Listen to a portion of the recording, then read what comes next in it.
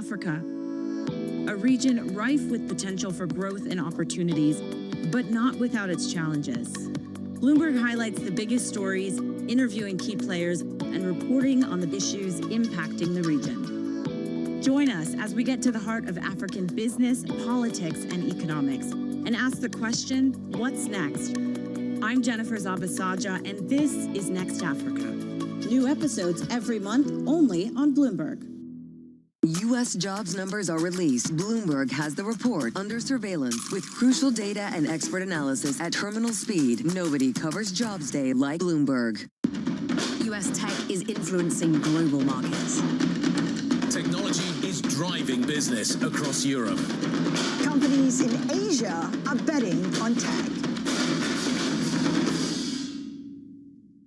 Start your trading day on Bloomberg Open Interest. 2 hours of single stock stories that are driving the opening bell action. We'll take you to Wall Street, Main Street, the C-suite, and beyond. These are companies that are growing their market. The great companies in the U.S. are the companies hitting the cutting edge. That's a different story. Get the inside track on what's buzzing in markets. With the players who are shaping the narrative. If you have bad earnings reports, you're going to get punished. They're not buying what the industry is selling. Join us on Bloomberg Open Interest. Every trading day, only on Bloomberg.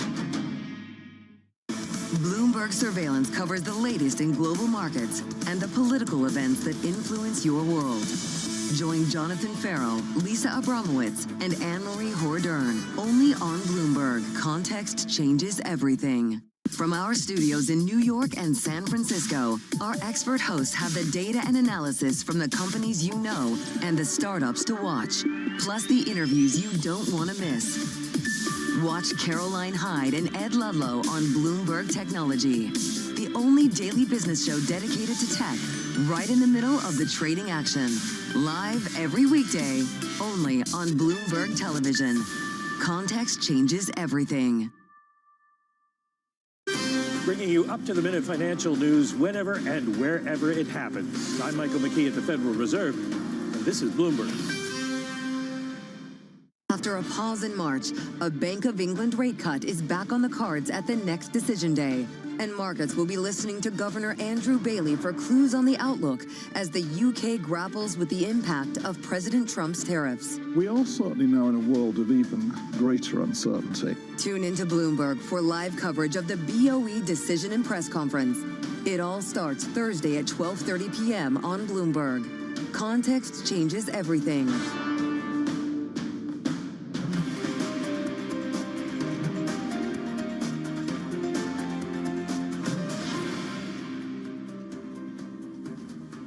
Welcome back to the opening trade. We are 16 minutes into today's session. European markets are currently just off by about 0.1% after a strong run. 9 straight days of gains. The UK closed, of course, for a bank holiday. The US futures picture looking down after 9 straight days of gains there as well. S&P futures down by 0.7%. NASDAQ 100 futures in similar territory. Let's check in on some of the individual stocks on the move. Pretty stunning of Novo. Yeah, higher by 1.1%. We've traditionally, when we talk about Novo, at least in the last couple of weeks, and I'd argue say months, it's tend to be a downside story. Today is the exception, even amid a backdrop of low volume and low liquidity as well. This comes after the FDA accepts the application for the oral version of its blockbuster GLP-1 drug Wegovy for the treatment of chronic weight management. And this is really important here because we have seen the FDA actually pull back on some of these approvals or even the acceptance of applications as well. So this is a positive sign for Novo Nordisk, and the market's certainly treating it that way. And the market's rewarding Erste Group as well in terms of their decision to buy a 49% stake in the Polish unit of Santander. So Santander's Polish business, which is listed as well, and that stock is down, but it's Erste which is benefiting in terms of the upside coming through, rewarding them in terms of investors for making that decision around buying that 49% stake in Santander's Polish unit for about 6.8, close to 7 billion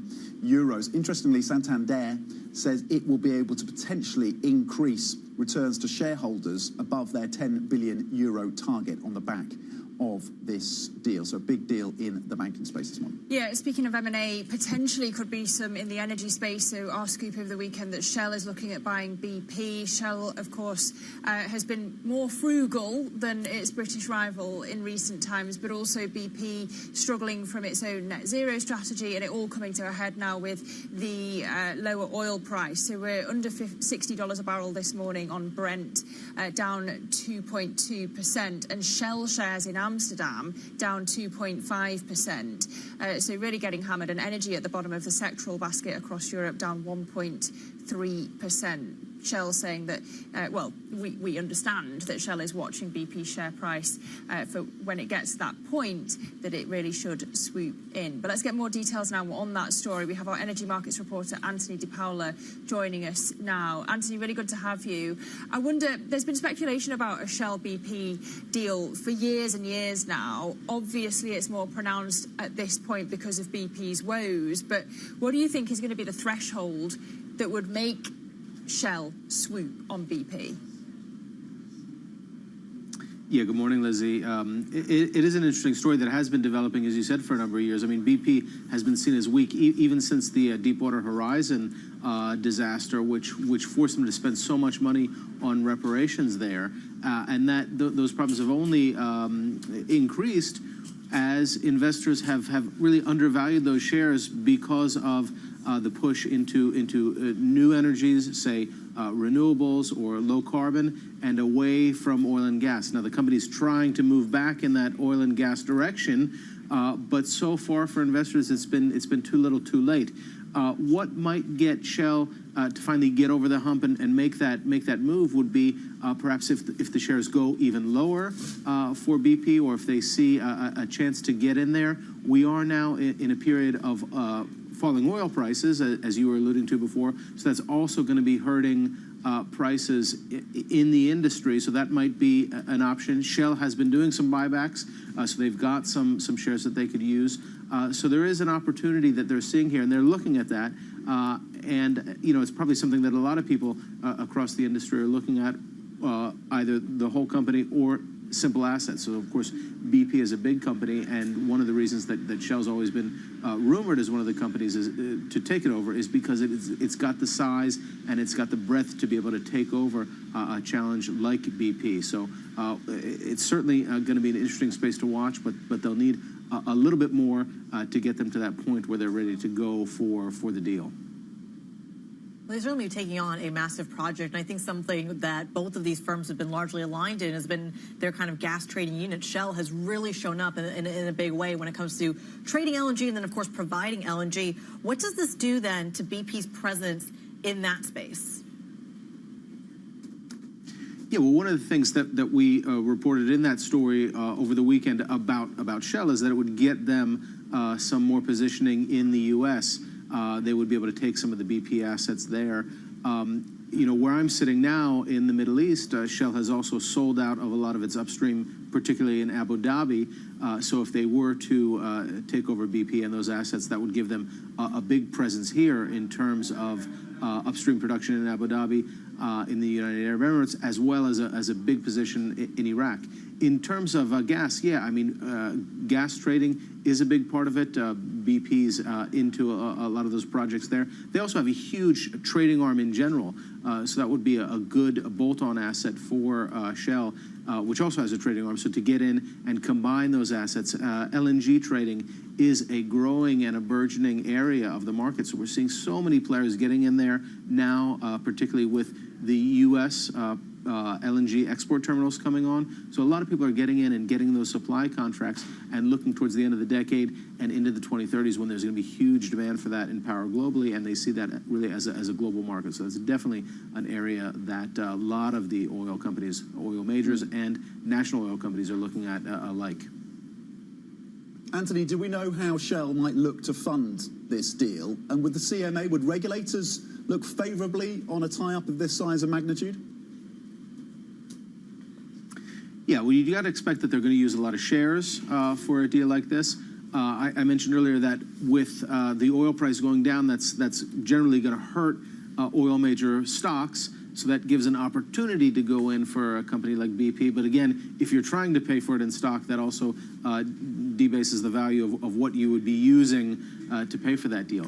But you'd have to expect there's going to be a lot of shares used. It'll be a share offer. And again, oil companies in general have been buying back shares in this market, so that should give them some firepower. And of course, regulatory issues would have to be looked at, not only in the UK. Of course, that's going to be a concentration because the two companies are from there. But in many of these jurisdictions where they do have overlapping assets. So, of course, they're going to have to be looking at that carefully. And then that, of course, opens up a whole other M&A story if they have to offload assets after a deal, and other companies could come in and pick and choose. So really lots of issues still to watch in terms of that. Excellent context on that Bloomberg scoop around Shell and BP. Bloomberg's Anthony DiPaola, thank you. Speaking of consolidation on this side of the Atlantic, let's talk about someone who hasn't been a stranger to that when it comes to the States. Warren Buffett announcing that he intends to step down as CEO of Berkshire Hathaway at year-end, handing the reins to energy executive Greg Abel. Charlie Wells all over that story. Greg Abel, been with the company for a while, been a protege of Warren Buffett. Can anyone really step into those shoes, though? Critty, I was told early in my career, pick your predecessor wisely, and Greg Abel has not done that because he is in the sort of impossible position of having to follow Warren Buffett, clearly one of the most famous investors of all time. That return on Berkshire Hathaway of 5.5 million% between 1964 and 2024, that is a really difficult act to follow. And I think something about Buffett, too, is he made this really simple but difficult strategy of, buying and holding, looking for these excellent companies. He made that exciting for people. It's sort of a boring strategy, but he was able to make it exciting. He was able to basically get into the minds of that everyday investor, so they flock to Omaha every year, 40,000 people. Can Abel do that? I think that's going to be a huge challenge. But from his background, what do we know about how differently he would actually run Berkshire Hathaway to Warren Buffett? What do we know about how much influence Buffett would still maintain? This is a really good question. And, we know Buffett is great at picking stocks. He's clearly good at picking people, too. And there's a reason he backed Abel. And I think a lot of that has to do with the fact that he is very much an operations guy. He's someone who came up through the energy side of this business. He really has a knack for kind of getting into the nitty-gritty in a way that Buffett didn't necessarily. And so there's that. There's the element of picking deals. That's something that Abel is also really well known for, kind of selecting these deals. And that might indicate where Berkshire heads going forward. Charlie, talk to us about some of the challenges for Abel and for Berkshire Hathaway that are sitting on this incredible cash pile. Yeah, so look, they are sitting on this record $350 billion pile of cash. It's enormous. Investors now are asking, how are you going to allocate that? And how is that allocation going to be different for Abel than it was for Buffett? You also just have the fact that Berkshire Hathaway is an older company now, right? They've been kind of pivoting away from kind of wealth creation and more towards wealth maintenance. And so how does he do that? The number of employees is now about 400,000. They span so many industries, from rail to chocolate to furniture manufacturing. I think there's some questions, do these become acquisition targets for others? And so can Abel keep it all together? He has so much he's got to do with this huge company. He picked a difficult person to follow. Yeah, from Gecko to Sears Candy. Charlie Wells, thank you very much indeed. Breaking down, of course, the change at the top of Berkshire Hathaway, at least by the end of this year. Warren Buffett stepping down, of course. Coming up, private markets going mainstream. Stetstone's spot long. Just this is what is unfolding within that space. That's coming up. And this is Bloomberg.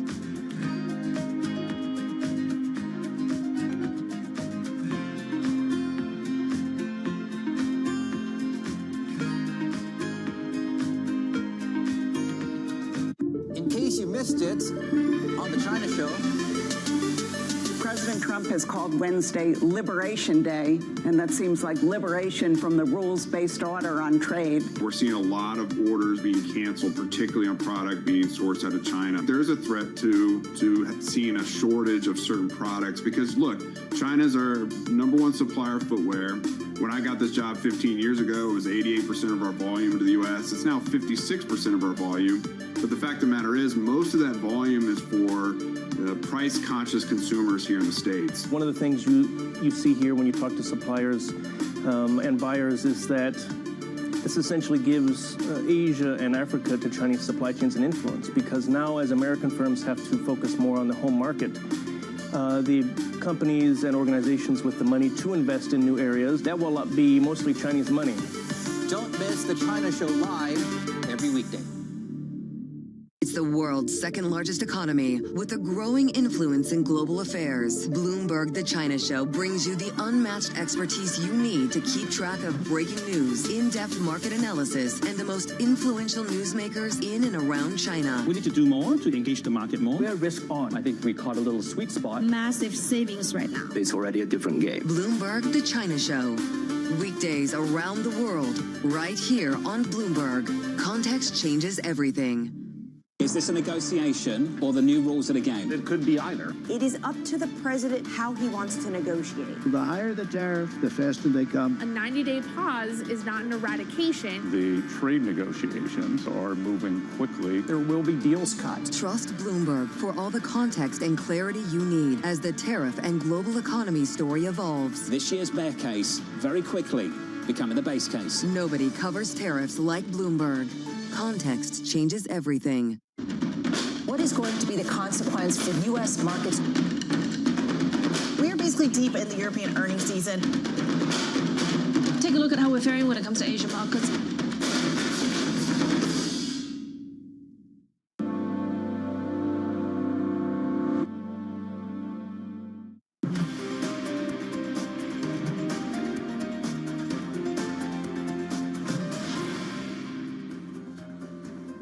This is the opening trade. We're 30 minutes into today's session, and across the Stock 600, it's flat to the downside. But don't forget, we're having a bank holiday here in the UK, so the FTSE is not trading. You've got the DAX up 0.25%, and the CAC 40 in Paris down 0.4%. But as we pointed out earlier, lots of ex-dividend names this morning, not least Danone, Kering, Orange, Hermes, so that weighing on the CAC 40 this morning, perhaps. That's what's happening in your public markets, Kriti. Absolutely. Let's talk about the private markets. Asset managers rushing to develop more private market offerings for a wider audience. Morgan Stanley, Goldman Sachs, both recently launching funds for investors wielding several $1 million. In his annual letter to shareholders, to investors, I should say, BlackRock's Larry Fink pledged to go even further with ambitions to democratize the access, something he's been saying for quite some time. It comes, of course, as the sector faces a lot of what the headlines say. Headwinds from trade tariff uncertainty to a lengthy slowdown in deal making, just as we thought there was a light at the end of the tunnel. Bob Long, CEO of Stepstone Private Wealth,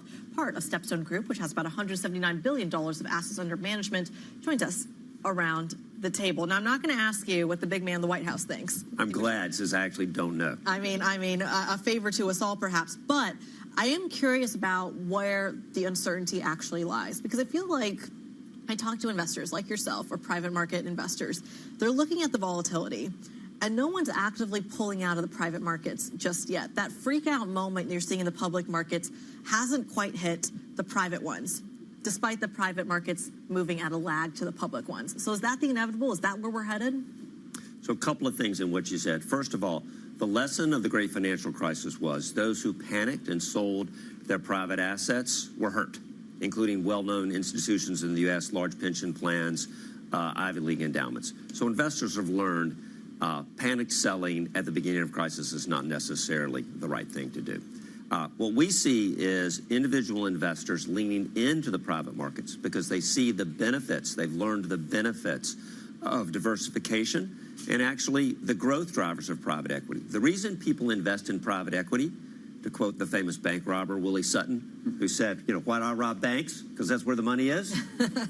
That's where the growth is. Yeah. Private companies are growing so much more quickly than the public markets or public companies, and so investors have rotated to private markets for that reason. talk to us a little bit about the supply of assets in the private markets here, because we've been eyeing these private markets have kind of a bit of a deal glut here. This was supposed to be, again, the year that everyone is supposed to kind of IPO and debut, and that hasn't happened yet because of the volatility. At the same time, you have a lot of, you mentioned the endowments, releasing some of their stakes into this market as well, some of their assets into this market. To what extent do we have too much supply? This is a long pause. All right, so several things in what you said. The secondary market in private equity assets has increased or grown dramatically since the great financial crisis.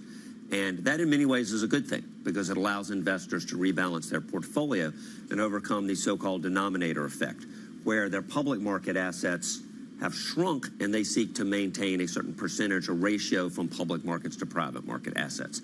So they sell into the private markets. And that creates opportunities on the secondary market to buy assets typically at discounts, meaningful discounts to current value.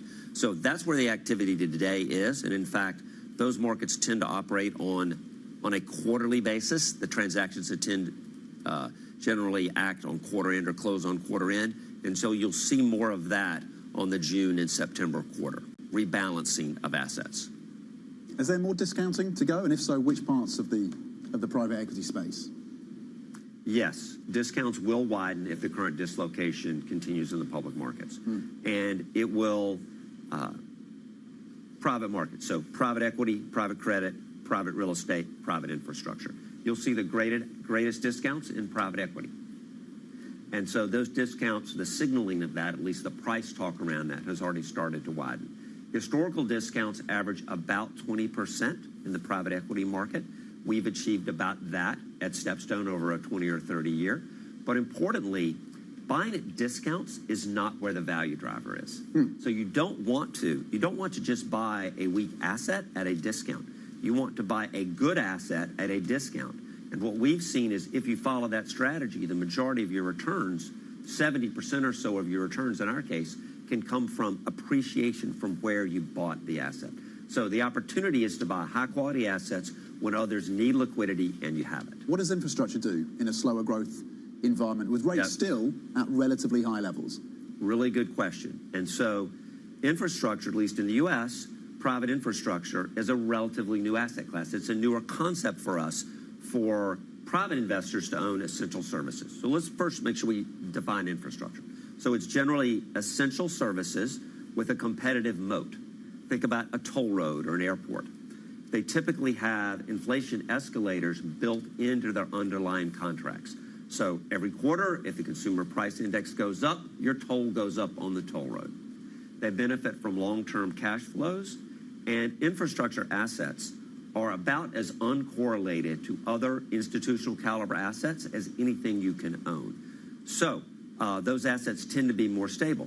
Therefore, discounts in the secondary market tend to be single-digit discounts. And in fact, in 2022, we were able to buy assets, infrastructure secondaries, at low double-digit discounts. And so we leaned into those. In fact, we were overweight those in our core private markets fund because that opportunity presented itself. But it is not, it's not like venture capital where you might see a 30 or 40% discount to current value. We don't have many toll roads in the UK. I'd love to own a toll road, wouldn't you? I mean, just like, that's just clicking in, just turning over. The pound goes in, the pound goes. Motorists won't be happy. I've been complaining about it this weekend. I was on the M6 toll this weekend, and it's there you go. There's the complaint. We'd be cashing in. It's dry. No, look, Bob, really good to have you. I mean, you've been talking about how, you know, this growth of private markets isn't anything new, right? Actually, you know, the democratization story is we're past that. You've said previously. I have. I believe we're in the institutionalization of democratization. Simple access is old news.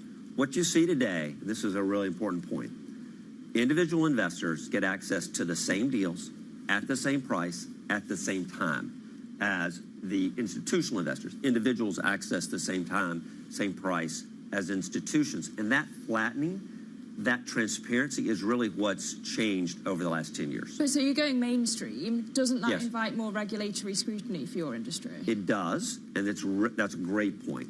And so we interact regularly with the regulators, of course.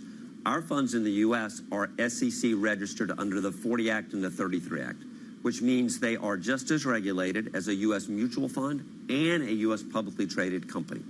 So that regulation, while having a couple of basis points of cost to investors, we believe is well worth it in terms of the assurances, governance, and discipline that it provides. And then do you expect more consolidation as the sector kind of evolves? I do. You have seen a number of smaller players get into this evergreen fund business, which is another way of calling what we do.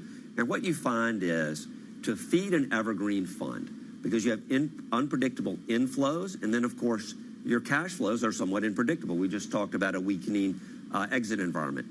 Scale of a firm like StepStone, being one of, if not the largest allocators to the private markets globally, $70 billion a year that we close, not that we look at. We close $70 billion a year, 550 separate transactions. The ability to look at that amount of flow to feed evergreen funds is really important. And in my opinion, those who don't have the flow will struggle to run an evergreen fund during a period of dislocation. What's the opportunity when it comes to venture capital? We're looking at timeframes now. They've gone from 7 to 8 years to what, kind of 12, 13, 14, 15. The liquidity squeeze and the liquidity challenge is there, which is opening up an opportunity for secondaries. Do you play a role there? We do. We are a very active buyer. I believe we are the largest buyer in the secondary market of both fund interest and individual company interest. But this is a great example of how capital markets and legal structures have evolved. So I've been the CEO of a public company twice. It's for the birds, by the way. Those companies have learned that you don't have to go public. But of course, one reason to go public was to give your early employees, whose net worth is all in the stock of your private company. Take a SpaceX, for example. So the private markets have developed a method whereby the individual employees or even really early investors can gain liquidity, generally through auctions run by the company. SpaceX runs a regular auction. We're an approved buyer, where we have the ability to buy shares at a price they set. And of course, they're controlling who comes in. Further disintermediation of the public markets. How much SpaceX do you own? I can't quote that exact number, but it is a substantial position in Spring, our evergreen venture fund. Do you own other kind of space-related, defense-related assets? We do, and in fact, defense tech is, on a relative basis, a meaningful allocation in Spring, our evergreen venture capital and growth equity fund. We believe that defense tech benefits from a secular trend. Companies like Saronic and Anduril are really growth drivers still within the industrial space, right? Yeah. The manufacturing space. We believe they are growth drivers, and we've leaned into that subsector. So much of that area, though, comes from, and historically has come from defense contracts, though. It has come from the likes of the federal government, and yet you are seeing this government under Donald Trump actually pull back on some of those defense contracts as well, not just to the space players, but to the likes of Lockheed Martin, for example, or Boeing as well. Where does the growth potential come from without that federal backstop? First, it comes from other countries. So these defense contractors work with friendly countries all around the world. And secondly, their business models are different. Rather than the legacy large primes, they're called, who will bid to the United States government with a PowerPoint, get a cost-plus contract that then they're typically over budget and behind time. These venture-backed companies will figure out what the government wants and build it and then sell it at a price that makes sense. These companies are growing, the ones I mentioned, extremely quickly because, unfortunately, we live in a much more dangerous world today. Yeah, Anduril is very prominent in that space. When it comes to Europe, are you finding names in Europe, companies like Helsing and others? Are you looking to add within defense tech? We do. We've looked hard at those. I can't name specific things that we've purchased or things that we're looking at purchasing, but it's clearly a global industry, from Europe to Israel, even to Japan and Korea, where we can invest in very fast-growing companies with game-changing technologies that we believe will be the next really high-growth companies. And SpaceX IPOs when? I don't know the answer to that, but let me change the tone on that. So, what could be more capital-intensive than building rocket ships? When I came along to grow an enterprise of that size and scale, when I was a young man, you had to go public.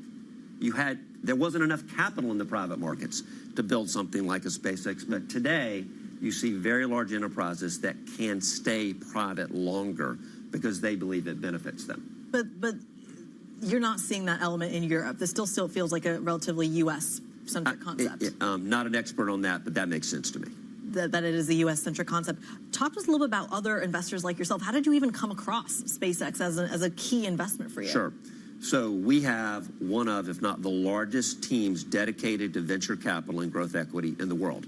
There are over 70 investment professionals in our firm who just do that.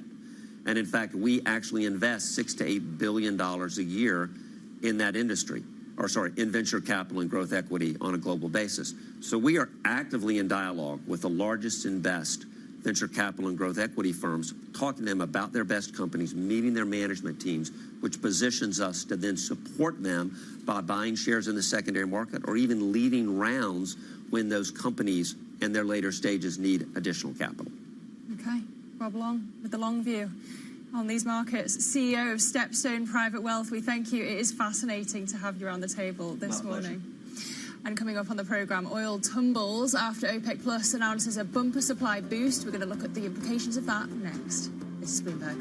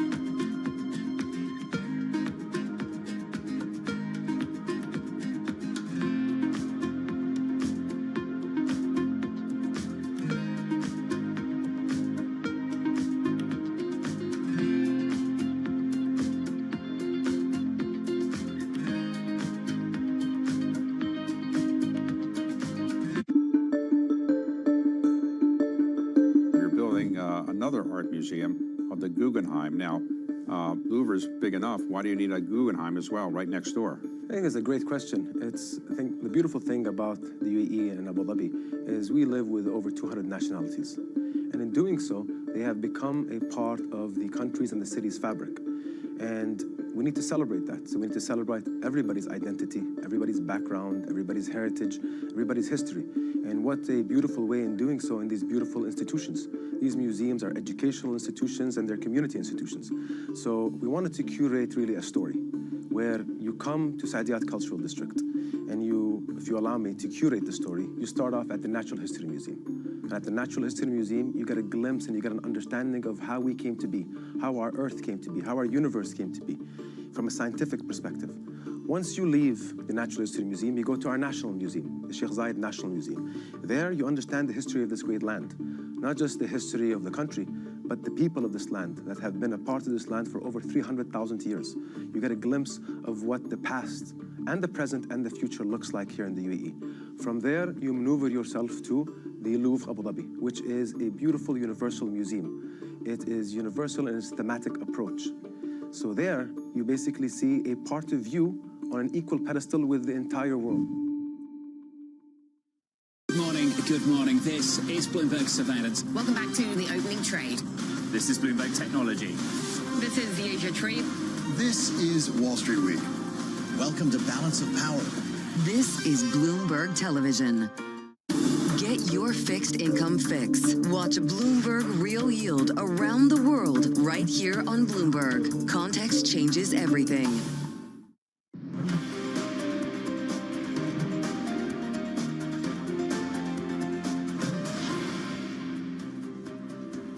Welcome back to the opening trade. We are 47 minutes into today's session. European stocks are currently flat. The UK closed for a bank holiday. 9 straight days of gains for European equities.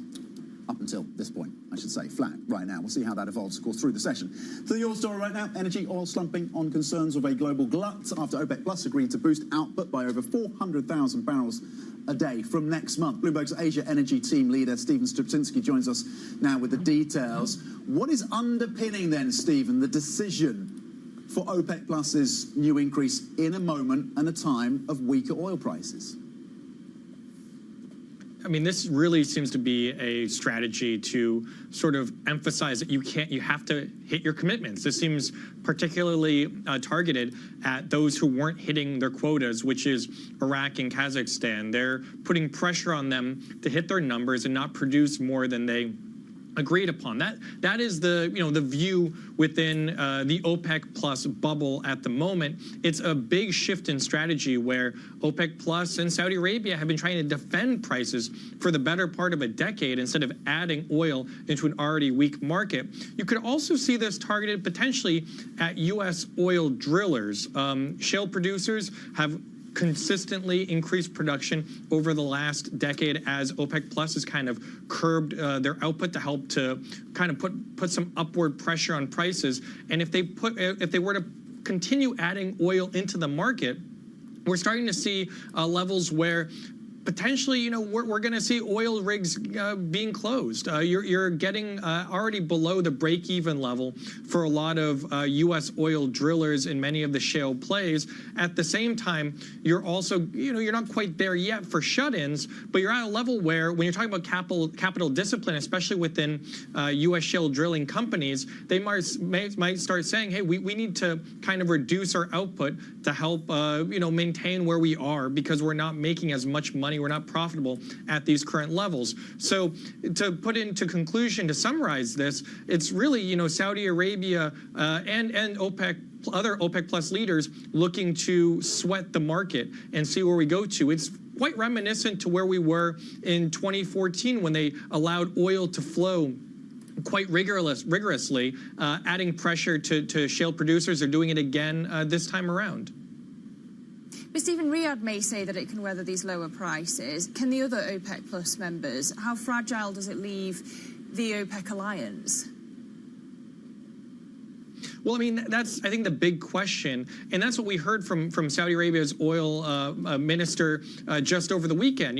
They need to have this coordinated push. He harkened back to the 1973 oil embargo when the team members joined together to punish the West over supporting Israel in the Yom Kippur War. It's the same sort of thing where it's the opposite. They're adding oil to the market, but they need to be coordinated and sticking together. And sticking together means that they need to hit their quotas. And so the big question is, will Iraq and Kazakhstan, will they break? Will they decide to reduce their output to where they're supposed to be? That's sort of the big question and how they're going to move forward. Now, famously, you've seen what economists have said about the break-even levels for the budget for Saudi Arabia and others. They want oil Brent levels to be closer to the $80, $90 level for all of their ambitious sort of post-oil investments and strategies. That's where they're balanced, where their budget is balanced the best. And so you are going to see some near-term pain, but clearly Saudi Arabia and the others who support this plan are not looking at the near-term view. They're looking at a unity, and they're also looking at potentially getting market share back away from U.S. shale drillers.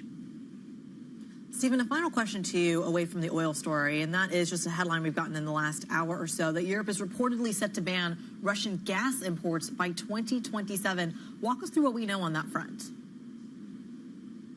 Yeah, this is something that they've been discussing for a long time. How does the European Union reduce their dependence on Russian gas? Now, you might say, hey, Steve, they've been reducing imports of Russian pipeline gas pretty significantly over the last 3 years since the Ukraine war began in 2022. But you would be forgetting that the European Union imports still quite a bit of gas in the form of LNG from Russia. Russian LNG imports have hit a record high, and this is likely the target in this case. Now, LNG contracts are difficult to cancel. There are parts of the contracts that have take or pay clauses, which mean if you don't take the LNG, you still have to pay the Russian supplier.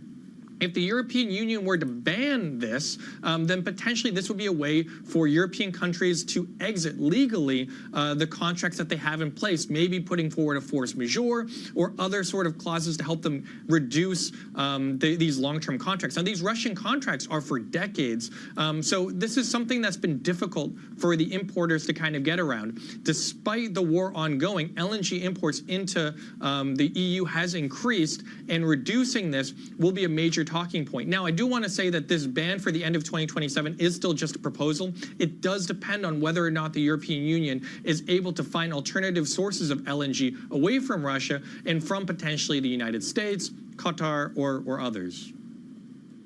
Okay. European gas futures down off the back of that. Stephen Sapczynski, our Asia Energy Team Leader, we thank you. Also looking at Brent lower than $60 a barrel as things stand, down 2.1% off the back of that OPEC Plus meeting.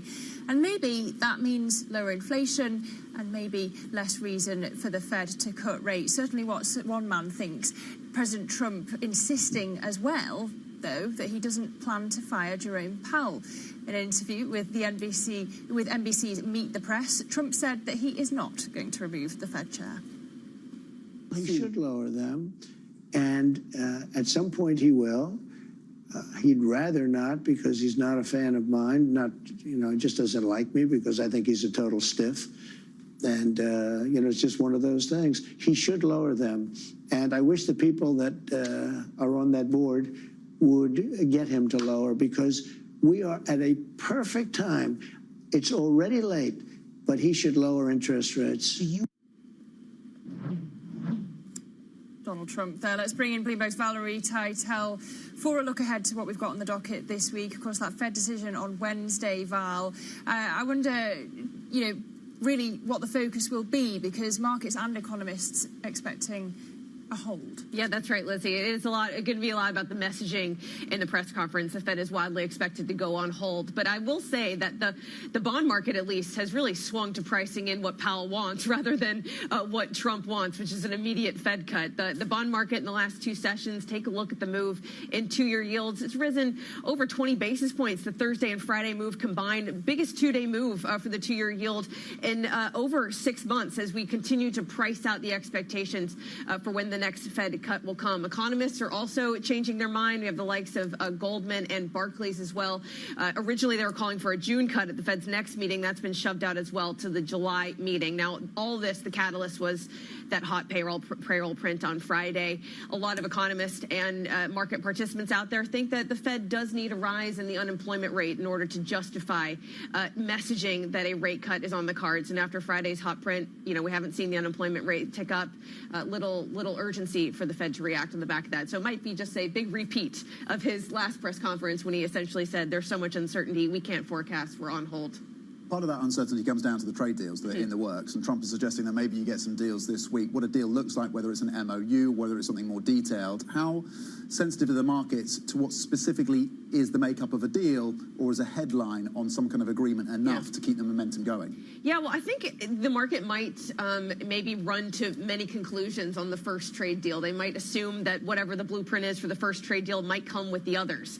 And the speculation over the weekend after seeing this big move in the Taiwanese dollar is that perhaps FX is really on the cards in these trade deals. Why else would the Taiwanese central bank allow their currency to strengthen near 7% in 2 sessions? It really is leading some to believe that perhaps a weaker dollar policy from these trade negotiations is perhaps what the Trump administration is after.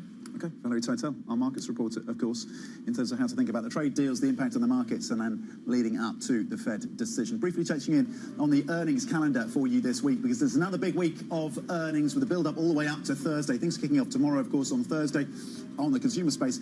AB InBev, that's going to be really interesting. And there's some defense companies, banks as well, in focus for us with Commerzbank on Friday. Absolutely. Looking forward to that in a program we know. Bloomberg TV and radio are live from the Milken Conference in LA this week, speaking with the biggest names in business. Don't miss that coverage. That does it for the opening trade. The Pulse is up next. This is Bloomberg.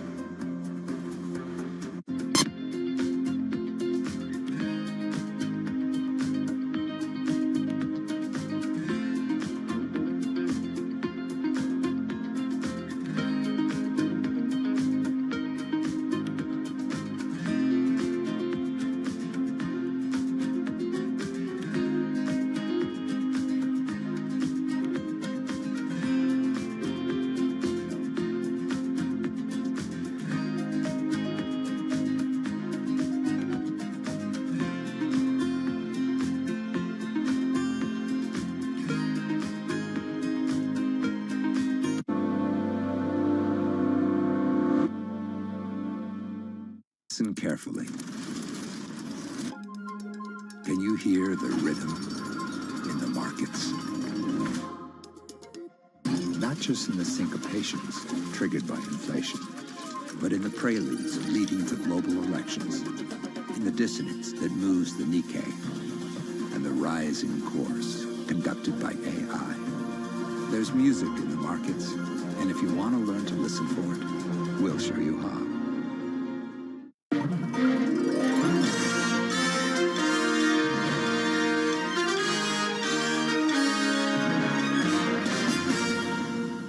From the world of politics to the world of business, Joe Matthew and Kaylee Lines deliver news, insight, and analysis live 2 times a day, every trading day. Balance of Power at 1 and 5 Eastern, only on Bloomberg.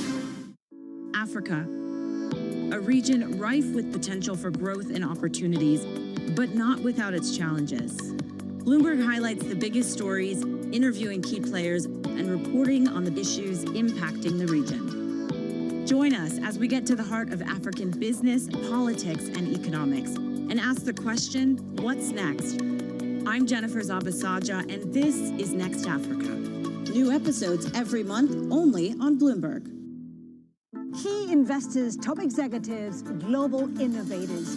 Join me for in-depth conversations with the biggest newsmakers on the day's top stories. Insight with Haslinda Onim, only on Bloomberg. Jumpstart your trading day on Bloomberg Open Interest. 2 hours of single stock stories that are driving the opening bell action. We'll take you to Wall Street, Main Street, the C-suite, and beyond. These are companies that are growing their market. The great companies in the U.S. are the companies hitting the cutting edge. That's a different story. Get the inside track on what's buzzing in markets. With the players who are shaping the narrative. If you have bad earnings reports, you're going to get punished. They're not buying what the industry is selling. Join us on Bloomberg Open Interest. Every trading day, only on Bloomberg.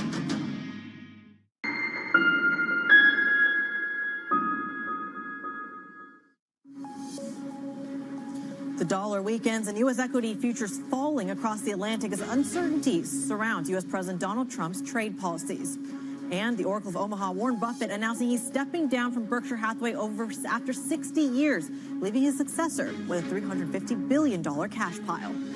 And oil slumping below $60 a barrel after another aggressive supply hike by OPEC+. Let's get a quick check on these cross-asset markets here, because as I mentioned, you are starting to see futures in the U.S. really taking a turn for the worse, down by about 0.6%. Strength, however, in the European currencies, $1 at 113, cable 132, Brent crude below that $60 handle. A 59 handle is what we're looking at. Let's take a quick look at the European markets map, though, because remember, light volume, light liquidity markets right here in the UK, they are closed. So that is the closing price that is showing up on the map, not the intraday moves. But you are starting to see some real variations between what you're seeing in the DAX, higher by 0.3%, the CAC Iran down by 0.5%. Some real divergence amid a very light volume, light liquidity environment. A lot to get through. Let's get started.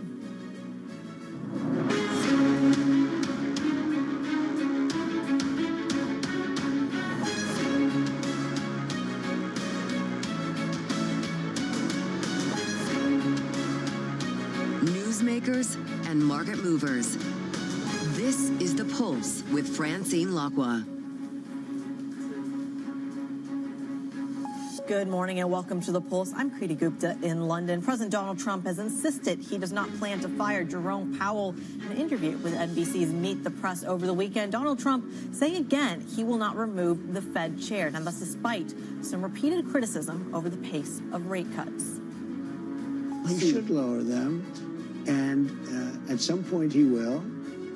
He'd rather not, because he's not a fan of mine, just doesn't like me because I think he's a total stiff. And, it's just one of those things. He should lower them. And I wish the people that are on that board would get him to lower, because we are at a perfect time. It's already late, but he should lower interest rates. Let's bring in Bloomberg's Valerie Titel. Val, walk us through what we should be taking away from those comments.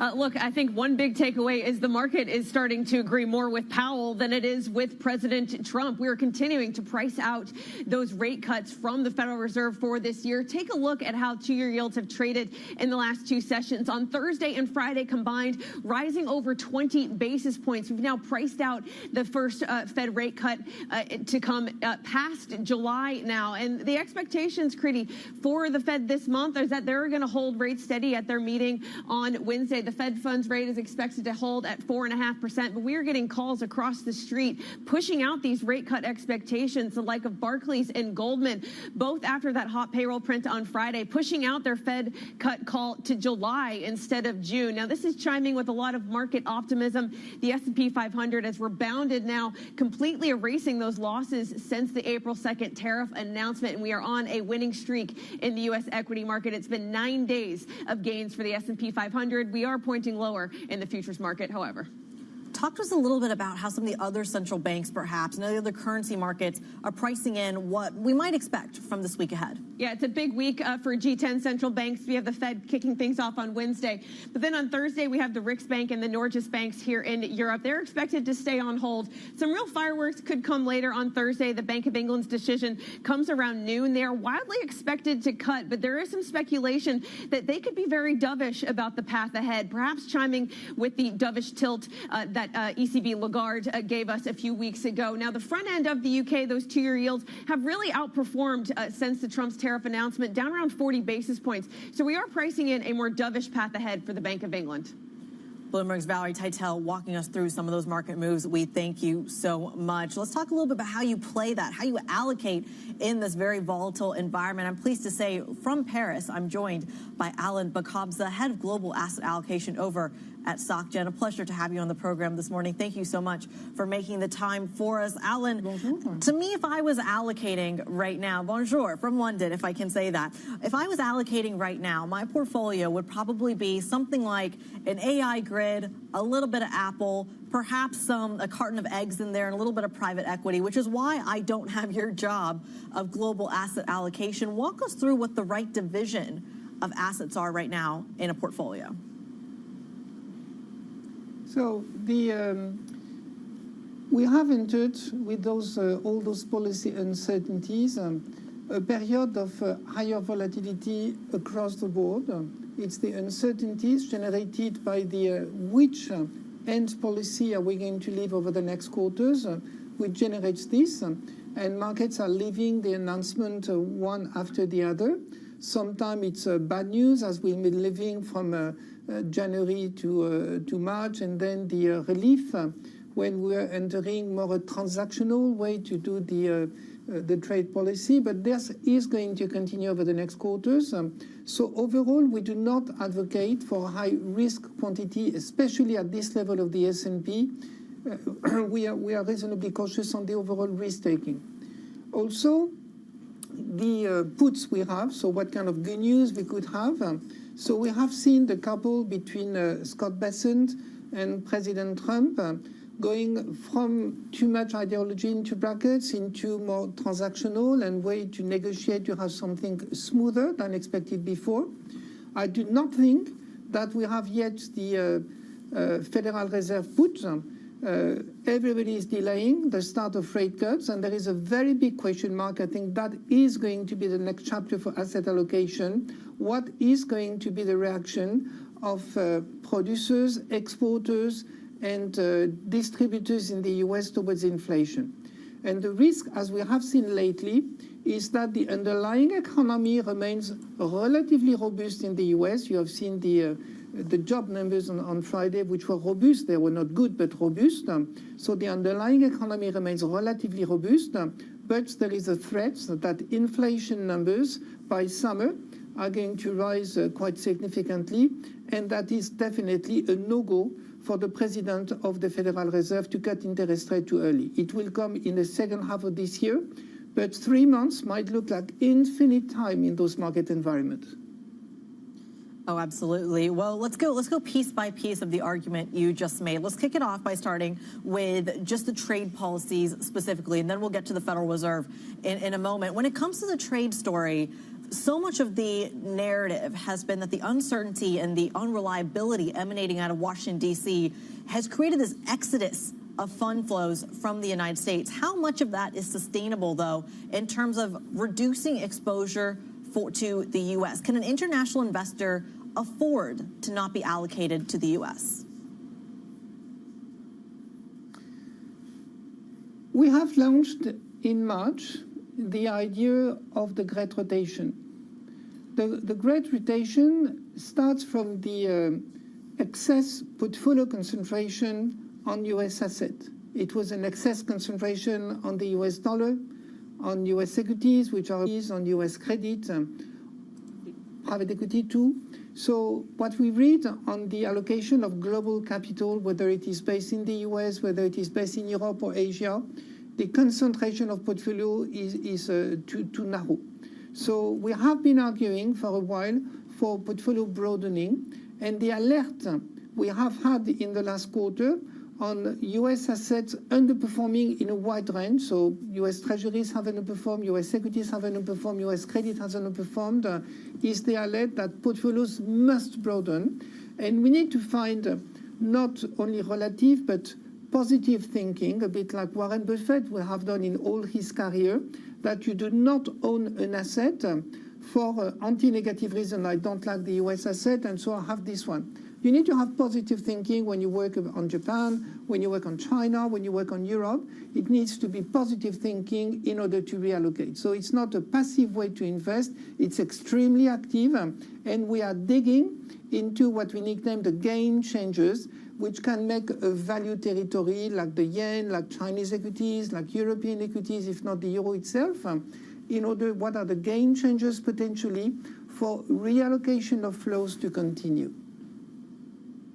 Well, in the absence of that reallocation or in that wait-and-see mode that you're outlining there, walk us through this moment in the sun that Europe is having. The last quarter, Europe had, I think, one of the best quarter in decades because of that fund flow, one that preceded that of Liberation Day as well. Well, you didn't just see it in the equity market. You saw it in the bond market. You saw it in the euro as well. Alan, there's a lot of people who are looking at euro dollar at 113 and saying, how is that possible in the face of such structural weakness in Europe? So if I had, we in the forecasting group of people, we love to work with letters, the L, the U, the V, the inverted U. And in this one, for Europe, we have the idea of a J curve. So in the very short term, Europe is burdened by the weight of uncertainties, even more than the trade barriers. We think overall that Europe will end up after negotiation with a 10% tariff barrier. That is very, very capable, that region, to absorb that, let's say, 0.3%, 0.4% of GDP downgrade for this year. It is not a massive hit. The uncertainty is more the J here. And then you have all the reflation plans from REARM, so the defense, where Europe will take over what the US were doing for them. And you have infrastructure plan led by Germany, but Northern Europe is going to be significantly more investing in the future, in digital, it is in infrastructure, it is in energy policy. So that is something new. And the currency market, as you did mention, sometimes are very short-term minded, sometimes are also on looking through on the scenarios, and that J curve is the profile of European assets at which you keep in mind. Talk to us a little bit about the commodity space then, when it comes to not just gold, which seems to be the hedge for everyone, but also the story of oil here. We're seeing real oil taking a massive beating this morning. We're looking at a 59 handle on Brent crude. Do you expose yourself to that kind of asset when the story of economic resilience out of the United States off of payrolls, which you had mentioned earlier, still rings true? So on the commodity space, we had for many quarters zero exposure. Let's be very clear that the asymmetry of the profile for commodity demand was negative. So there was a glut of offer and some risk on the growth profile around the uncertainties created by the new US administration. And we have on top of this for the oil, in which again we had zero weighting, is the 4 million barrels a day excess production capacity you have in OPEC Plus at a time when in the last few years since the pandemic, the US had increased the fossil fuel production by a similar amount. So we had in the background something which is materializing today, which is somewhat of an exchange of market share. So OPEC wants to regain the lost market share very explicitly. On the very last messages we have received, they are very explicit. They are going to continue to pour more barrels on the market. So for now, there is still this asymmetry on the energy markets. I would stay put for now. And that will feed through some positive news flow on inflation a bit later. But for now, on the commodities, we stay put. We much prefer copper and electrification long-term idea than the energy market for now. And we still have on the commodities exposure 7% on gold. I remind you that the overall exposure is between 2.5% and 3% on global portfolios. So we had since 22, by the way, a significant exposure to gold, which may need to breathe on the road to more pragmatism from the US administration. We may need to leave somewhat of a pause on gold for now. We've covered, I think, every asset under the sun in this short conversation, Alain. But I'm curious if the Federal Reserve is paying attention to any of it. And you, at the very start of the segment, made the point that a cut from the Federal Reserve is likely to come in the back half of this year. In your view, what do you think they're going to be responding to primarily? So we are all gradually downgrading the U.S. growth profile. So we are moving away from U.S. exceptionalism we had for several years, and that is triggering the great rotation we have been discussing earlier. And that does not deserve a monetary policy which is tight. So we are removing the threat of the Fed going tighter than what they are today. So there is an asymmetry, which is to cut or not to cut. And you have the growth profile, which is at risk. But for now, we are still above zero. All the ones who had a very severe and quick to enter recession scenario in the US have been forced to normalize to some form of slowdown with no major recession.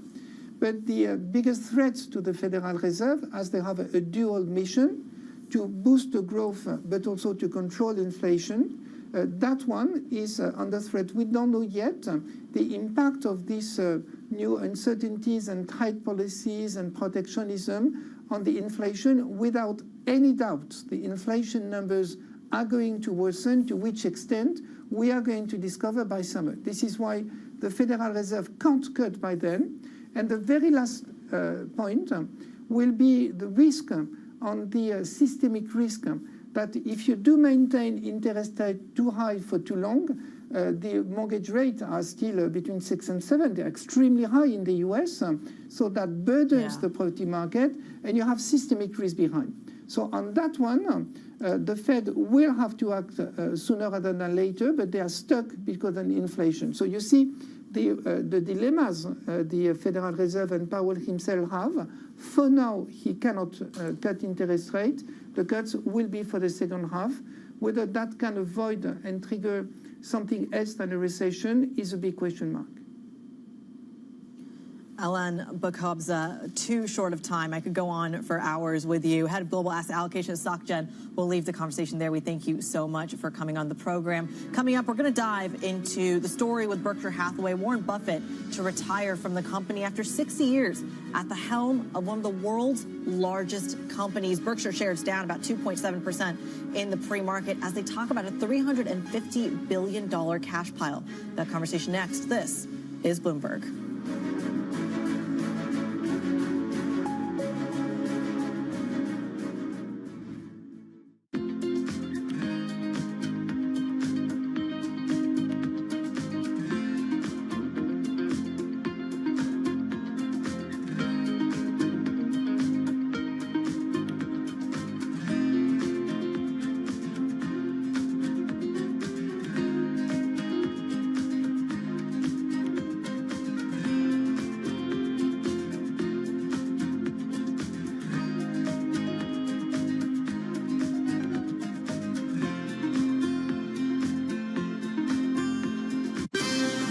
up-to-the-minute geopolitical news whenever and wherever it happens. I'm David Gura in Ottawa, Canada, and this is Bloomberg. From our studios in New York and San Francisco, our expert hosts have the data and analysis from the companies you know and the startups to watch, plus the interviews you don't want to miss. Watch Caroline Hyde and Ed Ludlow on Bloomberg Technology, the only daily business show dedicated to tech, right in the middle of the trading action. Live every weekday, only on Bloomberg Television. Context changes everything. It's the world's second largest economy with a growing influence in global affairs. Bloomberg The China Show brings you the unmatched expertise you need to keep track of breaking news, in-depth market analysis, and the most influential newsmakers in and around China. We need to do more to engage the market more. We're risk on. I think we caught a little sweet spot. Massive savings right now. It's already a different game. Bloomberg The China Show. Weekdays around the world, right here on Bloomberg. Context changes everything. Middle East and Africa, vibrant resources and high-yield investment opportunities abound. Join me on Horizons Middle East and Africa for the stories, newsmakers, and insight from this exciting region. Now weekdays, only on Bloomberg. After a pause in March, a Bank of England rate cut is back on the cards at the next decision day. And markets will be listening to Governor Andrew Bailey for clues on the outlook as the UK grapples with the impact of President Trump's tariffs. We are certainly now in a world of even greater uncertainty. Tune into Bloomberg for live coverage of the BOE decision and press conference. It all starts Thursday at 12:30 p.m. on Bloomberg. Context changes everything.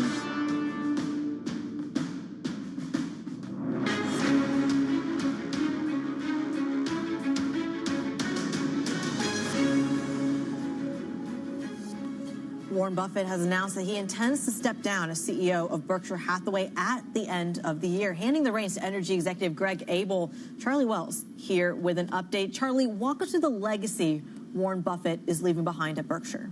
Kriti, it is a legacy that is hard to believe. Even when you quantify it, you see that return of 5.5 million% from 1964 to 2024. Such an incredible return over time that translates to a 20% annualized return. One of the reasons why investors have so loved this Berkshire stock, but it's not just that. It is also the cultural legacy that Buffett will leave behind, people flocking to Omaha over time just to get a glimpse at that oracle. I mean, the way he sells out stadiums is wild, giving Taylor Swift a run for her money. Walk us through the succession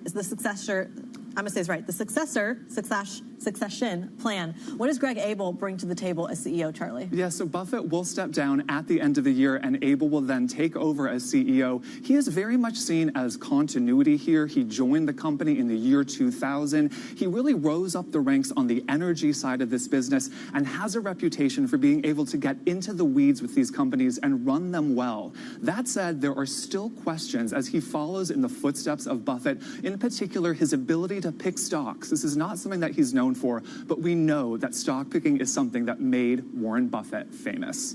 Walk us through the challenges, though, here. What is this transition? What is Abel going to have to deal with as he takes the reins? Pretty, in a lot of ways, it looks like Berkshire Hathaway is sitting pretty. They are sitting on a $350 billion cash stockpile. Now, just to put that number into context, that is bigger than all of the Ivy League endowments combined. That sounds great, but this company is under pressure from investors to start to deploy that capital, and there are going to be questions on how Abel does that, if he is able to do it in the same way as Buffett, or if he takes a different strategy. You know, fascinating here, of course, as the Oracle of Omaha has been such a big player when it comes to value investment and, of course, consolidation in the energy industry. Maybe that's where Greg Abel takes us next. Bloomberg's Charlie Wells walking us through the numbers and a truly once-in-a-lifetime legacy of Warren Buffett. We thank you so much. Let's go from the corporates in the States to the corporates right here in Europe, because earnings season continues this week with the focus on car makers and auto parts producers, a sector weighing the impact of President Donald Trump's tariffs. Let's bring in our very own Laura Alves out of Frankfurt for more. Laura, walk us through some of the major earnings themes this week. So companies reporting earnings this week, they come from a number of different sectors. We, for example, have some banks reporting, such as Commerzbank and Generali. We have consumer companies reporting like AB InBev and Puma. And then, of course, as you said, and as we will delve into a bit more deeply, the car makers and the car parts makers.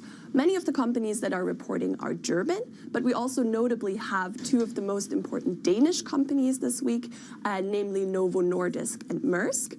And if we look at an overarching theme, we're pretty much looking at the same theme that we've looked at throughout the entire earnings season, which is tariffs.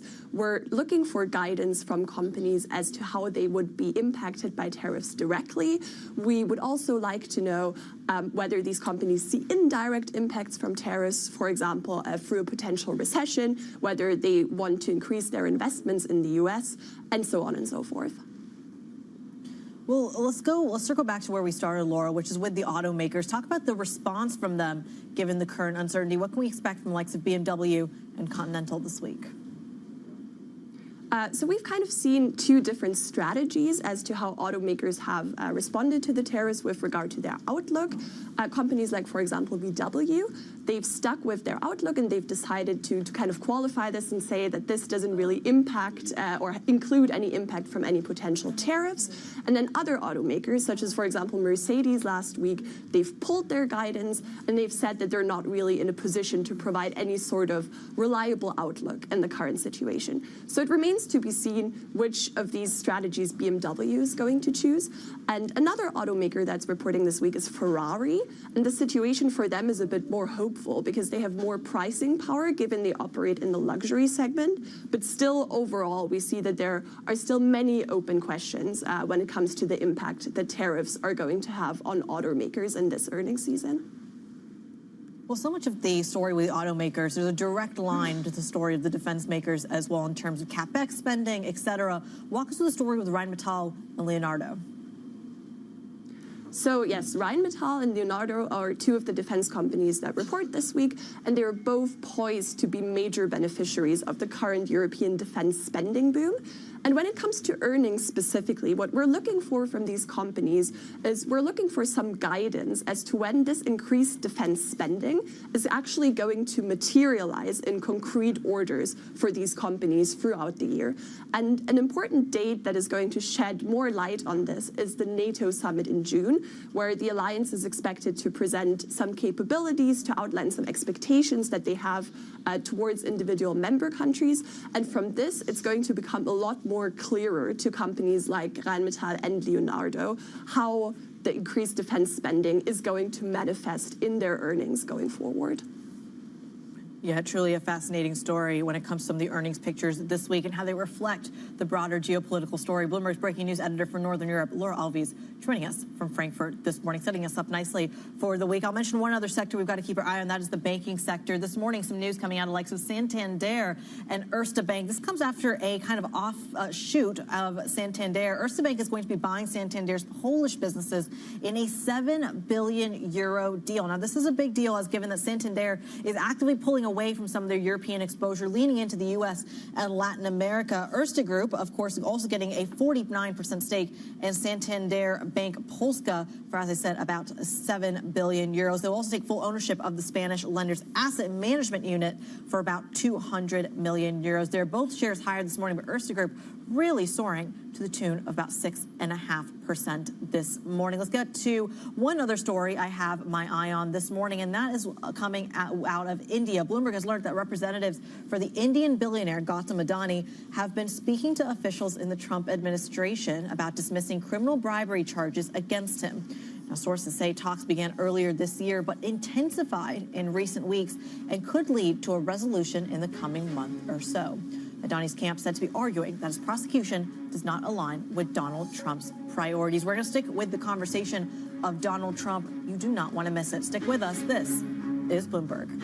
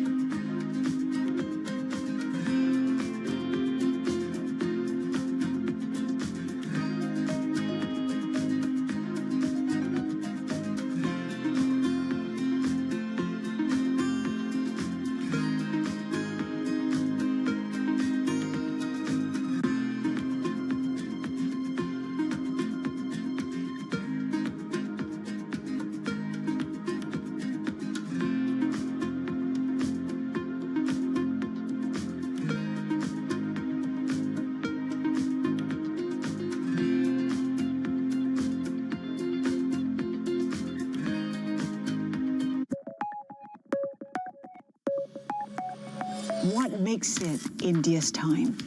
It's us women who are going to transform India. I truly feel that the time for Indian women has come.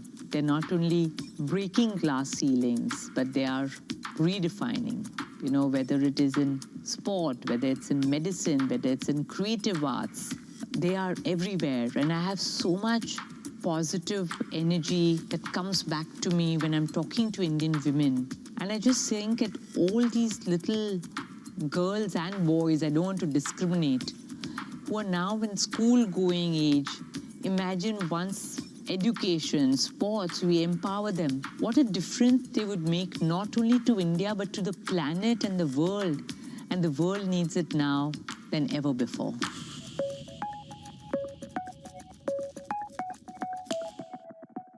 Is this a negotiation or the new rules of the game? It could be either. It is up to the president how he wants to negotiate. The higher the tariff, the faster they come. A 90-day pause is not an eradication. The trade negotiations are moving quickly. There will be deals cut. Trust Bloomberg for all the context and clarity you need as the tariff and global economy story evolves. This year's bear case, very quickly, becoming the base case. Nobody covers tariffs like Bloomberg.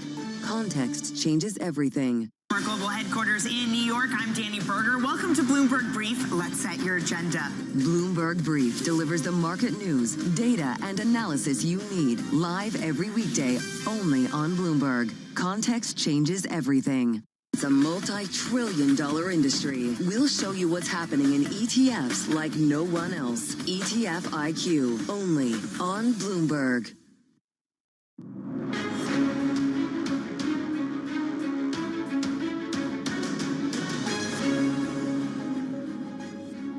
Good morning and welcome to The Pulse. I'm Preeti Gupta in for Francine Lockwell in London. These are your top stories. The dollar weaker this morning as U.S. equity futures fall. Uncertainty surrounding Donald Trump's trade policies weighing on those American assets. And Warren Buffett announces he's stepping down from Berkshire Hathaway after 60 years, leaving his successor with a $350 billion cash pile. Plus, oil slumping below $60 a barrel after yet another aggressive supply hike by OPEC+. We're going to dive into the details. But first, let's talk about the central banking story. It's a big week for central banks around the world. Decisions from both the Federal Reserve and the Bank of England in the coming days, among several others. Let's get a preview now with Bloomberg's Zoe Schneeweiss joining us from Frankfurt, not outside. Zoe, pleasure to have you on the program. Thank you so much. Let's start stateside here and talk about the Trump effect on Powell. He's repeatedly told Jay Powell that he will not, told Powell to cut rates. Why will that not happen this week? Yeah, you're right. It won't happen this week. Powell and the Fed have repeatedly highlighted that they need to see more data. There are those Trump tariffs coming in, and that just creates so much uncertainty. At the same time, the economy is holding up quite well. We've got strong employment numbers still. We had a strong employment print on Friday, and inflation still is while it's slowing, that Trump tariff impact has yet to hit. So that just is no motivation for the Fed to cut at the time being. An economist survey we conducted last week said that the Fed will start cutting in September. So that's still quite a while off. Walk us through the story for basically everybody else. We've got the Bank of England this week as well.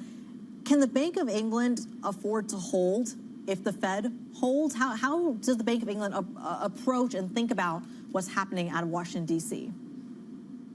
Of course, there's always that gravitational pull of the Fed, that whatever the Fed does impact other central banks. This cycle is slightly different. The BOE obviously does not have that tariff impact that the Fed has, so the Bank of England is widely expected to cut by 25 basis points this week. Beyond the Bank of England, we have a flurry of other central bank rate decisions across the world. We have Norway and Sweden, who are both expected to hold, although for different reasons. At the same time, we have Brazil, which actually is in the middle of a hiking cycle. So really a very mixed picture across the world.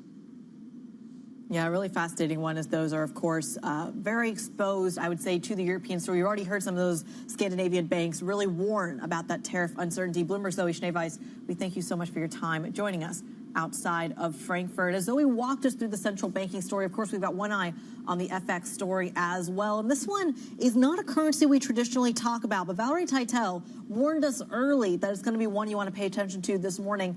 Turns out she was right. Taiwan's dollar surging as much as 5% earlier in the session, the biggest intraday gain in over 3 decades. Now, the central bank currently holding an emergency press conference to address the move. But Valerie joins us now. Val, walk us through why we need to care about what's going on with the Taiwanese dollar. Well, Critty, frankly, this move in the Taiwanese dollar is a monster move, a gigantic move for a currency that is quite managed by its own central bank. Today, the move was 3.6% to the upside stronger. You add this to Friday's strengthening move. In the last 2 days, this currency has moved over 7%. It marks the biggest 2-day move for this currency that we have ever seen on record. A lot of questions about what's driving this. We know that Taiwan has a large export business. Perhaps some of those exporters, like those chip makers, TSMC, are scrambling to hedge against further dollar weakness. They also have a large unhedged life insurance industry, Critty. Maybe some scrambling there as well to hedge against further dollar weakness. This was all kicked off on Friday, actually, though, with positive news between the U.S. and China trade talks. That's what really ignited this move on Friday's session as we await more comments from the central bank in just a few moments' time. We did get an update from their trade delegation, Critty. They said that FX was not part of the discussion between the U.S. and Taiwan as they've been undergoing trade negotiations around Trump's tariffs. The Trump effect showing up on the Taiwanese dollar. Bloomberg's Valerie Teitel, we thank you so much for walking us through the importance of that story. Let's talk about the Trump effect in another part of the world here, and that is in Romania, where George Simion, an ultranationalist ideologically aligned with Donald Trump, has secured victory in the first round of the presidential election. Now, he faces a runoff against the centrist Nicosur Dan. The outcome will decide whether or not Romania challenges the European Union's liberal order. Joining us now, Veronica Angel, assistant professor at the European University Institute and former foreign affairs advisor to the Romanian government. Veronica, a pleasure to have you on the program on this historic day. We thank you so much for your time. Just put this into perspective for our global audience about why this is so significant. Romania is a major partner for the United States. It's a NATO member and it's a reliable member of the European Union. And the fact that we are very likely to see a president that has pro-Russian, anti-Ukraine, protectionist, anti-European, anti-EU attitudes running the country, this will have major effects on both the country's political stability as well as its ability to maintain these kind of alliances with the West. So let's go into kind of that foreign policy implication, if we can. In terms of actual decision-making, what does that look like?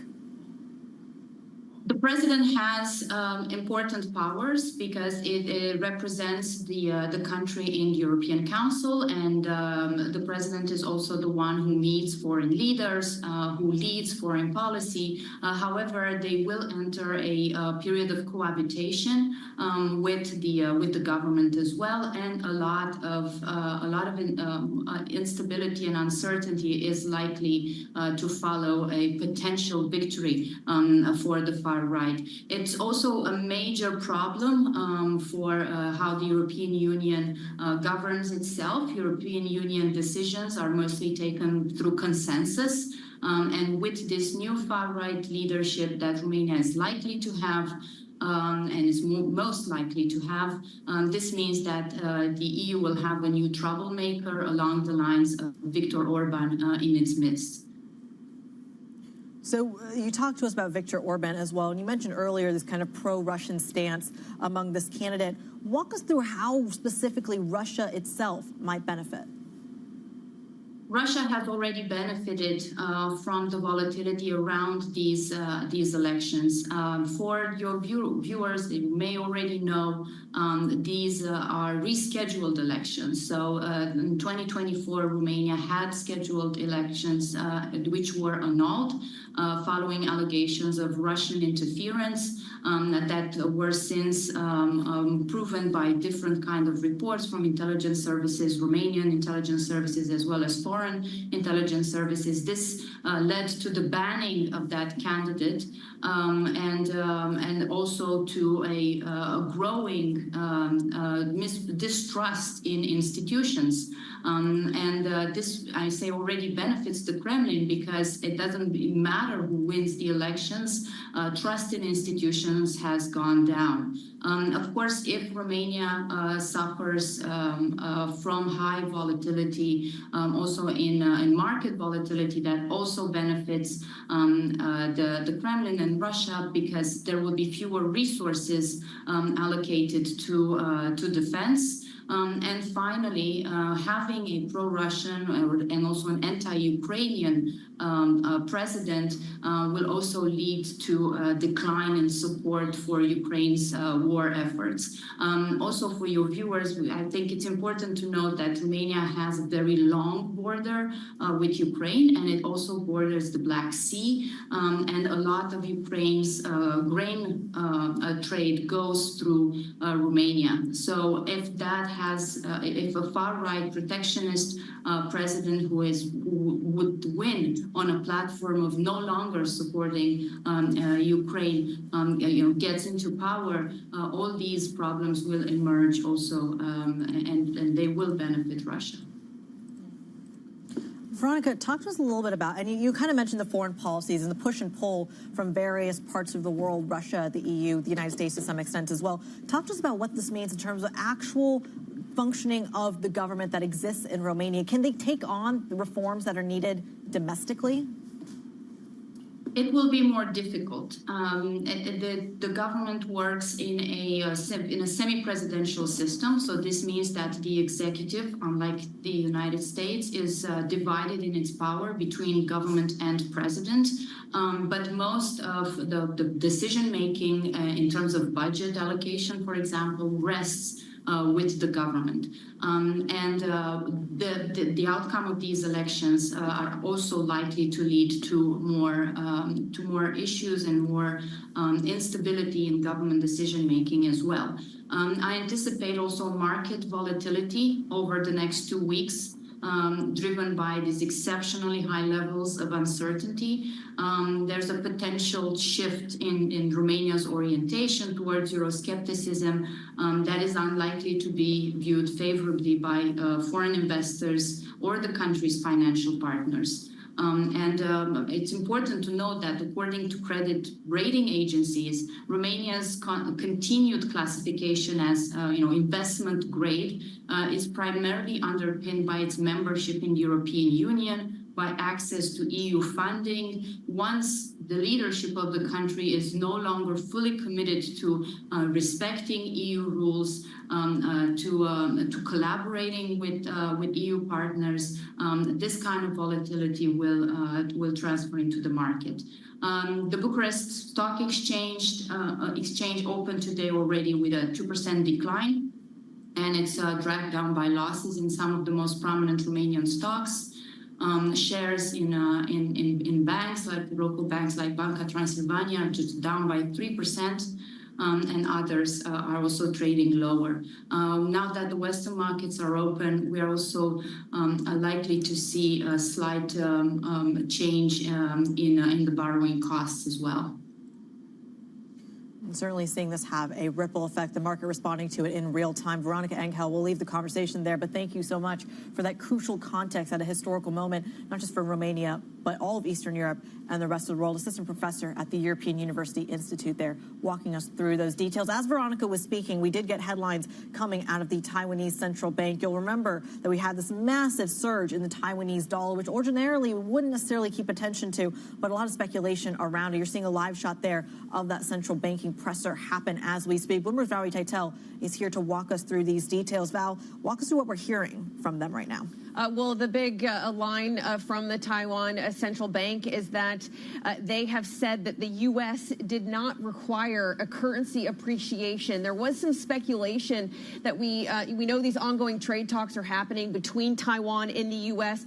Did perhaps the U.S. push for a stronger currency as part of the bargain? That was some of the speculation. It seems like the central bank is trying to tamp down on that speculation now. They said the central bank says it won't manipulate the currency, and it has asked analysts not to comment on FX markets speculation. Now, Bloomberg did report that there was some traders mentioning that the Taiwanese central bank did step in this morning to smooth the market reaction. That is something, Kriti, that they do quite often. They're known as a central bank that wants to keep its currency at a stable level, right? They want to smooth its operations regardless if it's strengthening or weakening. They normally step in just to help the market in terms of calming volatility. That was something that was notably absent on Friday, notably absent at the FX Open in the early hours of London earlier today. But they have, tamped down on that speculation, saying the U.S.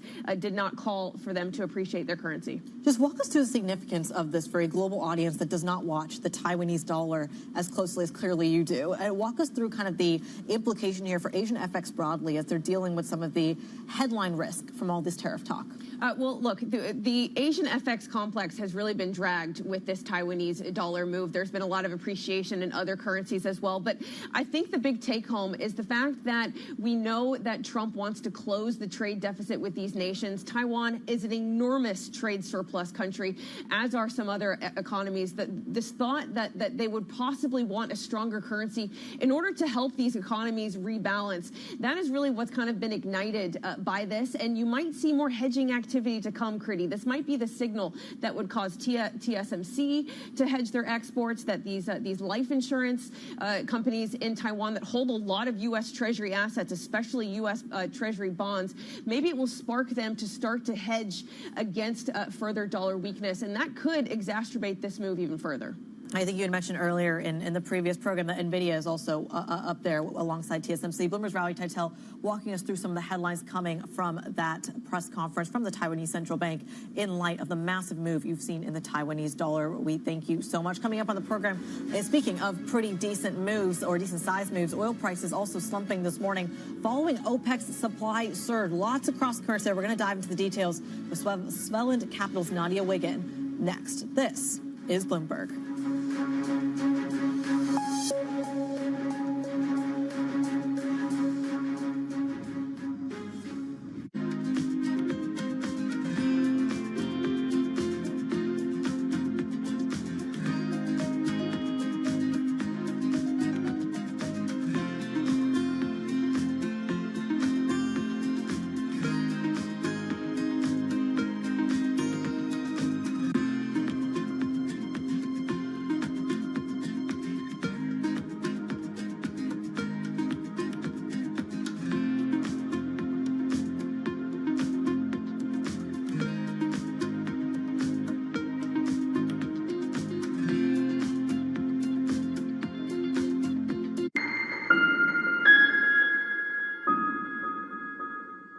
Listen carefully. Can you hear the rhythm in the markets? Not just in the syncopations triggered by inflation, but in the preludes leading to global elections, in the dissonance that moves the Nikkei, and the rising course conducted by AI. There's music in the markets, and if you want to learn to listen for it, we'll show you how. U.S. tech is influencing global markets. Technology is driving business across Europe. Companies in Asia are betting on tech. Africa, a region rife with potential for growth and opportunities, but not without its challenges. Bloomberg highlights the biggest stories, interviewing key players, and reporting on the issues impacting the region. Join us as we get to the heart of African business, politics, and economics, and ask the question, what's next? I'm Jennifer Zabasaja, and this is Next Africa. New episodes every month, only on Bloomberg. Wednesday, the Fed decides. It is the central banker's dilemma. Downside risk to growth, upside risk to inflation. They are wait. This is a serious moment. I do not think the Fed can just sit on the side. Trust Bloomberg to bring you the fastest coverage and exclusive analysis, including Powell's press conference. They're expecting stagflationary-like environment. They are going to be on hold until they have hard evidence one way or another. Bloomberg Surveillance, the Fed decides, starting at 1:30 p.m. Eastern.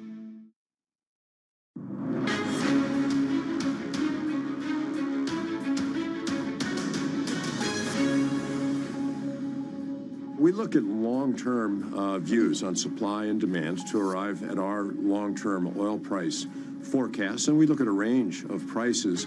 So a project that would take several years to develop, like a Deepwater Gulf of America project, and then would be online for multiple decades, our decision-making is really not informed by the price of the day. It's informed by our view of prices out over the life of that project, which can be multiple decades. Chevron Chairman and CEO Mike Wirth speaking to Bloomberg on Friday after the company's earnings. This big takeaway seems to be this worry, this fear, of course, driving those oil prices lower. Chevron and Exxon, I should say, pulling back on some of those shareholder returns. In the meantime, oil prices, of course, this morning tumbling to the tune of about 2%. I feel like they've paired some of those losses earlier in the session, down somewhere between 3 and 4%, after OPEC Plus agreed to another bumper output increase as a warning to the group's overproducing members. Let's bring in Bloomberg's Anthony DiPaolo, who joins us in Dubai. Anthony, just walk us through the dynamics behind this OPEC decision. Hi, good afternoon. Yeah, exactly. That OPEC decision was to increase production going into June by more than 400,000 barrels a day. That repeats the same decision that they'd taken for May. So this month, they're adding that same amount into the market. They're going ahead with that again for a second month in June. And that's about 3 times, more than 3 times the amount that they had laid out in a plan set up to fully unwind those cuts. So they were going to take little increments of about 100,000 barrels a day, a little bit more than that, each month until they unwound those cuts. But now they're really taking these huge chunks all at once, so 3 months at a time, basically. And that's really having an impact on the oil price. We've seen that really sluggish all the way through last week, and then taking another hit today, as you would expect, as that additional supply comes into the market, and that's butting up against some concerns about uncertainty about tariffs, how the economy is going to work out, and that's what's really giving us this impact on the prices. Well, speaking of this impact on the prices, it's surely not going to help a lot of the corporate sphere as well. We were just talking about the likes of Chevron and Exxon as well, probably not being able to make more bang for their buck. We're talking about consolidation in the corporate space on this side of the Atlantic. Shell looking to acquire BP, according to some Bloomberg sources. Can you just walk us through the benefits of both of those players if this deal were to come to fruition? Yeah, well, BP has been under pressure for a while now because of its strategy. They had really looked at moving into renewable energy and kind of moving back from the traditional oil and gas. That strategy has not favored the European majors when compared with their U.S. rivals, who are really going still all in on the oil and gas business with some low carbon projects, of course, but a much greater focus on the oil and gas. So that's hurt BP. They have recast their strategy, as has Shell, the potential buyer in this case, if it does come to that. So they've recast to look more at oil and gas, but really BP is continuing to struggle because the investors have said, it's not enough yet. They still have not gotten it in terms of that strategy. So for Shell to look at them, they're seeing a weakened prey. They're seeing the stock price down. They could potentially use their own shares to come in, and that would add on a company that's got oil, gas production, refining, a big trading operation as well, too, as these companies look to build up and get into more oil production to get back to what the shareholders want to critique. Absolutely, certainly something that we're going to be keeping a very, very close eye on. Do BP's problems get solved with a Shell takeover? Bloomberg's Anthony DePaola, we thank you so much for walking us through both the OPEC story and the corporate oil story here in Europe. Let's get a little bit more context on this area of the markets. Nadia Martin-Wiggin, Director of Svelland Capital, joins the program this morning. Nadia, when you see giant price drops, I should say, like this, my immediate thought as a girl from Texas is what happens to U.S. shale production? Is that where the U.S. is poised to lose some market share when it comes to the global export market? Absolutely. U.S. shale is what reacts most quickly, but already we see that the sector is under pressure because if we look where we were on total U.S. crude and condensate supply, in December we are at 13.5 million barrels per day. That fell to 13.15. In January, yes, we had winter storms and cold weather and so forth, but we only gained back 50,000 barrels per day of that in February. When you look at the Fed survey, the uncertainty for the E&P industry in the U.S. is enormous right now on the oil side. So when I look at our forecast at Svelland Capital for December production in the U.S., it's looking flat year on year. If you'd asked me last October, I was talking about 400,000 barrels per day year-on-year growth minimum. So the impact is definitely there. And that's already at these prices. And when we look at next year, that's where the bigger impact comes because we could lose another 400,000 barrels per day and see an actual decline year-on-year. You know, it's fascinating because, Nadia, the Federal Reserve of Dallas put out some data over the weekend that talked about where the break-even rates for a lot of those shale players actually are. I'm looking at a Permian Basin number as low as 61 on one part of that kind of area in the Midlands. Talk to us a little bit about the staying power of OPEC Plus here relative to that of U.S. shale. At these lower prices, how long can OPEC Plus keep pumping the market?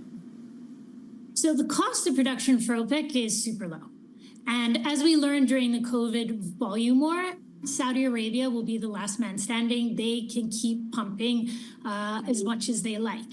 However, what they did in that situation, if they were to go for a full volume war, we'd expect it to last a month, 6 weeks, just enough to bring down the oil price massively and have curtailments happen across the globe. What we've seen that they've done now, adding 400,000 barrels per day for June, after adding 400,000 barrels per day for May, when I look at my balances for June, July, and August, I still see draws because we're going into the peak demand season for crude consumption because we need to refine products for summer driving.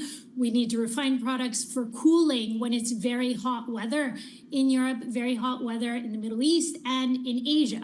But the Middle East is the biggest driver there. So they could actually continue doing this again in July and even in August. So we get 1.2 million barrels per day additional crude. The problem is in October, and this is when you look at the shape of the oil curve right now. October is the first month that going into November, you see that contango, and that's because my balances show a build of more than 3 million barrels per day, and that is the problem with the strategy. Right now, they can just keep adding, but then are they willing to cut if we get a big oversupply, and especially if we get a demand impact from these tariff ongoing discussions? Nadia, I'm putting you on the spot here. 20 seconds if you can. Give us a floor, give us a ceiling for Brent. Right now, we see that the market has actually responded positively. We dropped down to 58.4 on the 9th of April. The market is max short, or it would be trading down right now. So we actually see upside from here. I think above $70 a barrel Brent, then we're going to start to see headwinds. Also, when we're in the lower 60s, we can get a demand response in the U.S. and in OECD Asia. That is positive. The call from Nadia Martin-Wiggin, Director at Svelland Capital. We thank you so much for that crucial insight as we see these oil markets continuing to drop. I'm looking at Brent crude at $60 a barrel, NYMEX at 57, and the markets that are kind of virtually unchanged when it comes to the equity story. Some underperformance in the CAC 40, plenty of ex-dividend stocks there, down about 0.6%. Also seeing the pictures of U.S. futures continuing to worsen, down a whopping 0.9% right now as well. We are live from Milken all of this week. We're speaking to the biggest names in business. Be sure to stay tuned for that coverage. This is Bloomberg. Bloomberg Bloomberg surveillance covers the latest in global markets and the political events that influence your world. Join Jonathan Farrell, Lisa Abramowitz, and Anne-Marie Hordern only on Bloomberg. Context changes everything.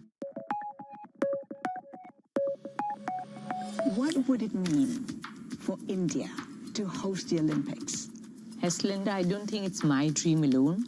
I think it's a dream of 1.4 billion Indians to see the Olympics being held in India.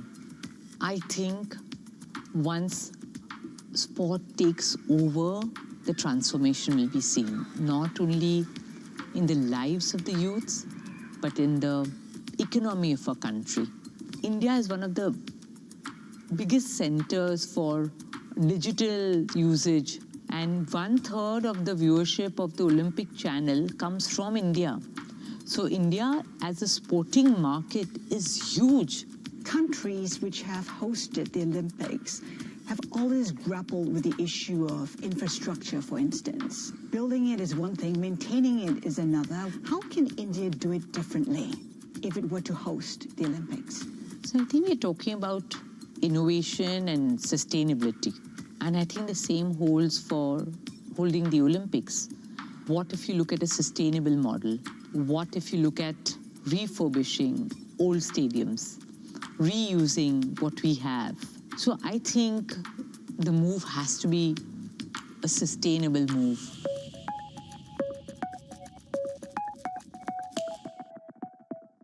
Jumpstart your trading day on Bloomberg Open Interest. 2 hours of single stock stories that are driving the opening bell action. We'll take you to Wall Street, Main Street, the C-suite, and beyond. These are companies that are growing their market. The great companies in the U.S. are the companies hitting the cutting edge. That's a different story. Get the inside track on what's buzzing in markets. With the players who are shaping the narrative. If you have bad earnings reports, you're going to get punished. They're not buying what the industry is selling. Join us on Bloomberg Open Interest. Every trading day, only on Bloomberg. What is going to be the consequence for U.S. markets? We are basically deep in the European earnings season. Take a look at how we're faring when it comes to Asian markets.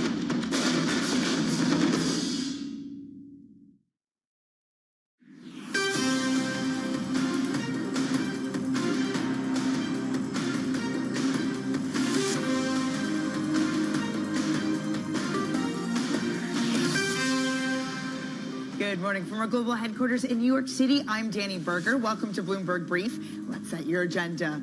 Futures dip after the U.S. stocks notched their longest winning streak in 20 years. That's as President Trump says trade deals may come as soon as this week. Oil also plummets. OPEC Plus agrees to increase output, stoking concerns of a global glut. And it's the end of an era. Warren Buffett announces his retirement from Berkshire Hathaway by the end of the year. It is a pretty negative U.S. future session in the pre-market. Maybe no surprise considering we have come off the back of 9 straight days of gains. That is the longest winning streak since 2004. The worst of the losses coming from your Russell 2000 future session. This morning down more than 1%. Similar numbers coming from the NASDAQ and S&P 500 futures, but we are above the April 2nd day of when we had Liberation Day announcement. When it comes to your bond market, it is currently closed. Both London and Japan are offline. That will start trading at 6 a.m. For now, it is a gain in the bond future session, though we did see yields higher by 12.5 basis points on Friday after strong jobs data, after hopes of talks on trade. The dollar remains weaker, though. That is under pressure. We're going to get more into that with our guest this hour. And NYMEX crude down 2 1/3% off some of the lows, but OPEC Plus agreeing to hike output, putting pressure on that below $67 a barrel. So those are your main markets. Let's get some of the stocks to watch this morning. With that is Bloomberg's Valerie Teitel. Good morning, Val. Good morning, Danny. Happy Monday. Let's start with a check on Berkshire Hathaway shares. The B shares are trading lower in the pre-market, down nearly 2.5%. This is, as you said, a surprise step down from Warren Buffett, stepping down as CEO as the end of the year, marking nearly 6 decades at the helm. Let's move on to the energy space and a check on Shell, because this lower energy price, Danny, might ignite some deal activity. Bloomberg reported over the weekend that Shell is looking at a possible acquisition of rival BP. The shares Buyers are liking that so far, up 2% in London trade. Let's end with the stocks to watch that are reporting today. The big one is in the auto industry. We'll be hearing from Ford after the bell. Also Palantir on the defense industry and Tyson on consumer goods. Valerie, thank you so much. Bloomberg's Valerie Teitel, and we'll catch up with you later in the hour. Also in this hour, we're going to be speaking to Sonia Martin of DZ Bank and Jack Caffrey of JP Morgan Asset Management. So in terms of FX moves, here's the big one that happened last week. The Taiwanese dollar gaining versus the US dollar some 7% in just 2 days. The central bank holding an emergency press conference earlier to address that surge, saying that the Taiwanese dollar rate has been excessively volatile recently, adding that it won't manipulate the currency, and it went on to reiterate that the U.S. did not require the currency to appreciate. They're saying at the moment, they're still speaking, that they will step into the FX market if stability is threatened. Joining us now, Sonia Martin, head of FX and monetary policy research at DZ Bank. Sonia, what do you make of these spectacular moves we've seen in Taiwan? Well, I mean, it's basically the flip side of the coin that we have seen of general dollar weakness. When you look at Taiwan or you look at the Swiss franc as well, these are currencies that have been gaining ground against a much, much weaker dollar. And in some cases, those gains have come with severe cost for the country in question. Taiwan, as you just mentioned, obviously has, sorry. I'm sorry about this. Over there, I'm really sorry about this. It's a volatile time. I'm sure you're popular over there. They've obviously gone to some opposition, and but the problem is, as long as you have dollar weakness across the board, it will be very difficult for these countries to really push back, and especially when they resort to intervention, that's going to, cause some anger in the White House, because Donald Trump will be accusing those countries of manipulating their currencies at his expense. And I wonder then, Sonia, the central bank making very clear this morning that this is not a part of any sort of trade conversation. That was part of the speculation that the central bank didn't step in because of that. They did recently say, though, that they have been smoothing the market. Sonia, Taiwan says that the U.S. didn't ask them. We lost Sonia there for a moment. A lot of technical issues. There we go. Sonia, you're back with us.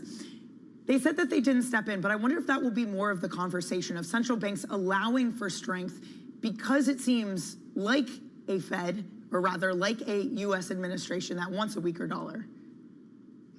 But yes, obviously, that is very much what the U.S. kind of wants. Donald Trump has talked at length about the need for a weaker dollar. I mean, he talked about, all kinds of creative ideas of getting there. Let's, think about the Mar-a-Lago Accord. The problem is when that dollar weakness causes pain elsewhere, countries are going to be hard-pressed to accept this. I mean, coming back again to Switzerland, I mean, we are now discussing in Switzerland whether the SNB might actually go to negative rates again as one means of trying to take some of the upward pressure off their currency. But if that doesn't work, because the dollar is just so overbearingly weak right now, then the last resort will be to intervene. And it will be entirely justified to do so in the case of Taiwan or Switzerland, to say that the weakness of the dollar is causing their currencies to appreciate in a way that actually causes some massive economic problems. Talk about Switzerland, we're looking at deflationary tendencies.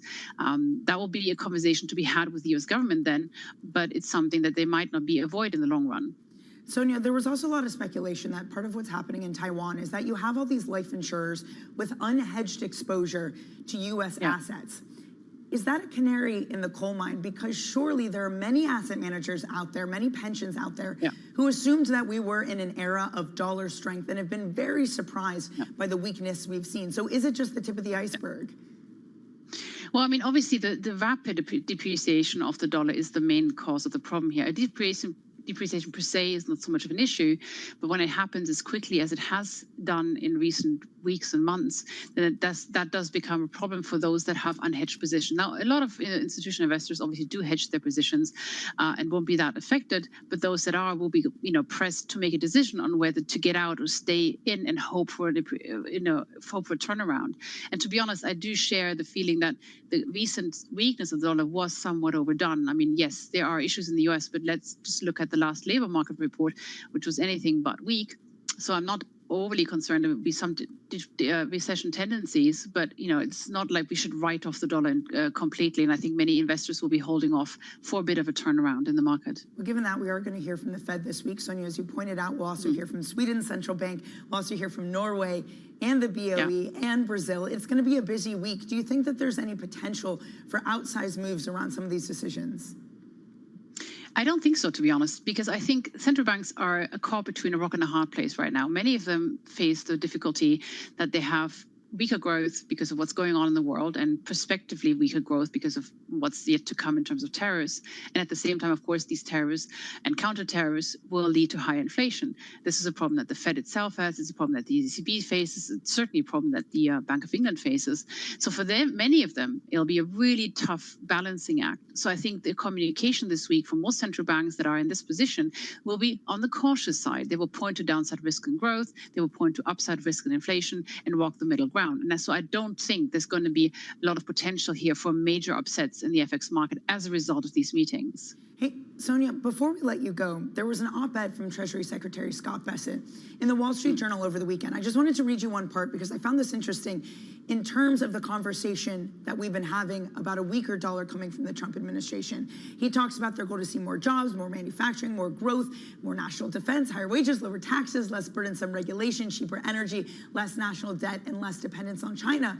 But Sonia, he goes on to write, all while maintaining a strong dollar. What do you make of that last bit? Well, first of all, the whole thing reads like a Christmas wish list. But I mean, okay, so the U.S. officially has a strong dollar policy, and they've had this policy in place for like forever, right? They've never actually done anything about it. I mean, it's never been something that they've actively pursued, but it is something that's sort of in place. And that obviously does go against what Donald Trump has been telling us, who wants to have a weaker dollar. So maybe Scott Bessent and Donald Trump aren't quite in agreement on this one, but I think what Scott Bessent is probably trying to do is to diffuse fears of an active weakening of the dollar through, let's say, a Mar-a-Lago Accord or something like that. And whether all that the long wish list can be fulfilled with a strong dollar is another matter entirely. But I think whether the dollar is strong or weak will not depend on Scott Bessent. It'll depend entirely on Donald Trump himself. Fair enough. Sonia, thank you so much for joining us this morning. We appreciate your time. Sonia Martin of DZ Bank. All right, let's get you some other top stories that are trending on the terminal this morning. On Saturday, Warren Buffett announced that he will retire at the end of the year. He's handing over the reins to Greg Abel.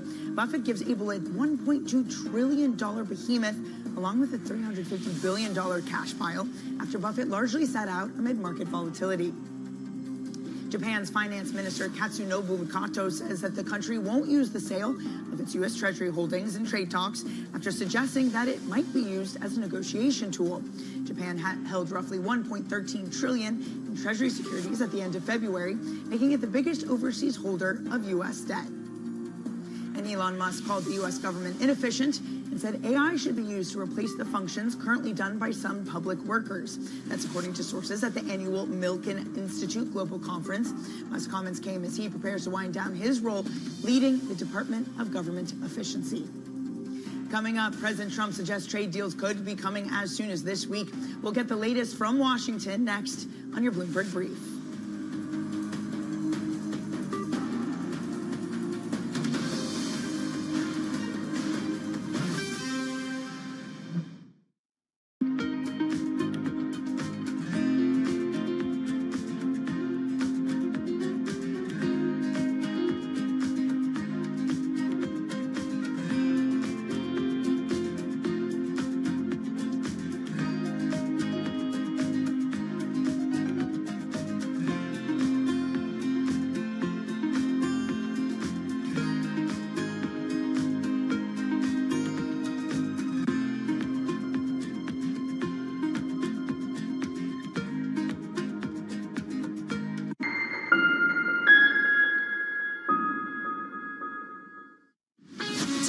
To Bloomberg Business Week Daily. We got to talk crypto. From the magazine that helps global leaders stay ahead. What's the conversation around your company? Bringing you insight on the people, companies, and trends shaping today's complex economy. Planning very big things. A new level of premium. Plus global business, finance, and tech news as it happens. The floodgates of innovation are going to open up. You can't fake passion. You either are or you aren't. Bloomberg Business Week Daily, only on Bloomberg. Asia is at the forefront of some of the world's biggest stories. And we're here, where the action starts in Sydney. And in Tokyo, get ahead as the global trading day begins. The Asia Trade, weekdays only on Bloomberg. Bringing you up-to-the-minute geopolitical news whenever and wherever it happens. I'm David Gura in Ottawa, Canada, and this is Bloomberg. Jumpstart your trading day on Bloomberg Open Interest. 2 hours of single stock stories that are driving the opening bell action. We'll take you to Wall Street, Main Street, the C-suite, and beyond. These are companies that are growing their market. The great companies in the U.S. are the companies hitting the cutting edge. That's a different story. Get the inside track on what's buzzing in markets. With the players who are shaping the narrative. If you have bad earnings reports, you're going to get punished. They're not buying what the industry is selling. Join us on Bloomberg Open Interest. Every trading day, only on Bloomberg.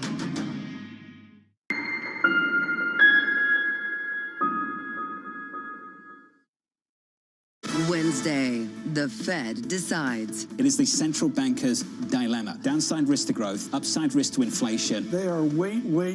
This is a serious moment. I do not think the Fed can just sit on the side. Trust Bloomberg to bring you the fastest coverage and exclusive analysis, including Powell's press conference. They're expecting stagflationary-like environment. They are going to be on hold until they have hard evidence one way or another. Bloomberg surveillance, the Fed decides, starting at 1:30 p.m. Eastern.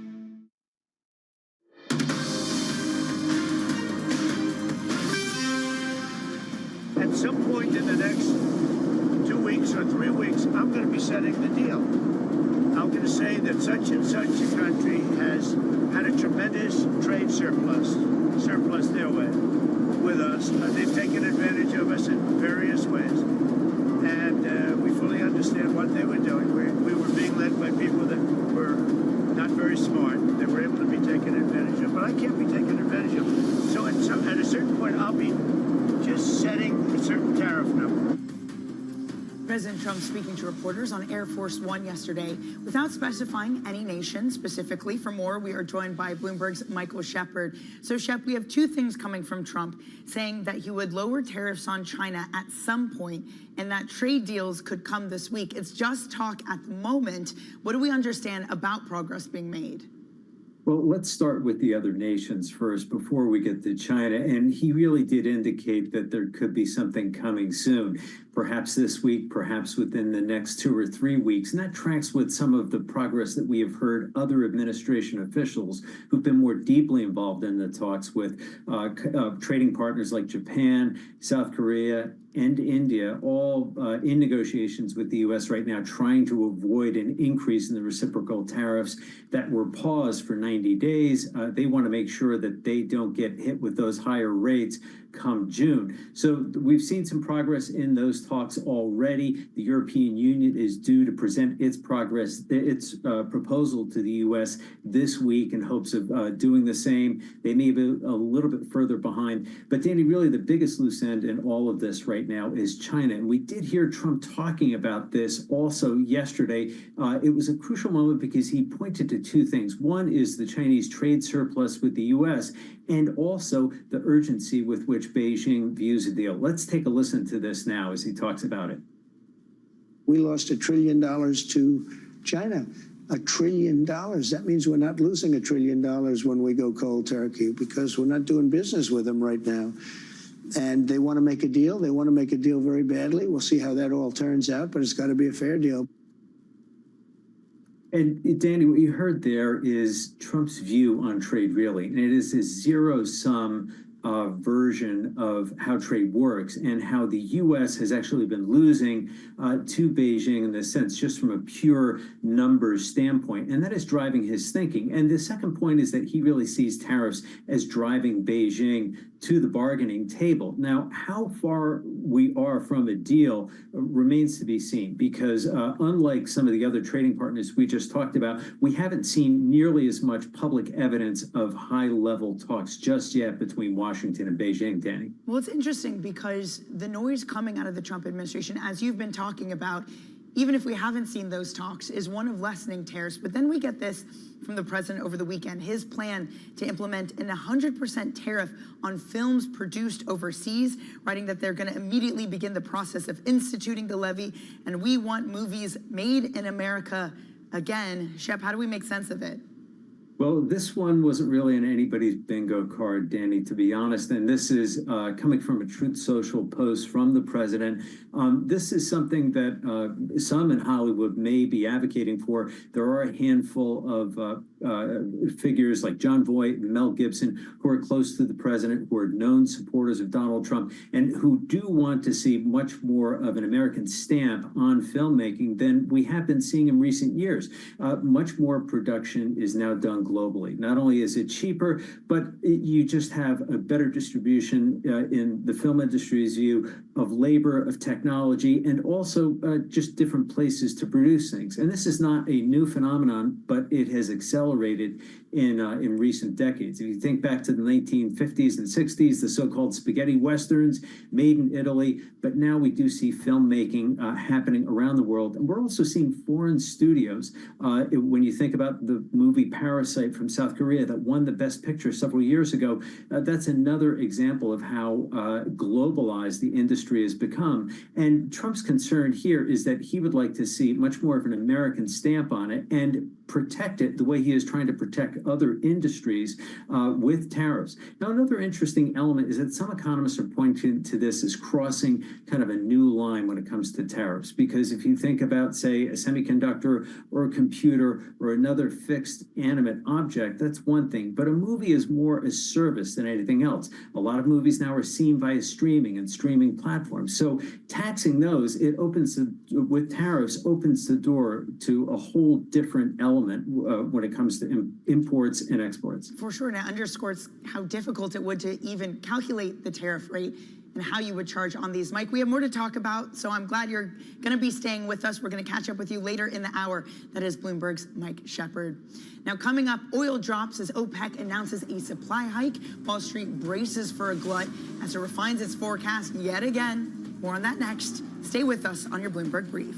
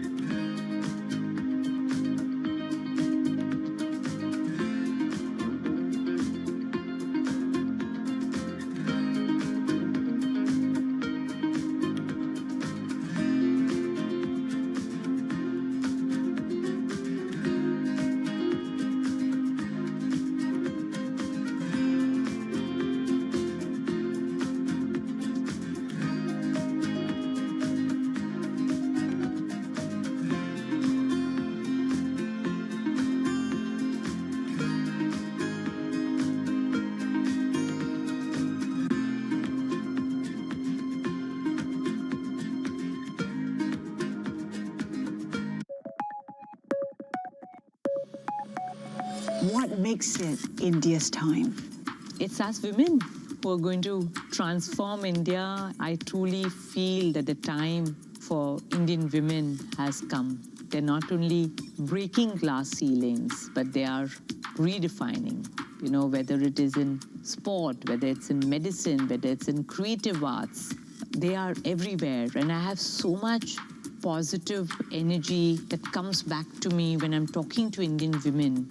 And I just think at all these little girls and boys, I don't want to discriminate, who are now in school-going age. Imagine once education, sports, we empower them. What a difference they would make not only to India, but to the planet and the world. And the world needs it now than ever before.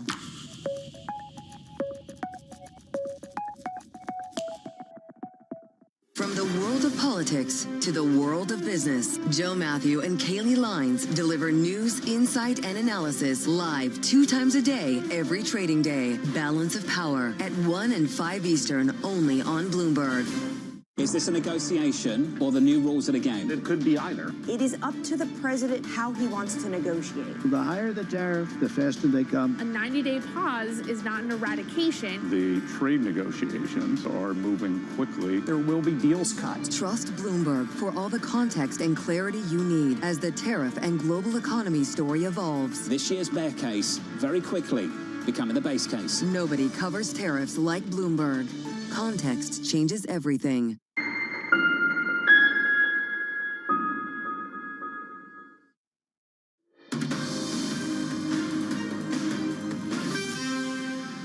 Let's get you front page news, what's making headlines around the world. And first up, the New York Times leading with the elections happening around the world.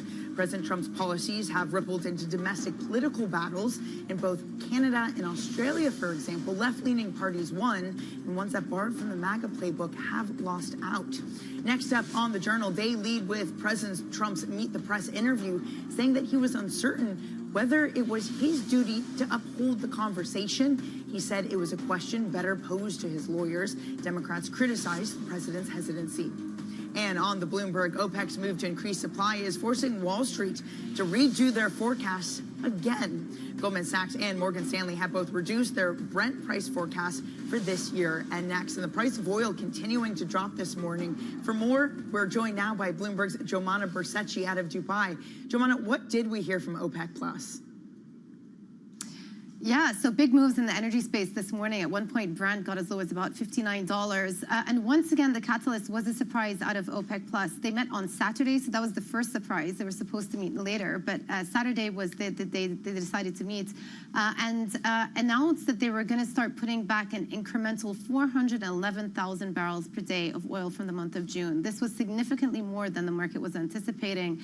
And just to give you an idea of numbers here, so far over the last couple of months, they have basically re-added 960,000, around 960,000 barrels per day out of the 2.2 million voluntary cuts that were introduced a couple of years ago. So they're about 45% of the way through and around 3 times more than the market had originally penciled in a few months ago as per the original guidance, i.e. they are going at a much faster pace. And because of that, you're seeing all of this extra supply have its impact on where energy prices are trading. Now, the decision was linked to Saudi Arabia's desire to perhaps reintroduce a bit of discipline amongst some of the overproducing members of OPEC. Those include the likes of Kazakhstan and Iraq, but then also really does signal a change in strategy on their part, because for so long it has been about withholding output from the market to try to stabilize prices. Now it seems the thinking has changed. Saudi Arabia wants to regain back the market share that was lost, even if it means that oil prices will be lower.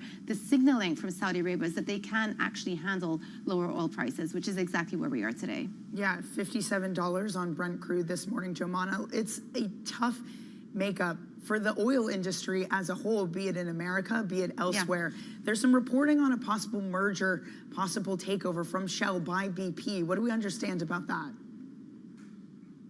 Yeah, so this was a scoop by our Bloomberg colleagues over the weekend, a big scoop, I would say, but essentially our reporting suggests that Shell are considering a takeover or potential acquisition of some or parts of BP's portfolio. And if you look at the relative performance over the last year, Shell stock down about 10%, BP stock down about 30%. And so it's not just energy prices which have been weighing on BP. This has been essentially a shareholder attack on the company's transformation plans, on their strategy. At one point, they pivoted a lot into renewables and into clean energy. The newish CEO, the relatively new CEO, came in February, announced that they were going to shift back to focusing again on oil. But for some shareholders, the likes of Elliott, for example, activist shareholder, they own about 5% stake in the company, they want to see more of a transformation. And the stock has not performed well. So perhaps Shell are seeing an opportunity there because they are in a relatively robust position. Their earnings on Friday suggested as such. They have no plans to reduce their capital expenditure or their share buybacks. And so they are sitting on the capital to go down the route of a potentially more share buybacks or acquisition if indeed this happens. Jomana, thank you so much. That is Bloomberg's Jomana Bersecci out of Dubai. This is Bloomberg.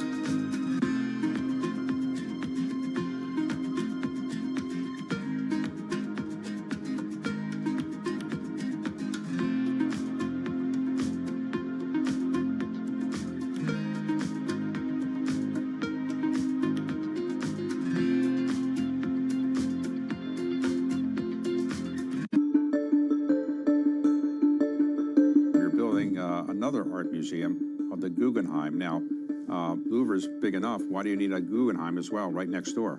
I think it's a great question. I think the beautiful thing about the UAE and Abu Dhabi is we live with over 200 nationalities. And in doing so, they have become a part of the country's and the city's fabric. And we need to celebrate that. So we need to celebrate everybody's identity, everybody's background, everybody's heritage, everybody's history.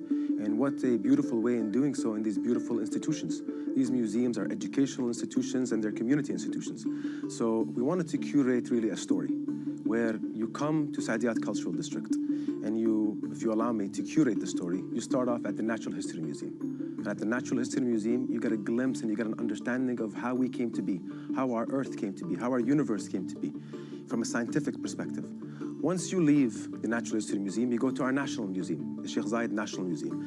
There, you understand the history of this great land, not just the history of the country, but the people of this land that have been a part of this land for over 300,000 years. You get a glimpse of what the past and the present and the future looks like here in the UAE. From there, you maneuver yourself to the Louvre Abu Dhabi, which is a beautiful universal museum. It is universal in its thematic approach. So there, you basically see a part of you on an equal pedestal with the entire world. What is going to be the consequence for U.S. markets? We're basically deep in the European earnings season. Take a look at how we're faring when it comes to Asian markets. U.S. jobs numbers are released. Bloomberg has the report under surveillance with crucial data and expert analysis at terminal speed. Nobody covers Jobs Day like Bloomberg.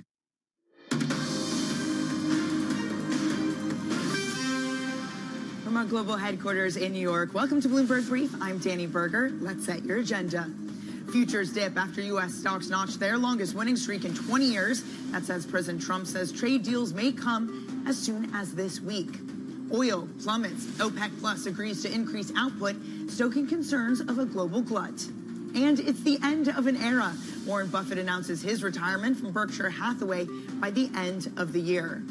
Futures notably lower this morning, off some of the lows, but still down 0.9% for your NASDAQ 100, 0.7 for the S&P 500 after 9 straight days of gains. That is the longest winning streak since 2004. Jobs data was strong on Friday. More talk of trade deals helping to lift sentiment. But again, we back off of that this morning. It also pushed yields higher on Friday by 2.5 basis points. The cash bond market closed at the moment. Will open back up in about half an hour's time. In the meantime, futures gaining this morning.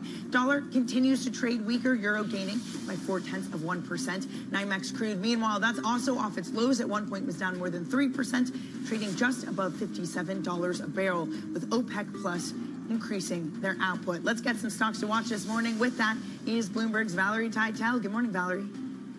Good morning, Danny. Happy Monday. Let's start with the Berkshire Hathaway shares after you mentioned a surprise step down by Warren Buffett after 6 decades at the helm. We're trading lower in those Berkshire Hathaway A shares, down over 2%. Let's move on to some stocks that are reporting this morning, one of them being the telehealth company Hims & Hers. The stock is doing well in the pre-market, up 2.2%. The stock has been on a tear recently, Danny. It's up some 45% since it confirmed it will be listing Novo Nordisk's GLP-1 Wegovy on its website. So take a look at those earnings when they cross after the bell. We also have a few others to keep our eye on, one of those being Ford, another big one reporting after the bell tonight. We also hear from Palantir and Tyson with maybe an update on how their chicken tenders are selling. A stat we all want to know, Valerie. Thank you so much, Valerie Teitel, with some of the stocks to keep your eye on. Now, when it comes to this overall market, after a string of negative sentiment readings, market anxiety surrounding Friday's jobs report was very clear. But that's not what we got. With 177,000 jobs added, the market backed off of rate cut expectations, pricing in about 3/4 point cuts, away from 4 previously. JP Morgan's Jack Caffrey writes, quote, in short, the U.S. slowing seems a very consensus thought, but the timing is very much up for debate and resulting repositioning. I'm pleased to say that Jack joins us now. He's equity portfolio manager at JP Morgan Asset Management. And Jack, a repositioning we have gotten to come back around, back to before the levels we had on April 2nd. Is everything right with the world? Does this make sense to you? I think certainly each market is giving you a somewhat different message. You know, the most positive one, you can look at the credit markets, which seem to be saying, nothing to see here. If you look at the equity market, we began the year at a 22 forward multiple, got to about an 18 multiple just a month ago, and now we're back at 20, 21 times, which remains on the high side of things. Yeah. So the yield market is pricing in 3 or 4 cuts, depending on the day. Right. And I think the tricky thing there is, why is the Fed going to be cutting rates with inflation remaining sticky, and we're not seeing these initial jobless claims spiking that would be consistent with the slowdown that we're all having as a sort of consensus view? Is this your equity bias that the bond market's wrong as an equity guy? I would like to think that the equity market would be more right than the bond market. I think our risk return is more favorable. But for the most part, when you think about that fixed income being fixed, for the most part, the fixed income market tends to have a somewhat more sensitive risk antenna to challenges. And I think that's where it comes down to if we come back to guidance coming out of the earnings season, which we should probably rename the guidance season going forward. It comes down to look to the banks. The banks are saying, we're worried, we're going to increase our reserves because something bad could happen, and that they actually have very substantial levels of capital, most of which they didn't actually want to incur in the first place. If I can jump in, Jack, kind of what I'm getting from you, is it a feeling that, yes, there is strength right now, but we are on the precipice of change for this U.S. economy? It certainly feels like we know that some level of tariffs are coming. Whether it's 10, whether it's 145, we're going to meet somewhere, probably not in the middle, but probably closer to the 10 than not. And at some point, that then is going to feed its way through into actually price impacts. Now, one other market we probably haven't talked about yet, but which you were talking about before I came on, is oil. Yeah. And I think of oil as a global interest rate. So the fact that OPEC is forced to cut because they're not finding the demand growth they were anticipating is certainly suggestive of a world that remains cautious in terms of the outlook. Doesn't it also suggest a world that might be deflationary? You add the commentary around tariffs being more of a global growth weakening force rather than inflationary, plus a 20% downside in oil this year. Does that not lead us to a world in deflation? I think the Fed would prefer disinflation to deflation. Yeah. Deflation gets you Japan, and that's 20 years of what's going on. How do we get out of this? Disinflation actually can be quite positive. In fact, I think we probably need some more disinflation in order to justify the multiples for the equity market, especially if you think that growth remains muted, if not actually sort of on the cusp of where you actually call for a recession. It might even feel like a recession, even if we're still growing. And I think that we're going to have to try to understand some things coming out of some of the data we're getting. Parts of Commerce, the Commerce Department, Bureau of Labor Statistics are talking about not releasing data. So how do we then navigate in that world? What happens with employees that took a Doge buyout? Do they actually get to qualify for unemployment insurance? Theoretically, they quit their job rather than were terminated. So I think that we have a whole host of data points still to come that we're going to have to navigate and think our way through. And then we have the idea that maybe for Christmas, people shouldn't expect to get toys, which does feel a little bit Scrooge McDuck-like. Apologies to someone who might own that copyright. It's okay if we get the bill. We'll just send it your way for that one, Jack. It gets to a comment that you wrote in before the show that I think is so telling of the moment, that investors have become traders and traders have become day traders. Yeah. Do you feel that as well? Are you having to move positioning around, adjusting more frequently than you did in the past? Certainly when I see things like the VIX go from 15 to 50, I become a very active trader. When VIX goes from 50 down to 30, I start slowing. I run portfolios with 20%, 30% turnover. So I do try to keep my eyes on the prize, keep my eyes on the longer term. But I can sit there and look at 20 billion shares trading, and I can sit there and say it feels like sometimes the long term is Tuesday morning's open. And it's really hard to invest if your time horizon is so compressed. You're effectively trying to guess what is the next tick. And recently, the trend has been our friend, and the trend has been higher valuations, and a sense of, wow, maybe there is a plan that gets us the information we need for companies to be much more comfortable announcing capital spending plans. And ultimately, I think that's what you need, because the consumer's a flywheel. We did get some really big CapEx plans from the tech giants, though. Some really large ones. I think over $70 billion for just Meta alone last week. Does that give you comfort that the tech giants are still committing so much capital to this data AI build-out? I think the beauty of what we're hearing are massive numbers, and that if I were to look to my analogies from history. What's interesting about AI is that we're actually funding it from earnings, and that some companies, are very much able to monetize our attention to fund that rather than having to borrow the money in the hope that they can create consumers 1, 3, 5 years from now. So it's very different now than it was, say, in late 99, early 2000, into 2001. But at the same time, there are not a lot of companies doing that.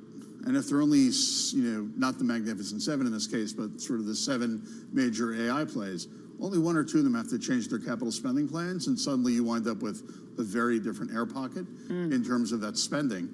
And it raises some questions. What is free cash in that world when one of the major semiconductor companies is repeating or telling us, my chip this year more or less obsoletes my chip last year?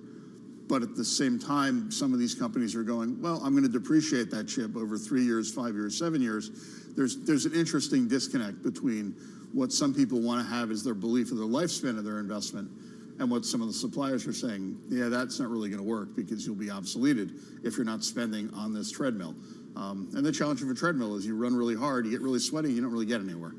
That is true. An apt metaphor as we start our week. Jack, thank you so much for joining us. Really appreciate your time this morning. That's Jack Caffrey of JP Morgan Asset Management. You're watching Bloomberg Brief.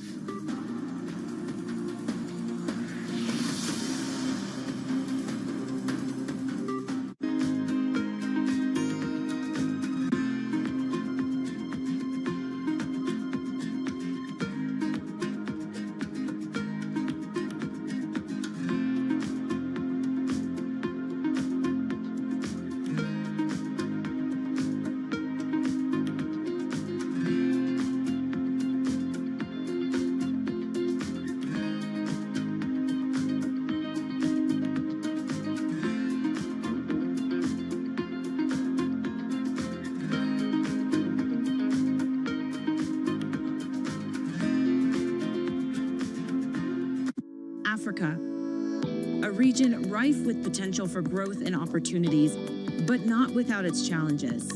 Bloomberg highlights the biggest stories, interviewing key players, and reporting on the issues impacting the region. Join us as we get to the heart of African business, politics, and economics, and ask the question, what's next?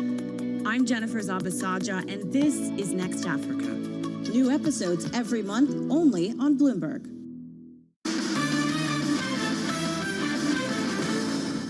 But what about the diagnosis? If the diagnosis at the end is worries about growth rates, yeah. How do you get from point A to point B? Why do you worry so much about that end goal of better growth? Because if we can't grow, you're going to have a much more inflated debt to GDP and federal deficit, and that's not good for the economy. Growth is really critical, and I think what's underappreciated is what the inputs are to get to the growth number. And so we talked a little bit about productivity. I hope that we can continue to produce at 2% indefinitely on productivity. I think that would be great. But you got to make sure you have the other levers in place, I think, to buoy that. So if you look back over the last several years, we've had 8 million immigrants come into this country in the last 4 years. And that's helped growth. And by the way, that's deflationary.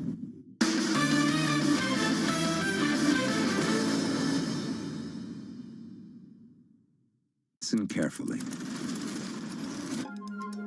Can you hear the rhythm in the markets? Not just in the syncopations triggered by inflation, but in the preludes leading to global elections, in the dissonance that moves the Nikkei, and the rising course conducted by AI. There's music in the markets, and if you want to learn to listen for it, we'll show you how.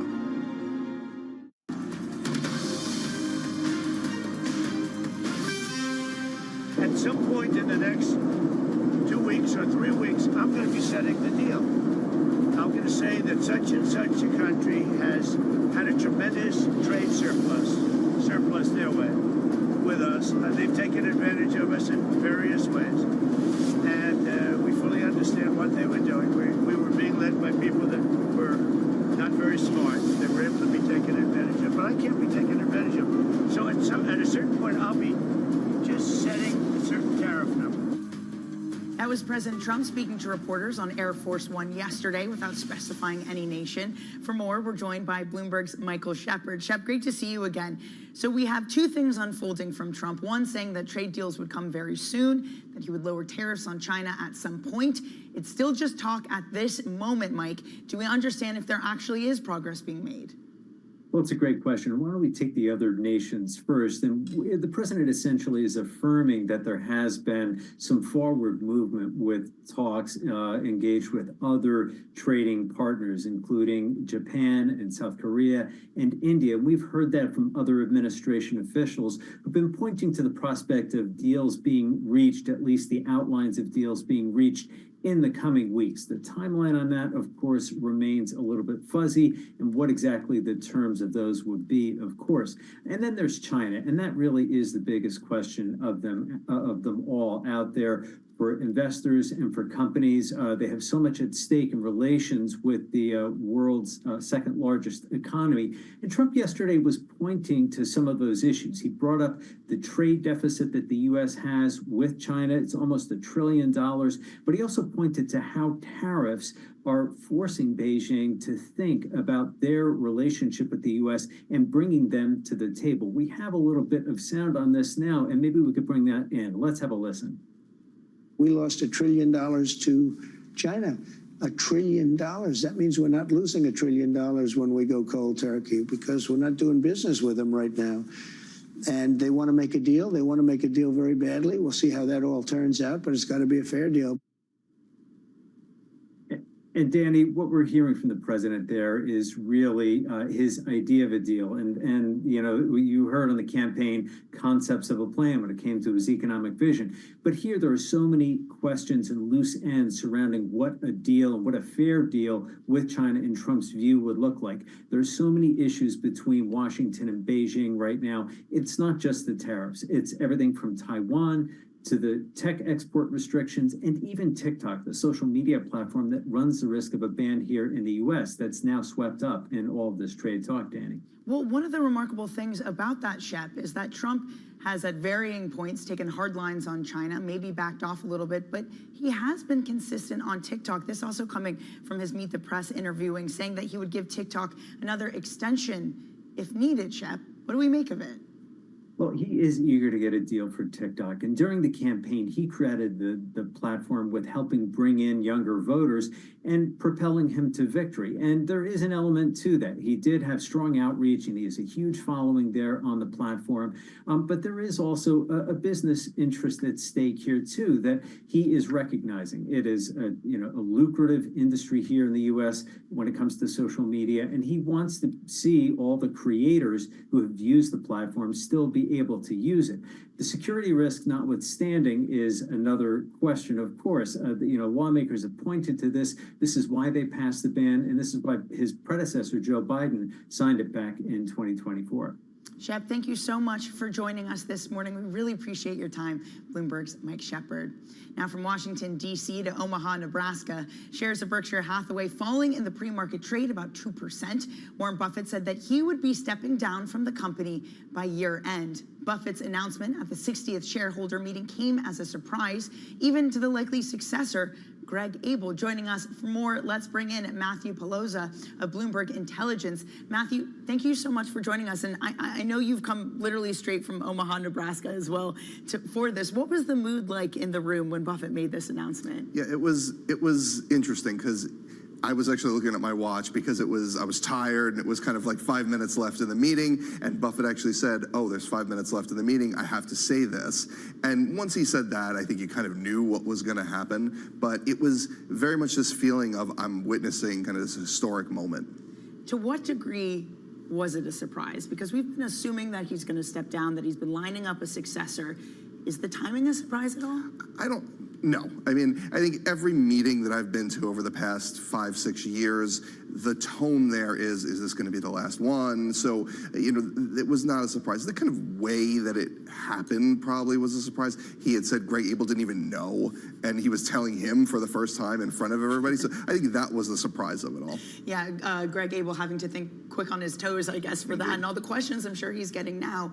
What do we know about Abel and the kind of CEO he will be for Berkshire Hathaway? So, I mean, one thing that's important is he's not a newcomer, right? He's been at Berkshire Hathaway since the early 90s. He's vice chairman since 2018. So the reason he is taking over is because he is, Berkshire in his blood is what Buffett has said about him. So I think very much carrying on the status quo, probably with some changes that I'd be hopeful to see. I mean, the kind of crazy thing is Greg Abel's, what, 63? That's an age where you would see some people retiring in themselves.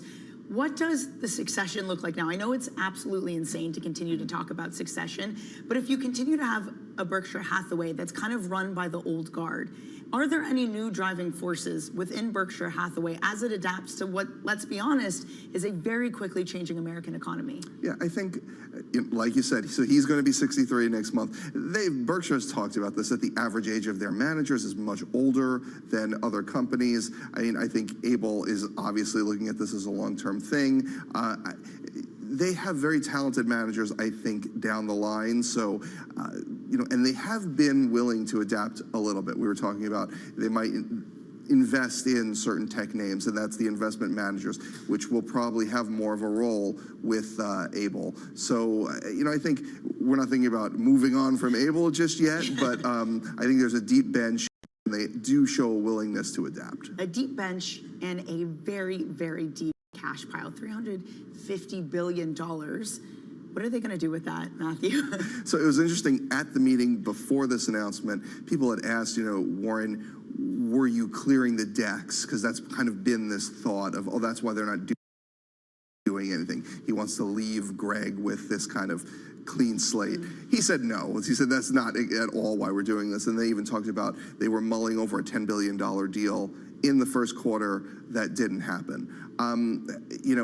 I think that the probably main thing would be a call for a dividend or something, even a special dividend. I think without Buffett at the helm, it probably makes more sense for investors to at least ask that question. Buffett has praised Abel's capital allocation skills, so I think he would understand this cash drag. So I don't know exactly what he'll do with it. If I knew that, I would probably be able to leave right now. But I think something a little bit more, perhaps some sort of dividend. Matthew, thank you so much for joining us this morning. We really appreciate it, especially just after you've been off on the road. That is Bloomberg Intelligence's Matt Palazzola on Warren Buffett.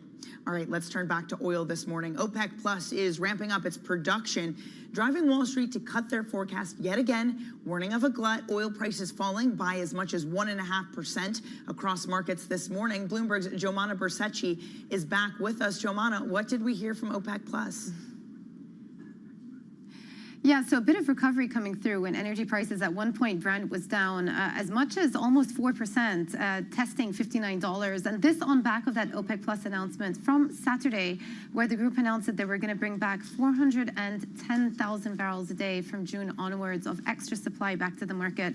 This was significantly higher than what the market had penciled in. And if you count all of the decisions out of OPEC Plus the last couple of months, we're running at about 3 times faster speed than what had originally been penciled in as the scheduling for bringing back those 2.2 million barrels back to the market. Hence, why you're seeing that bearish price action today in the price of oil. But of course, it doesn't just stop there. You have to think about the backdrop to what has been going on more generally with these energy fundamentals. Not only do you have OPEC Plus bringing back supply faster than the market anticipated, but you also have a huge amount of non-OPEC supply that is expected to hit as well. The IEA estimate that 1.5 million barrels a day of non-OPEC supply coming through from US, Brazil, and Guyana are set to hit this year in an environment where, once again, people are trimming their expectations of how fast oil demand growth will come through. And right now, IEA are estimating that that number is about 1 million barrels per day. So if you combine all of the factors together,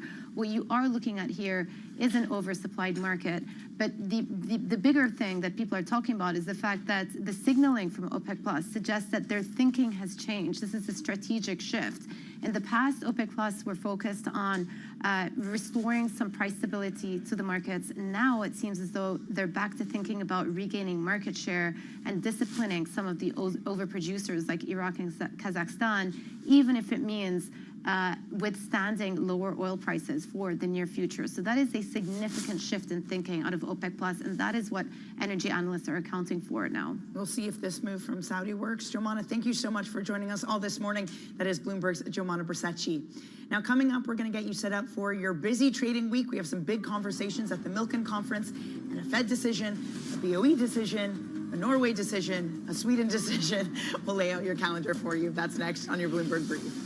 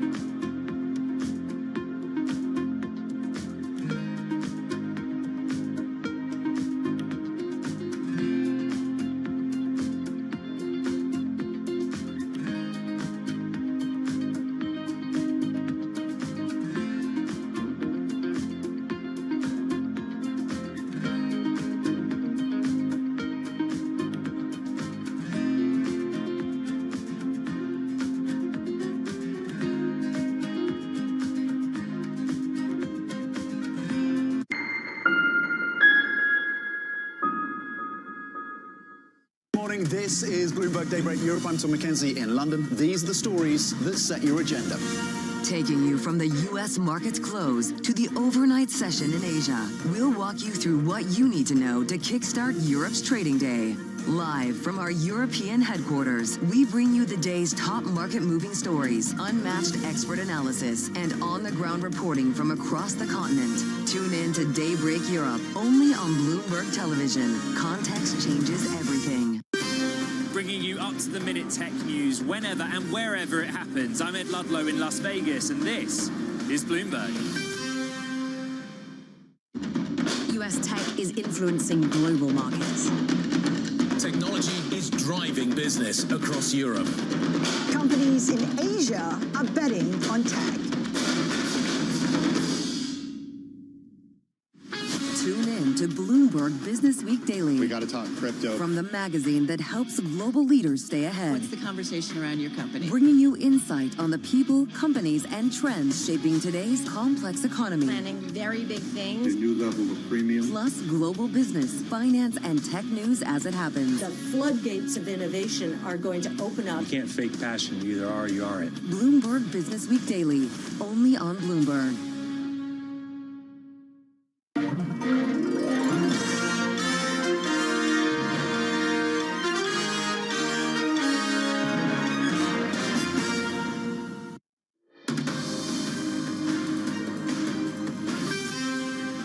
Get you set up for your trading week. The Milken Conference will be kicking off with U.S. Treasury Secretary Scott Bessent speaking at 11 a.m. Eastern Time today. Then Canadian Prime Minister Mark Carney meets with President Trump at the White House on Tuesday. And then we'll be getting the Fed's rate decision. That comes on Wednesday. Some stocks moving in the pre-market session for you. Netflix falling a decent chunk in the pre-market, down 3.7%, with Trump planning that 100% tariff on foreign films. Also seeing Berkshire Hathaway sliding 2%. CEO Warren Buffett surprised, saying he's stepping down. Of course, we knew this was coming at some point. Forward a little bit weaker, but just want to point out that they will have their earnings after the market close as automakers and the earnings season continues. A quick check on your oil market as we head to the end of the break, because prices are lower. We're off most of the lows, but OPEC Plus increasing their output. Sources talking about Saudi threatening to up it even more unless their member countries come within the quota that they have put out. Is this a disinflationary force that adds to what we expect of economic weakness coming out of America? All right, that is it for your Bloomberg Brief. Surveillance takes things from here on your Monday morning. This is Bloomberg.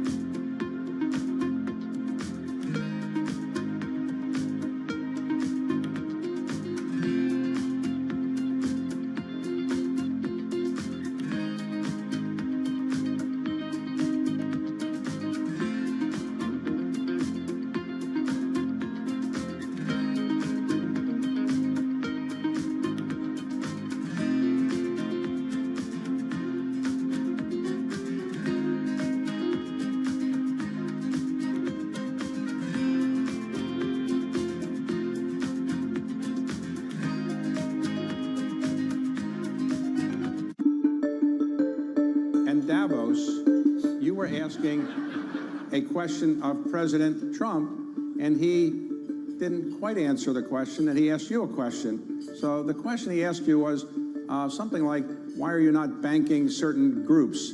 What is the answer? I don't think he gave you a chance to really answer that question, but what is the answer to that question? Well, first off, the Bank of America has 70 million consumer customers and millions of small businesses all over the country, all over the world. And so we bank everybody. But the real question was about overregulation, frankly. And so as you look, what's happened is because the interpretations of AML, anti-money laundering, BSA, Bank Secrecy Act, KYC, know your customer's customer, you know, there's a lot of burden upon the banking system to both report suspicious activity reports and do a lot of analysis. And we have to close accounts, so we can't tell people why we did it. And often we're told by authorities to close accounts.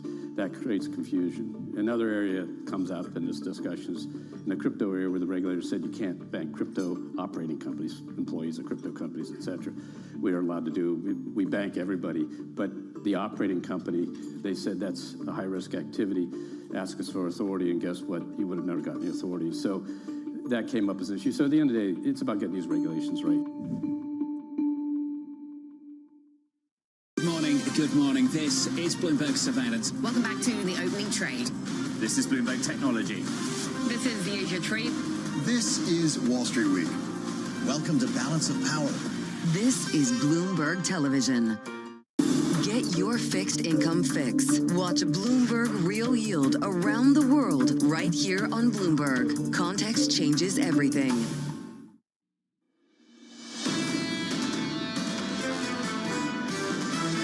As we are seeing deals materialize, I think the market will pivot more towards growth. U.S. assets are still a safe haven. The net trend is pretty strong. The challenge is looking forward. The economy is still hanging in there in terms of the hard data. We have momentum going into a difficult period, and the question just is, will this momentum be strong enough to get us through it? This is Bloomberg Surveillance with Jonathan Farrow, Lisa Abramowitz, and Anne-Marie Hordern. Let's get your week started live from New York City this morning. Good morning for our audience worldwide. Bloomberg Surveillance starts right now. Coming into Monday, and Chair Powell takes center stage. Today's strong jobs report likely means the Fed is less likely to lower interest rates. Well, he should lower them, and at some point he will. He'd rather not, because he's not a fan of mine. Not, he just doesn't like me because I think he's a total stiff. And I wish the people that are on that board would get him to lower, because we are at a perfect time. It's already late. The Federal Reserve set to keep rates unchanged this week as the hard data holds up and the market completes a major turnaround. Equities erasing post-April 2nd losses, completing a 9-day winning streak, the longest in 21 years. It's a big rally built on economic resilience and a lot of hope. A ton of hope, and it's incredibly challenging this week for the Federal Reserve, or as the president would call them, the stubborn Fed. Very strong jobs print on Friday, and also, Jonathan, they're dealing with all of these question marks when it comes to trade.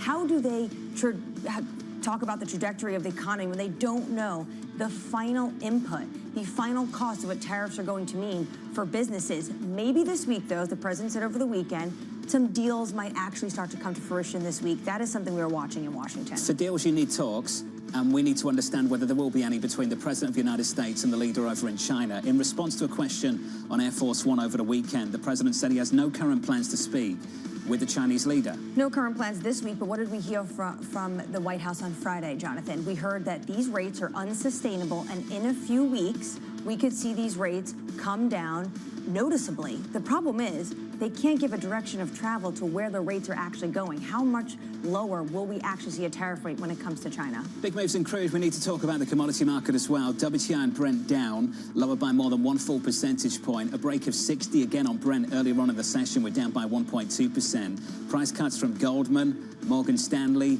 ING. OPEC Plus announcing an additional 411,000 barrels a day of supply for this month alone. This is clearly led by the kingdom. The official reason is they want to reestablish discipline amongst a lot of rogue producers like Iraq or Kazakhstan. But also, Jonathan, there's another story to this. The President of the United States is going to Saudi Arabia and going to the Gulf next week. Potentially, are they seeing it as a time and a place to potentially add more supply to the market, bring prices down, something this president continues to talk about. He wants to see lower energy prices, and at the same time, we see sanctions on places like Venezuela and Iran. A lot to get through this morning as we kick off the brand new trading week. Equity futures negative by 0.75% on the S&P. Coming up this hour, Chris Ferrone of Strategas following 9 straight days of gains. We'll catch up with the former Trump White House trade official Kate Kalukowicz and Kurt Ryman of UBS ahead of a Fed decision this coming Wednesday, just 2 days away. We begin this hour with stocks lower after the S&P 500 posted its longest winning streak in 2 decades. Chris Ferrone of Strategas, a Baird company, weighing the macro risk and writing the following. The debate in nearly every single meeting is which side of the macro ledger, growth or inflation, presents the bigger risk from here. Chris joins us now for more. Chris, good morning. Good to see you. Good morning. Great to be here. Your line, let's pick up on it. What's the market telling you? How's it answering that question?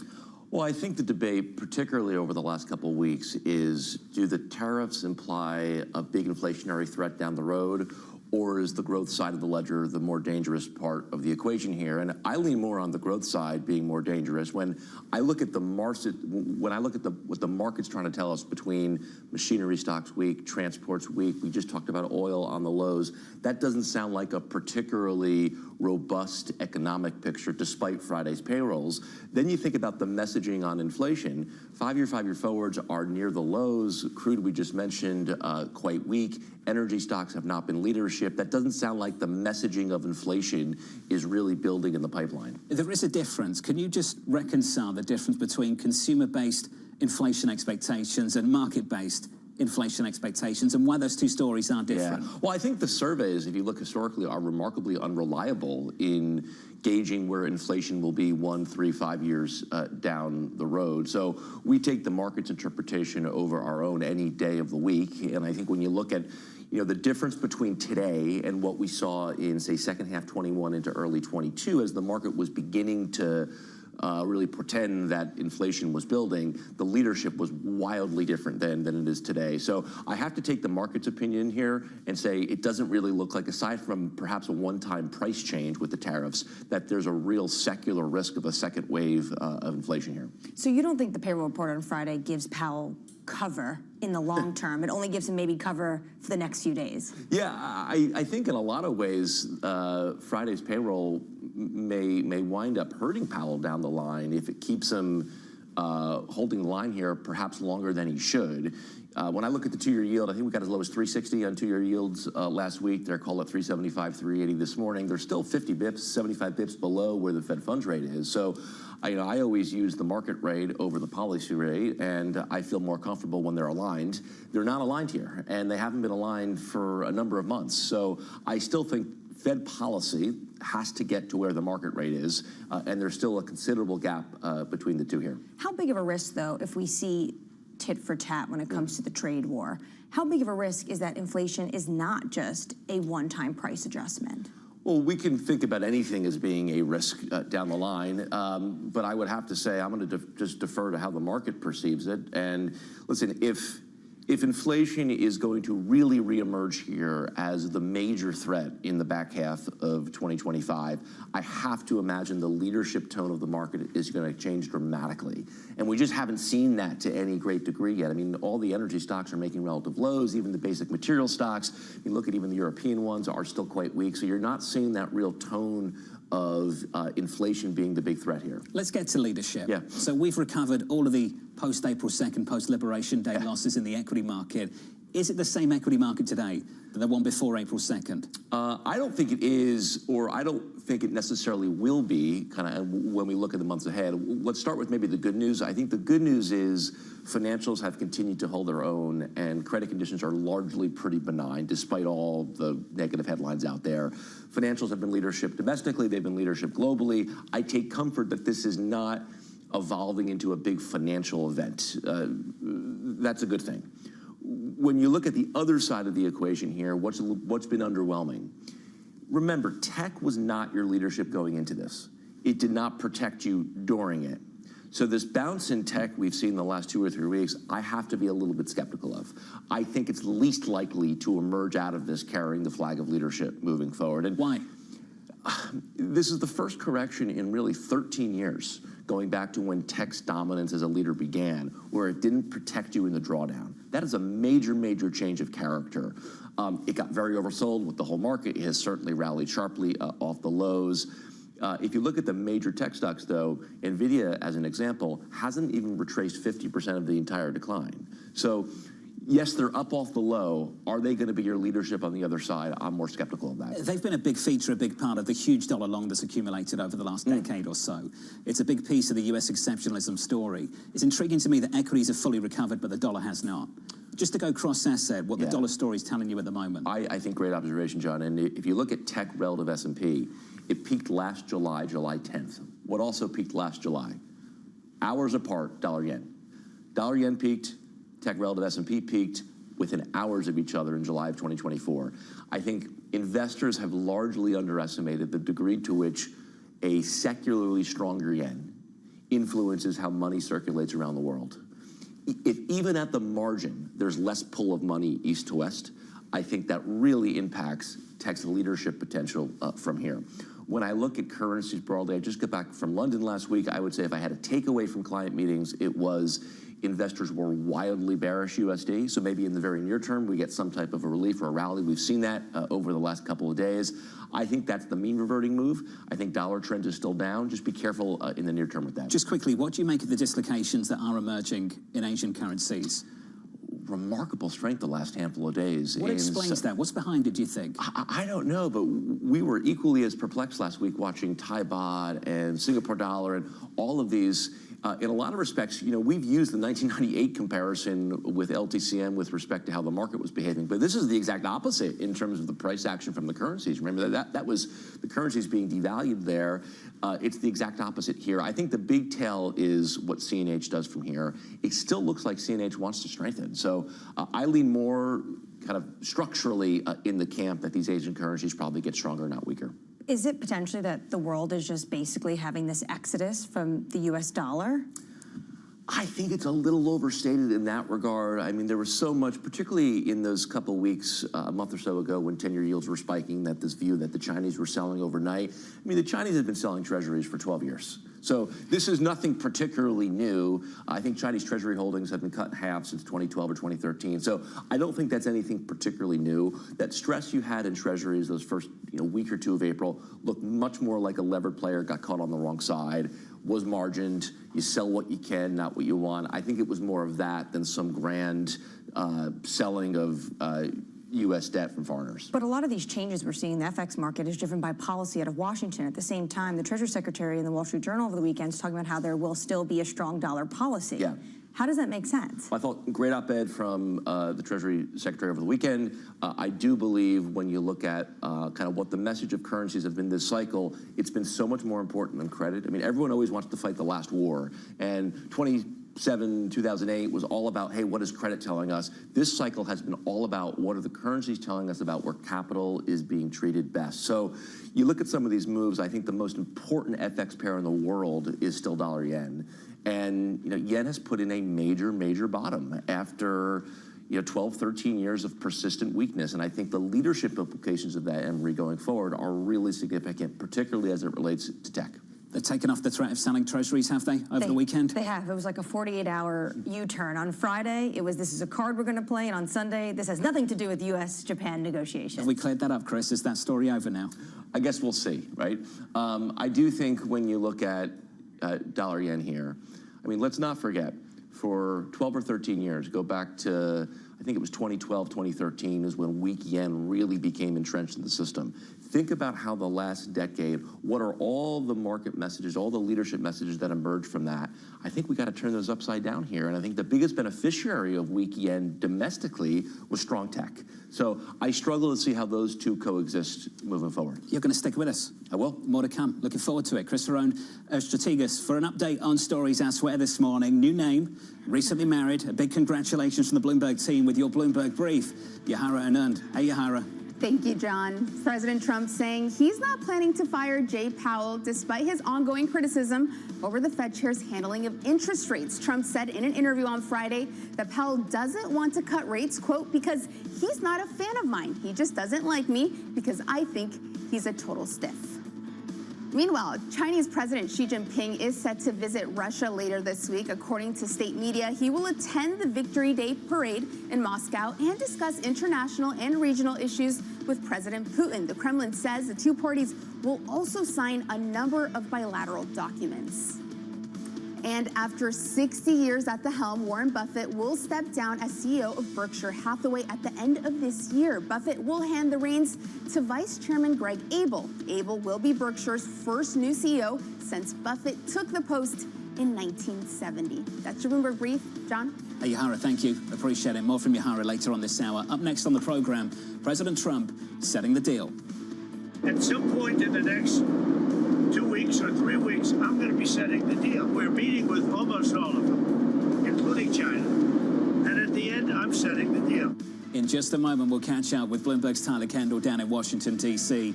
Here in New York City, good morning.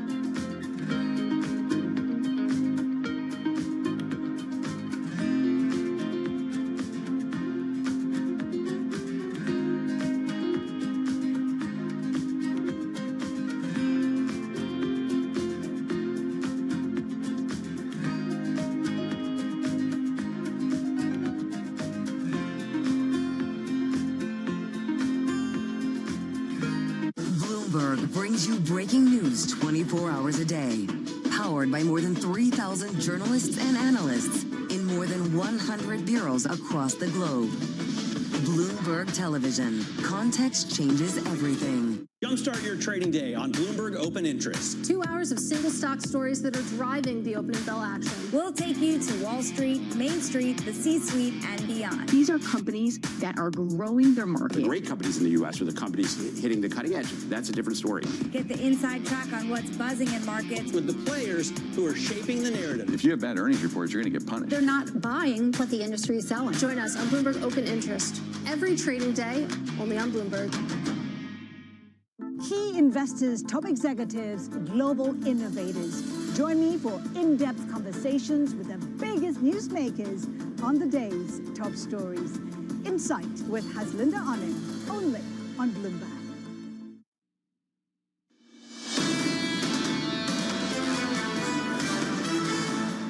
Nine-day winning streak on the S&P 500 over that period, a gain of more than 10%. A major turnaround in the equity market this morning. We're negative by 0.75% on the Nasdaq. We're down by 0.9%. For the Federal Reserve on Wednesday, Mike Gaben of Morgan Stanley The data says the Fed should wait.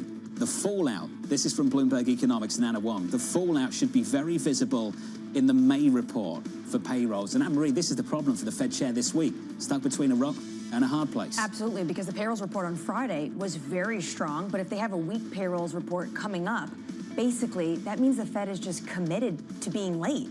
So it's very challenging right now for this Federal Reserve, especially when policy in Washington, Jonathan, is still uncertain. There's talk of trade deals, but we have not seen anything concrete. Equity futures a bit softer this morning. We're down by 0.75%. Under surveillance this morning, President Trump setting the deal.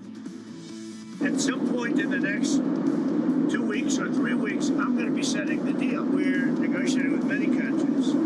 But at the end of this, I'll set my own deals. We're meeting with almost all of them, including China. And at the end, I'm setting the deal. You keep asking the same question. When will you agree? It's up to me. It's not up to them. So here's the latest this morning. President Trump suggesting trade deals are coming. The president saying discussions are happening with China, but he has no plans to speak with President Xi, at least for this week. Joining us now from Washington, D.C. is Bloomberg's Tyler Kendall. Tyler, good morning. What's the latest? Yeah, hey, John, good morning. Well, President Trump saying that he does have plans to lower tariffs on Chinese imports at, quote, some point, but didn't specify when, going on to say that the current situation amounts to a trade embargo. Now, that's not necessarily a new sentiment from the president, but comes as Beijing has insisted that the U.S. must remove tariffs on a unilateral basis to advance talks, even as the White House insists that Beijing must be the one to de-escalate first. Now, our reporting does indicate that China has hinted at a possible thaw here, saying that they are assessing the possibility of talks, as President Trump said over the weekend that his aides are having discussions with their Chinese counterparts. And Beijing has moved, at least quietly, to exempt at least $40 billion worth of U.S. goods from tariffs in a bid to shore up their own economy. And it was Stephen Myron who told you on Friday that he would be surprised if the current tariff levels were in place in a few weeks, because it would be in both economies' interests to de-escalate and quickly. Now, what it would actually take to lower those rates remains to be seen, because as you well know, the U.S.'s list of grievances against China is long and far-ranging, from fentanyl to trade imbalances to more market access for U.S. firms. But when it comes to the timeline, I will re-up one date for your radar, and that is June 19th, about 6 weeks from now, and that is the deadline for a TikTok deal. And President Trump said over the weekend he would be interested in extending that deal if there were more time needed for negotiations. And John, I bring it up because President Trump has previously said that he could lower tariffs if that's what ultimately it needs to be done in order for China to agree on a TikTok negotiation. So that's the situation in China. How quickly could we see potentially other trading partners come to the table and strike a deal with the president? Well, the administration has said that that could be in a matter of weeks. Now, of course, these deals very likely will be these frameworks of understanding, as the administration has put them, not the actual long-term deal that could take really months to hammer out those finalized agreements in those negotiations. And, of course, the administration keeps pushing us towards those countries that they have given priority to, including Japan, South Korea, India, these countries that are geographically close to China. And we do know some of the terms that the U.S. would like to see in these agreements, including boosting U.S. goods imports, particularly when it comes to U.S. LNG and agricultural products into these countries. And Japan's finance minister actually gave us an update yesterday saying that the sale of U.S. treasuries will not be involved in these negotiations, one of those factors that we had been following. And Anne-Marie, I will add one other country to this list, not likely for a trade deal, but we do know that Canada's Prime Minister Mark Carney will be at the White House tomorrow. Of course, Canada was exempted from those so-called reciprocal tariff plans. We haven't really seen much movement on negotiations when it comes to them, so potentially we could see some sort of update there. Tyler Kendall with the latest down in Washington. Tyler, thank you. With us for another round, Chris Verode of Strategas. Chris, let's get to the Federal Reserve, the Fed and the President of the United States. He's a stiff, he's not a fan of mine. What's your reaction to that? I think the medium is certainly unusual with which the criticism is said. But however, I think we need to remember that historically, this question of Fed independence, when we look back, you know, I think it was in Paul Volcker's memoir, he talked about how Reagan and Baker invited him to the White House. They moved him from the Oval Office to the library so it wouldn't be recorded, and asked him to not raise rates at the next meeting. And you know, there's the story I think the Richmond Fed wrote about one time, Johnson inviting the Fed chair down to his ranch in Texas and pushing him around, getting physical. Nixon had this as well. So I think the medium here is certainly interesting that it's on social media and Twitter and all the like, but this conflict between the Fed and the president is nothing new relative to history. But the jawboning in itself, is that damaging? Find me a president who hasn't jawboned the Federal Reserve in some capacity. We just This gave three much out loud, so publicly? I think the medium, as we said, is unusual. Social media, it's certainly much more public, but you go back historically, I don't think it's anything out of the norm. And frankly, I think the president has a decent case to make with where the market rate is. And this is what I always struggle with the Fed. They get very, very obsessed with their own forecasts, and they lose touch with where the market is. I think it was at the IMF a few weeks ago, Kevin Warsh talked about this, the hubris of the right side of the decimal, right? They get very obsessed with the right side of the decimal, and they miss the big picture, which is the left side. The Treasury Secretary had an important point to make, and you alluded to it earlier in the conversation, so I imagine you agree with him. He said, look at the front end of the curve, look where the 2-year yield is, and compare it to where Fed funds is. And he said that's the market signaling this Federal Reserve should reduce interest rates. Would you put some weight on that theory too? I do, and it's kind of what we always talk about. We joke in our work, who needs Fed speakers when you have the 2-year yields? And, you know, I look back to what the conditions were in September, right? So Powell went 50, right? 50 invokes emergency, right? He went 50 with stocks at all-time highs, credit spreads at all-time tights, gold making new highs then. So if that met the criteria for what that Fed was looking for at the time, I just don't quite understand how this doesn't meet the criteria of that today. Some people might say that the risk is that the data turns over because of the policies announced in the last month, but the policies themselves could be reversed in the next few weeks. So what does the Fed do? What should they do? I think they should cut in June. I think they'll wind up cutting twice more this year, 3 times. I think that's the optimistic take. I worry if they're late here, they're going to have to wind up cutting more down the line. And you kind of think about the last 4 or 5 years. We know the example of 2018, the Powell pivot around December. It went from October, we're nowhere near neutral, to December, we're in an emergency. So things can change quickly, John, as you know. You go to 21 into 22. They were late to hike. We saw the consequences of that. And I think the risk here is not that inflation means they'll be early or late. I think the risk here is that the growth side of the equation suggests they'll be late on the easing cycle. Well, if they're waiting for the soft data to really turn into the hard data, aren't they committing to being late?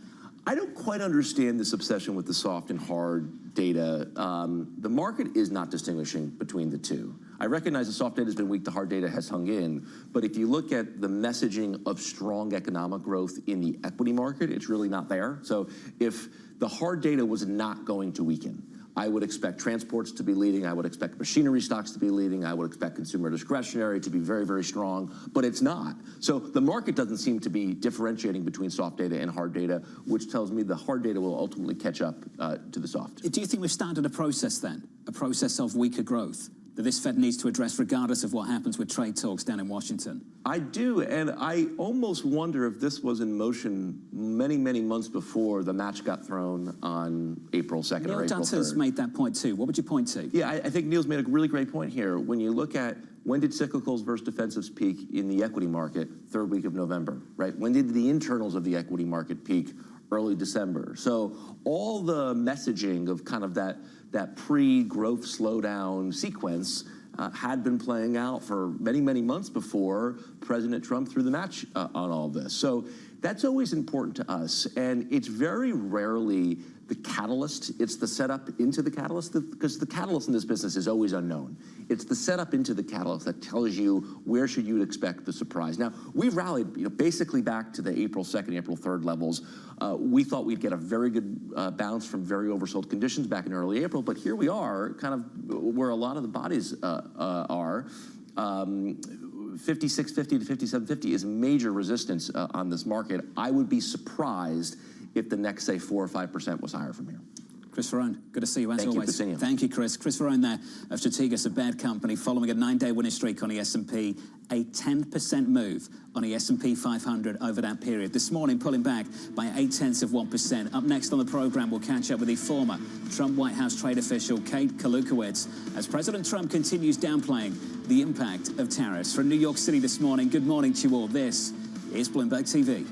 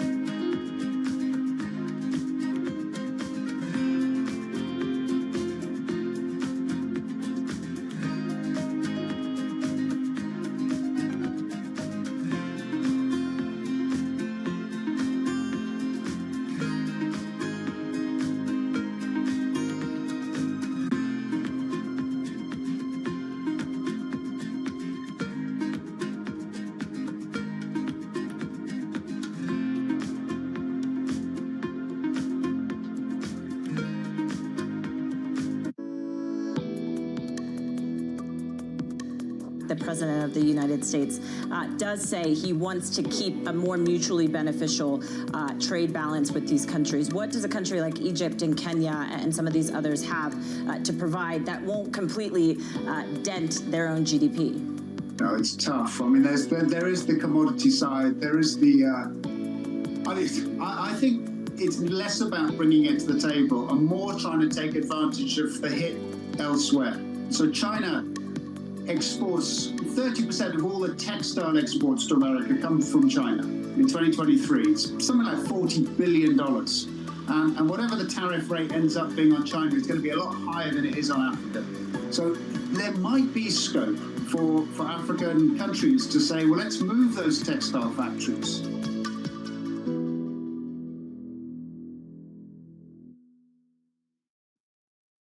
Is this a negotiation or the new rules of the game? It could be either. It is up to the president how he wants to negotiate. The higher the tariff, the faster they come. A 90-day pause is not an eradication. The trade negotiations are moving quickly. There will be deals cut. Trust Bloomberg for all the context and clarity you need as the tariff and global economy story evolves. This year's bear case, very quickly, becoming the base case. Nobody covers tariffs like Bloomberg. Context changes everything.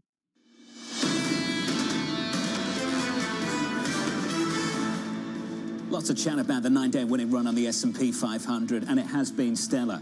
9 days of gains up by more than 10%. Equities this morning down about 0.8% on the S&P. But speaking to the chop, the volatility, the back and forth and the trade talks of the past few months, that was the first back-to-back weekly gain on the S&P last week since January. We've been back and forth and all over the place. On the Nasdaq, we're down about 1% this morning. On the Russell, we're down by 0.9%. With a few hours to go until the opening bell this morning with your morning movers. Here's Danny Berger. Hey, Danny. Hey, John. We are looking at Berkshire Hathaway declining in the pre-market trade just under 2%. Warren Buffett announcing that he will indeed be stepping down as CEO. This announcement itself probably not a surprise. Maybe the timing. He also said that Greg Abel, who he's telling the board to nominate as the CEO, wasn't aware that he would make the announcement over the weekend too. CFRA saying that this will be a year of transition for Berkshire Hathaway. So those shares down 1.8%. Media companies also under pressure this morning in the pre-market trade. Netflix is down. Disney is down. This comes after President Trump putting on Truth Social that he would tariff foreign films 100%. There's a lot of questions as to what that tariff would exactly look like, how you even value movies for tariff purposes, what it looks for movie industry that's gotten increasingly global. So shares down 4.5% in the pre-market. We also have some earnings to get through. We're going to hear from Hims and Hers after the bell. I just want to point out how much optimism is being priced into this company, this telehealth company, ahead of that. Shares are up 2.4% in the pre-market. Last week, we learned that Novo Nordisk would be allowing them to sell a discounted version of Wegovy on their site. That's sending shares higher, and again, we'll hear from them after the bell. John? Danny, thank you. More from Danny later on this morning in the next hour. 3 of the stocks to watch going into that opening bell. On our radar this morning, one of our top stories, President Trump signaled trade deals might come as soon as this week, suggesting his aides are having conversations with their Chinese counterparts, but saying he has no plans to speak with Chinese President Xi Jinping. I think it's important when you're looking at what actually might happen this week or in the next few weeks. You have to separate China from everyone else. The Wall Street Journal this morning saying there could be a trade deal announced this week. That would be one of these partners that they've been having constant conversations with. Not sure who's in the front of the list, but we know they're having conversations with Korea, India, Japan, and then there's China. And the president said yesterday, at some point, I'm going to lower the tariff rate, because otherwise you can never do business with them. Basically, what he's saying out loud is this means it's a trade embargo, and I know that it's unsustainable. So at some point, I'm going to have to lower that rate. How can this be addressed? Do we have to revisit the purchase agreements of several years ago? This is a conversation we started to have last week. The Treasury Secretary says perhaps. And I wonder, in addition to China, whether Europe is focused on the same thing. Because when we talk about trade deals, and we'll have this conversation in a few minutes' time, full comprehensive trade deals take years to make.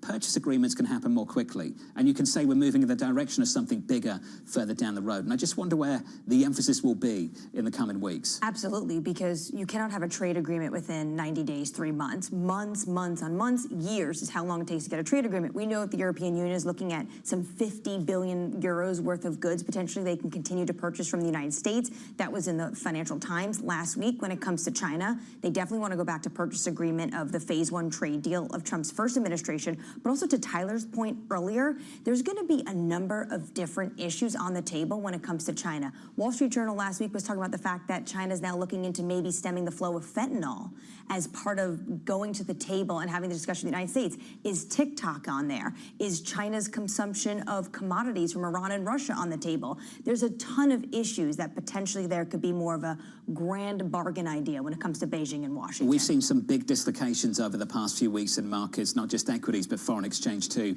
Check out Taiwan. The Taiwanese currency absolutely surging recently. Sources telling Bloomberg that Taiwan's central bank intervened to slow its appreciation following speculation that exporters are converting their US dollar holdings back into the island's currency. Because they're concerned over the dollar's outlook and speculation of this trade deal. What I find so fascinating about this is not just the fact that we're seeing this intervention, but also the verbal intervention from the governor. We urge market commentators not to speculate irresponsibly about the foreign exchange market, as such comments can destabilize the market and potentially impact the broader economy. So it's your fault, analysts. Good morning. We've said for weeks now it takes a long time to fully internalize the impact, the consequences of the changes that this administration is pushing. And I think the moves that we're seeing in foreign exchange over in Asia are a decent example of just how difficult it is to do that and how much time it takes to. I want to turn to commodities because we're seeing big moves there as well. Brent's down by 1%, WTI's down by 1% also. Crude prices dropping after OPEC Plus announced plans to increase supply next month. The move raising concerns of an oil glut as global trade disputes threaten to undercut energy demand. What the objective of the Saudis is.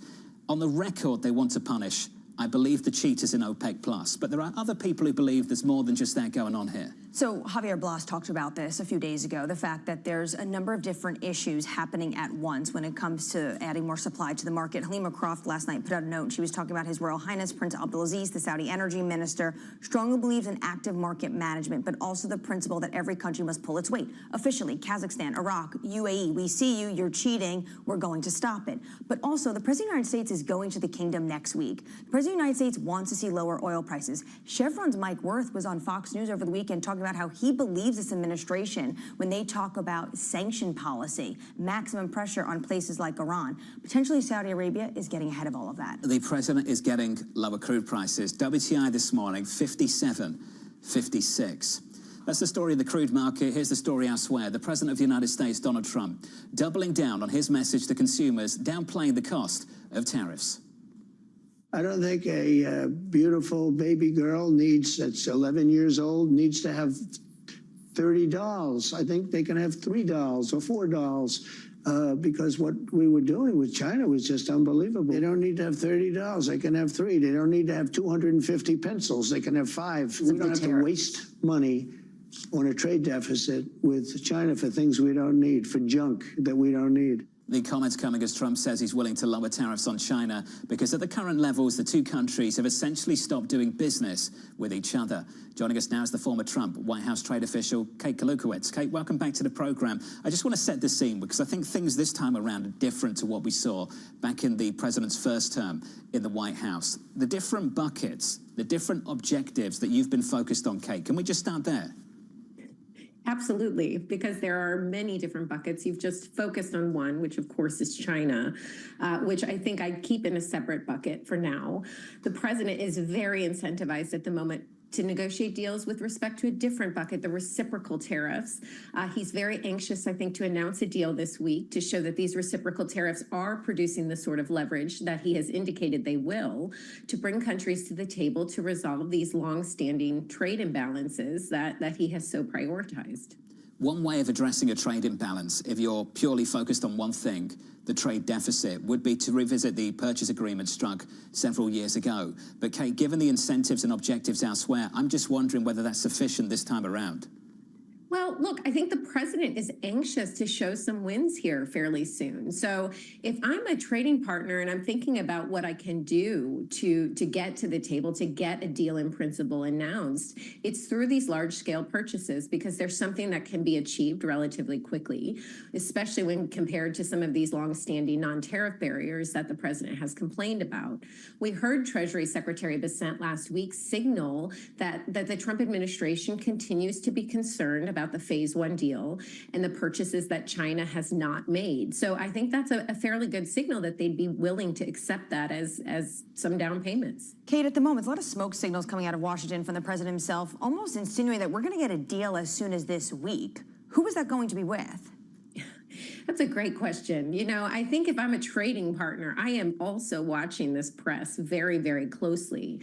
You know, the president is under increasing pressure to produce a deal because, of course, the American public are growing concerned about all of these tariffs. I think congressional Republicans as well are weighing in privately, wanting the president to show that we are not going to be under these tariff raids forever. So if I'm a foreign trading partner and I see this pressure, it does increase my leverage as well. You know, we have seen, of course, increased optimism around talks with Japan, Korea, and India. So I suspect one of these nations will be the first to go. John mentioned earlier the fact that trade deals take a very long time, which is maybe why the administration is going to lean on purchase agreements. We know the president from the first administration does not like MOUs, but can you give us a sense of what kind of outline we could see when actually he announces an agreement with a trading partner? Yeah, you know, trade deals do take a long time. And as a former trade negotiator, including with the European Union, you know, these comprehensive single undertakings take years and years and years. These are not those trade deals, though, and I think it is important to remember the United States is bringing to the table one offer, and that is not to implement reciprocal tariffs. It's really up to the trading partner to signal what it is prepared to do in return. So I think the president would be willing, in principle, to accept some very high-level commitments that it can pocket and then move on toward more regulatory reform or longer-term tariff reduction. So I do think we could have, you know, some of these very high level in principle agreements, not MOUs per se, but agreements from our trading partners, as you said, to make high value purchases, to bring tariffs down unilaterally. But in some ways, I think we can move faster than some of these previous free trade agreements that we had done in the past. Kate, you've been in the room. Can you just share with us your experience? We all hear lots about the European bureaucracy. How difficult is it to negotiate with the Europeans?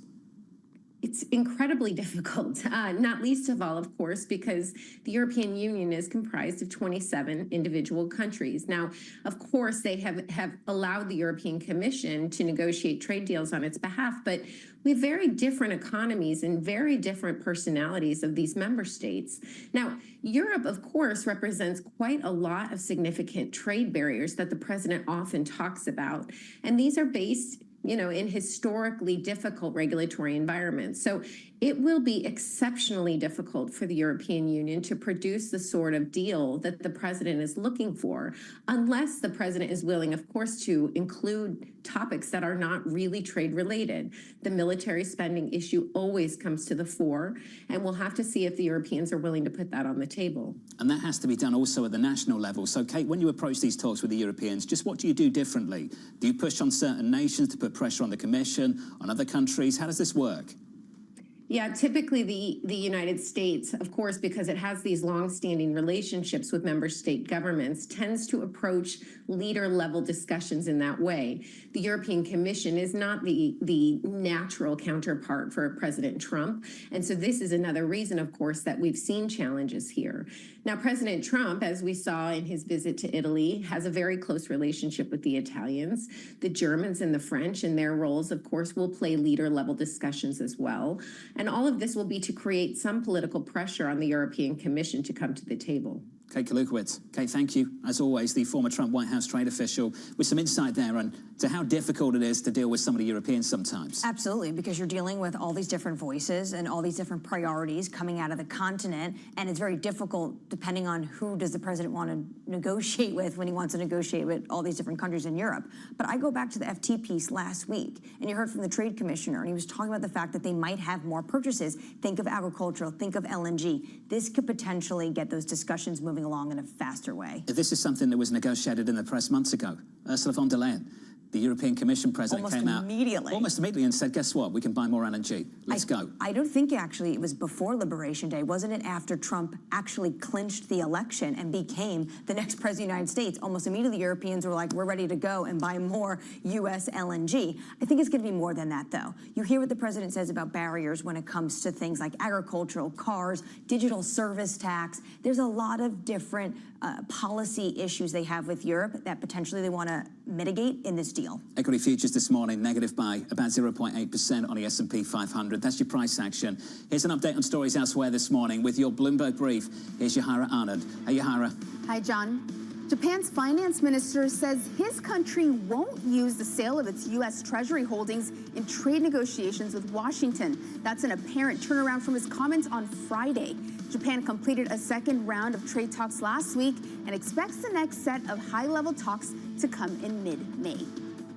Meanwhile, Shell is considering an acquisition of its rival BP, sources telling Bloomberg. A final decision will likely depend on whether BP's stock continues to slide after losing nearly a third of its value in the last 12 months. Deliberations are in the early stages, and Shell may opt to focus on share buybacks rather than a merger. And the Trump administration is planning to release a proposal to modernize the U.S. air traffic control system this week. The need for the upgrade was highlighted on Friday when United said it would cut 35 daily round trips at Newark International Airport due to technology breakdowns and a staffing crunch. That's your Bloomberg brief. John? Yahira, thank you. There was one air traffic controller, I think, quoted in the press over the weekend saying that Newark isn't safe. So do you know how many people sent me that and said, I really hope you're taking the Acela down to Washington, D.C. every time you go? When you have an air traffic controller coming out and saying, this isn't safe, don't fly, scary stuff. That's quite a shocking quote, that's for sure. Up next on the program, picking your own data. When does it become the Trump economy? It partially is right now, and I really mean this. I think the good parts are the Trump economy and the bad parts are the Biden economy, because he's done a terrible job. He did a terrible job on everything. Up next on the program, Kurt Ryman of UBS joins us next from New York City. This is Bloomberg.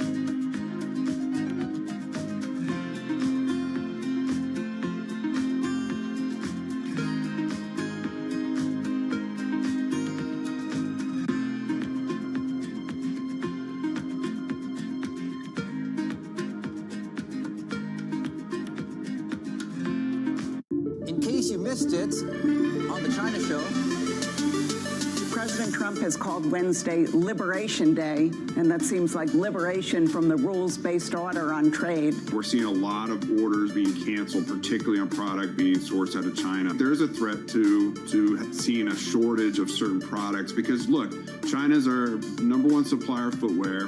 When I got this job 15 years ago, it was 88% of our volume to the U.S. It's now 56% of our volume. But the fact of the matter is, most of that volume is for price-conscious consumers here in the States. One of the things you see here when you talk to suppliers and buyers is that this essentially gives Asia and Africa to Chinese supply chains an influence, because now as American firms have to focus more on the home market, the companies and organizations with the money to invest in new areas, that will be mostly Chinese money. don't miss the China Show live every weekday. Africa, a region rife with potential for growth and opportunities, but not without its challenges. Bloomberg highlights the biggest stories, interviewing key players, and reporting on the issues impacting the region. Join us as we get to the heart of African business, politics, and economics, and ask the question, what's next? I'm Jennifer Zabasaja, and this is Next Africa. New episodes every month, only on Bloomberg. Our global headquarters in New York, I'm Danny Berger. Welcome to Bloomberg Brief. Let's set your agenda. Bloomberg Brief delivers the market news, data, and analysis you need live every weekday only on Bloomberg. Context changes everything. earnings season is here. I know it's like your Super Bowl, right? I can't wait. It's like opening presents in the morning. All right, it will be exciting. Nobody covers earnings like Bloomberg.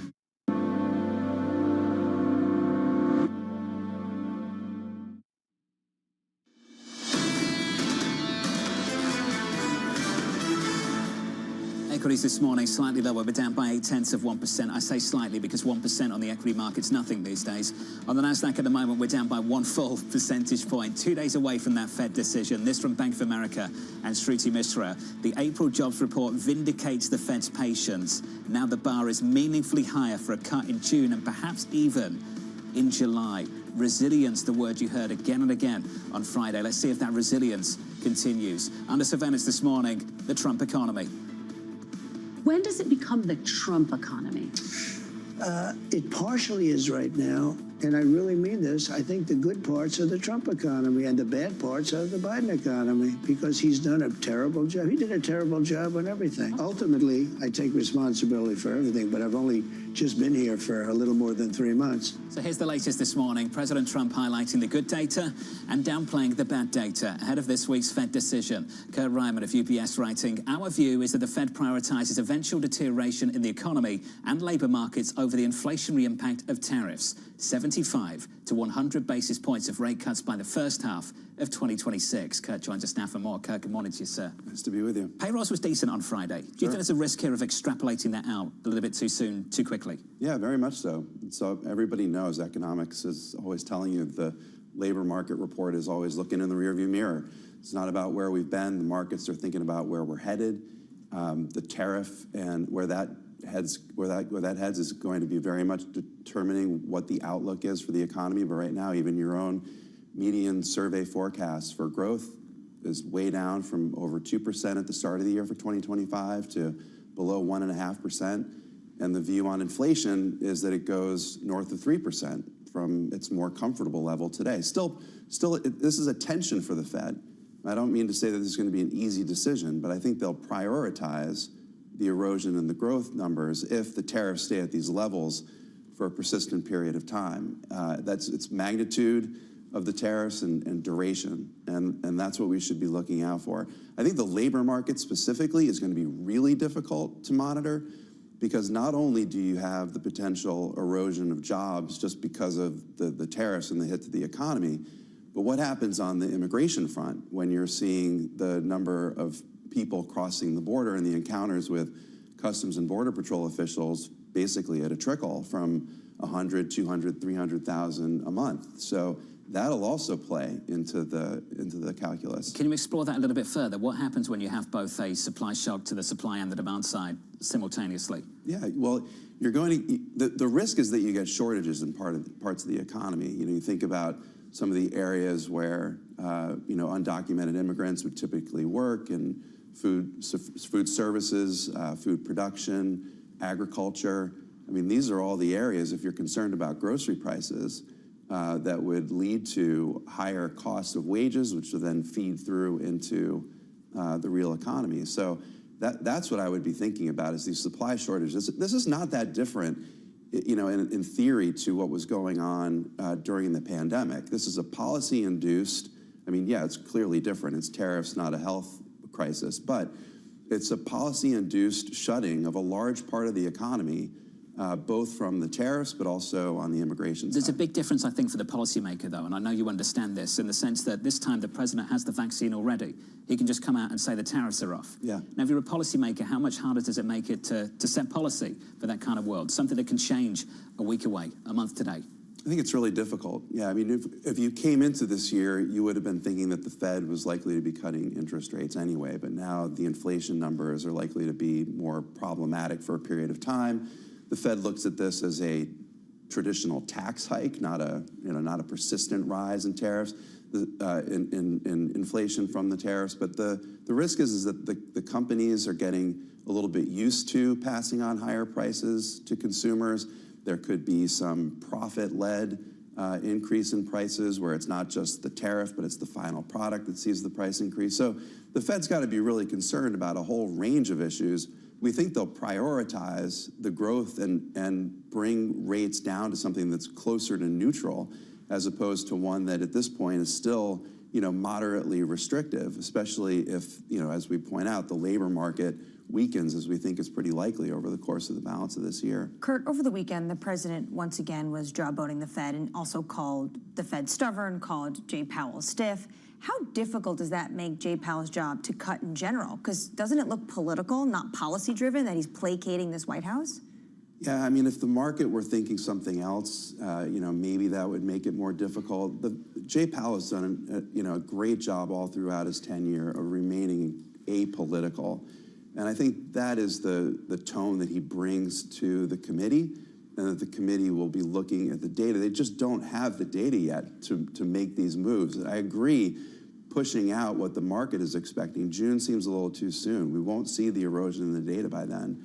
But come September, I think this decision is not going to be as difficult. Well, what about the totality of the data? What about all the soft data? What about the anecdotes they're hearing from their districts? Isn't that showing that there is concern that growth is weakening? Sure, yeah, I think that's right. Yeah, the survey data has been across the board weak, but it has to show up in consumers on a buyer's strike, or the labor market data actually where you're seeing companies fire workers.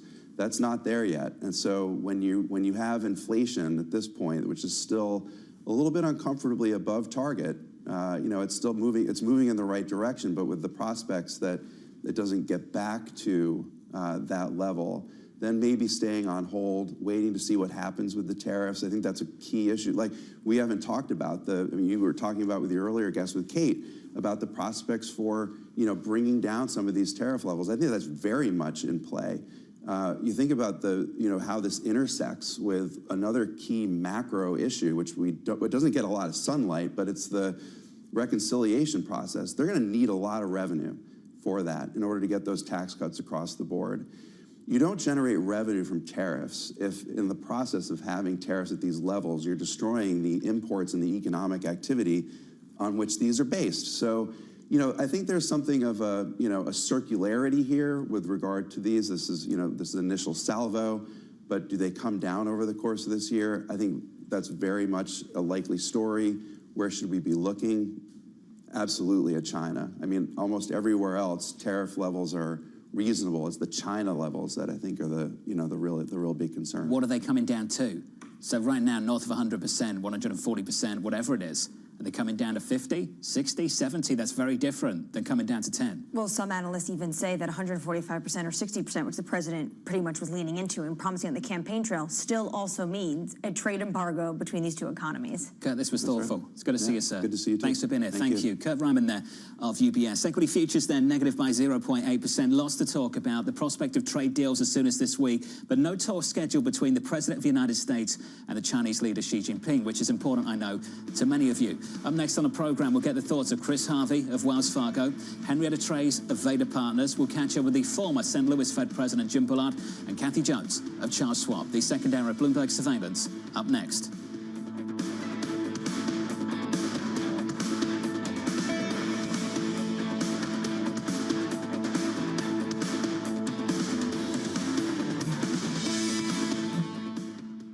Listen carefully. Can you hear the rhythm in the markets? Not just in the syncopations triggered by inflation, but in the preludes leading to global elections, in the dissonance that moves the Nikkei, and the rising course conducted by AI. There's music in the markets, and if you want to learn to listen for it, we'll show you how.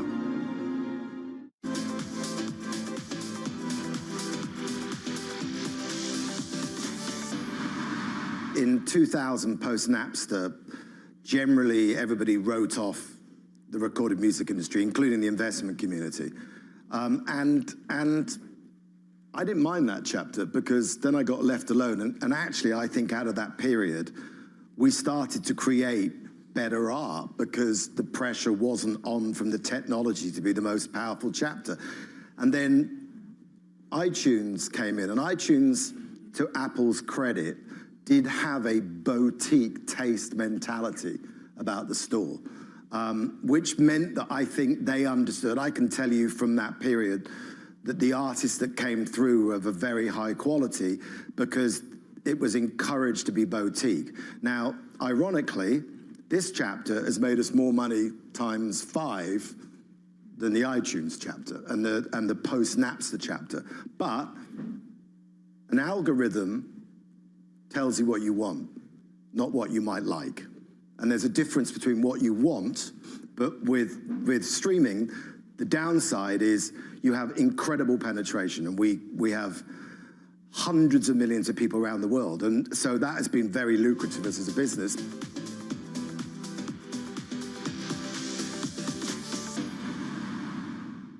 Morning, this is Bloomberg Daybreak Europe. I'm Tom McKenzie in London. These are the stories that set your agenda.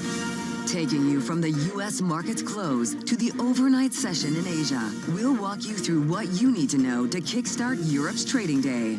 Live from our European headquarters, we bring you the day's top market-moving stories, unmatched expert analysis, and on-the-ground reporting from across the continent. Tune in to Daybreak Europe, only on Bloomberg Television. Context changes everything. Asia is at the forefront of some of the world's biggest stories. And we're here, where the action starts in Sydney. And in Tokyo, get ahead as the global trading day begins. The Asia Trade, weekdays, only on Bloomberg. Tune in to Bloomberg Business Week Daily. We got to talk crypto. From the magazine that helps global leaders stay ahead. What's the conversation around your company? Bringing you insight on the people, companies, and trends shaping today's complex economy. Planning very big things. A new level of premium. Plus global business, finance, and tech news as it happens. The floodgates of innovation are going to open up. You can't fake passion. You either are or you aren't. Bloomberg Business Week Daily, only on Bloomberg.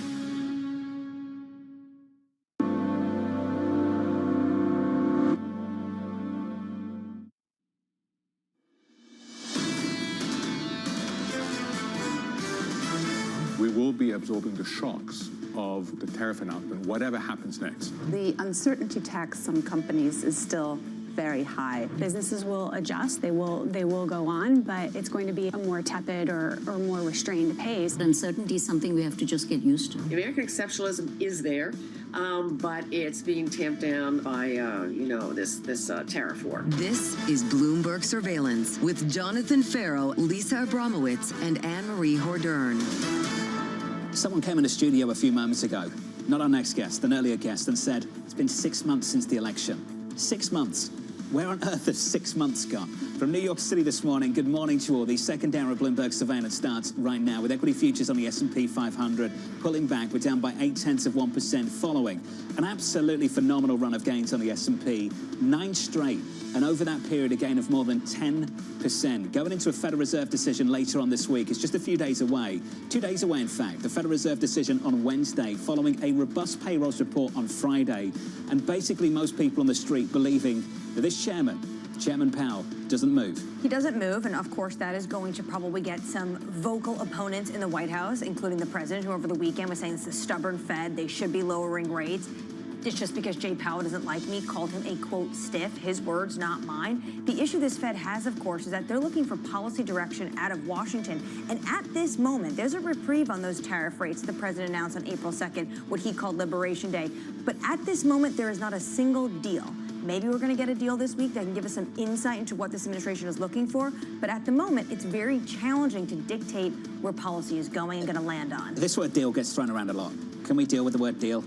What does a deal actually look like between two countries at the moment when everybody who's got any experience doing any of this will tell you it takes years to strike a full comprehensive trade deal? What is a deal in Washington? I think you hit the nail on the head earlier when you said, are we just going back to purchasing agreements? We know that this president hates trade deficits. So how do you get around that? You start buying more American products. The Europeans, maybe we'll buy more soybeans. We're going to buy more LNG. The only trading partner where it's going to be more than just that, of course, is going to be China.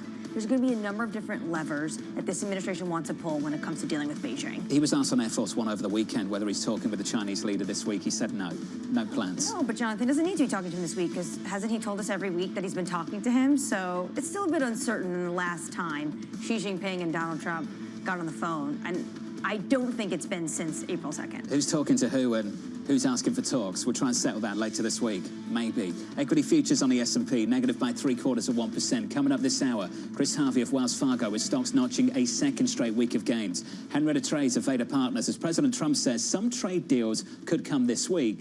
And the former St. Louis Fed President Jim Bullard on the FOMC's tariff and Trump tightrope. We begin this hour with stocks lower following the longest winning streak in some 21 years. Investors awaiting possible trade developments and a Wednesday Fed decision. Joining us now, Chris Harvey of Wells Fargo. Chris, good to see you, sir. Good morning. Good morning. You said it a number of weeks ago. We had a crisis of confidence. That's right. Last month. Have we addressed that crisis of confidence? We've addressed it. So the big issue was the administration hearing the feedback loop from the markets, from individuals, from people in Congress? And the answer is yes, they've heard that, right? And they've adjusted their behavior. That's a good thing. To your point about what does a trade deal look like, that's a big question, right? So what we're saying is, hey, you're at the high end of the range. If you get some granularity on a trade deal, yes, we can break out at the high end of the range, but you need granularity. And what does that exactly look like? That's the big question. And with who? I speak to economists, and they're still worried about the hard data catching down to the soft. I speak to investors, and they're willing to look through some of it, focused on the forward look offered by the policy moves down in Washington. How would you weigh one versus the other? You can look through the data if you start to have confidence that we're moving forward and we're making big granular gains with folks in Asia, folks in Europe, North America. If you believe in that, you'll look through the data. If you think, this is kind of a hiccup and we're back to tariff, then you're not going to look through it. It's that simple. Trade deals might happen with most of the trading partners, barring China, though. How do you look through any of this when you don't know how the trade deal is going to look with China and where that final rate is going to settle on? Yeah, so I would agree with you that China, the administration believes or seems to believe that China is the existential threat. And so you really don't want to deal with them. I think a lot of the rhetoric around China and the U.S., that's all that is. I'm not expecting anything really positive. But if you do get some positive or constructive development from Asia, from the EU, from North America, you can start to make some real gains, and you're not as worried about the economy. The other thing that I think the administration is saying is, hey, if we're going to disintermediate China, you're going to get some of those spoils, you're going to step up to the plate and help us out, and that's a good thing. And the last thing I would say is that the underlying economy, while it's slowing down, wasn't in a bad place before all this started. You sound positive on trade deals. Do you think we're past peak uncertainty? I think we're past peak uncertainty. And what we do is we look at it this way. He went very hard very early. In order to get that pressure back, I think you'd have to put us into recession. I don't think this administration wants to go into recession because what it would mean a higher deficit, more job losses, you'd have a negative wealth effect, and popularity wouldn't be rising as you get closer to the midterm elections. So I think we have, but it's not smooth sailing from here. The stocks have recovered at the index level on the S&P since April 2nd. Yeah. The dollar has not recovered. As you look at things right now, given the dislocations of the last month, are there certain things being left behind, certain things you want to lean into? So our thought process isn't that different. We wanted good risk rewards. We want to balance that with some low vol or defensive. The thing that's new and different to us is at the margin, a lot of the AI trade is looking a lot more attractive. A lot of these names are in a bear market. The risk rewards, valuations have come down significantly. And when we talk about the AI trade, it's things in utilities, it's things in industrials, it's things in tech. It's not just tech alone. And so what we're seeing on the margin is that AI trade or the risk reward is becoming a lot more attractive. And that's what we're seeing, becoming more positive on the margin. Outside of the AI trade, can you say the same about the rest of the market? At the index level, if you're looking at the S&P this morning, the risk-reward profile of the S&P 500 going into a couple of weeks of important trade negotiations, what's that profile now? The profile, so you can go one of two ways, right? If you look at the second half of the year, do you believe the Fed's going to be cutting rates? We do. Do you believe that the economy is going to go in a slowdown, but not, right? Let's talk about recession for a second, right? If it's a recession because balance sheets are upside down and backwards, you can't pull out of that. You need the creative destructive process to stop that. Here, what we're doing is we're repricing risk, we're repricing expectations. You can pull out of that so the economy can improve. We haven't had M&A or real M&A in a while. We've talked about that. We haven't seen the benefits of the deregulation. We can talk about that.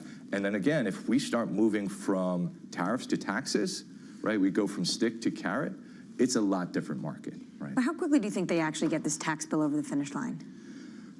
How do I think it, or when do I think it? When do you think? I think you have to get something granular by, say, January, because nobody wants to stick around in D.C. in August.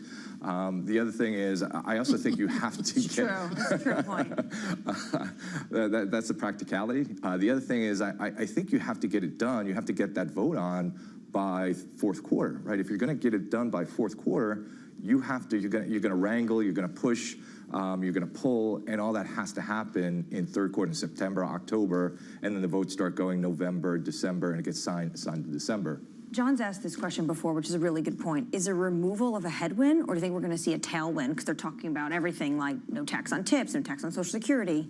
I think it's a...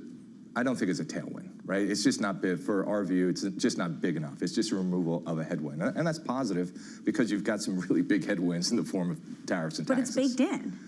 It is baked in, but again, if you believe that deregulation, really, you haven't seen the benefits of deregulation, you're going to have taxes out of the way. What are we talking about? We're talking about uncertainty. Suddenly we have certainty, now we can price things a lot differently. The Treasury Secretary writing over the weekend in a Wall Street Journal, Scott Bessent, saying this: the American people should expect to hear the engine humming during the second half of 2025, which is basically what Chris Harvey just told us then. And he's basically just talking about the fact that you have to look at all these policy proposals together. He talks about all the time this three-legged stool, and right now everyone's only been talking about tariffs. He's like, wait till we start talking about taxes, wait till you start seeing deregulation actually usher itself through the economy. We'll see more jobs, more manufacturing, more growth, a more robust national defense, higher wages, lower taxes, less burdensome regulation, cheaper energy, less national debt, less dependence on China. Is all of that achievable in the back half of this year? That's a lot. Is all of that achievable? Probably not all of that's achievable. Some of that is achievable. And as long as we make progress on a good chunk of that, I think we're in a pretty good spot. But yeah, that's a lot to do in a very short period of time. He adds also one more point to that list, which is also with a strong dollar. Right. How is that possible? Don't know. So what I do know is that they've talked about lower oil. We have lower oil. They've talked about lower rates. Rates appear to be coming down. I do think we're going to be cutting in the second half of the year. Dollar, I don't know how you get a stronger dollar from here. It's questionable. You could, right? Because coming into this year, everyone thought the dollar was strong. It rolled over. So maybe expectations are wrong once again. We'll see. Can we finish on energy equities so I can mention what's happening in the commodity this morning? Sure. Brent is down, WTI is down, right. OPEC Plus is pushing. I should say the Saudis are pushing more supply into the market. How difficult are things on the equity side in energy? So we've been underweight energy for a while. It's performed pretty well, partly because a lot of stocks are value stocks, but now they're beginning to underperform. I would say on the energy side, it actually hasn't been a bad year. You've seen some pretty good runs on the energy names, but I think that's more because of the value stock and their characteristics than the underlying fundamentals. Chris, it's good to see you, as always. You too. Thanks for dropping by. Chris Harvey of Wells Fargo, only a month ago discussing a crisis of confidence in this market, a big turnaround in the past few weeks. Big turnaround, what you're seeing in this market. Basically, you started April, almost how we ended April, even though there's tremendous amount of volatility. The Treasury Secretary said something to me that I'm reminded by when Chris Harvey speaks. The VIX already peaked. Peak uncertainty may well be behind us. I think Bessent's traded this quite well over the last month. If he was still trading, I'm not implying he is trading, just saying that he's traded it quite well if he was still trading. Let's get you an update on stories elsewhere before we get into trouble. Here's your Bloomberg Brief with Yahara Anand. Hey, Yahara. Hi, John. Taiwan's dollar surged by the most in over 3 decades on speculation exporters are rushing to convert their holdings of U.S. dollars to the island's currency. Traders are betting that Taiwan's central bank may be allowing the currency to appreciate ahead of a U.S.-Taiwan trade deal. Strategists also point out the currency's strength is being amplified by life insurers rushing to hedge their U.S. debt holdings. And Spain's high-voltage electricity grid suffered more generation disruptions than previously known ahead of the country's largest-ever blackout. That's according to the Spanish government. It's now seeking to identify the plants where generation collapsed and why, and says determining the cause could still take months. And President Trump said he would further extend the deadline for TikTok to be sold to a U.S. owner if needed. He said he has a warm spot for the app and would like to keep it available for Americans. The president has already extended the deadline twice for ByteDance to divest its U.S. operations. That's your Bloomberg Brief. John? Yahara, thank you. It's just like a rolling extension. What kind of incentive is there for the Chinese government to give the green light to sell when they know they'll just keep receiving a rolling extension? from the president. There's no incentive right now unless potentially it comes down to trade negotiation and tariff rates, and they are very concerned. I just have to say, what a 180 from Donald Trump. Huge. First administration, this was huge national security as we have to get rid of it. Second administration, well, I have a warm spot. It helped me win the election, I think. Maybe we try to keep it around. Complete U-turn on this issue, that's for sure. Up next on the program, President Trump setting the deal. At some point in the next 2 weeks or 3 weeks, I'm going to be setting the deal. We're meeting with almost all of them, including China. And at the end, I'm setting the deal. Up next, Henrietta Trays of Vader Partners, live from New York City this morning. Good morning.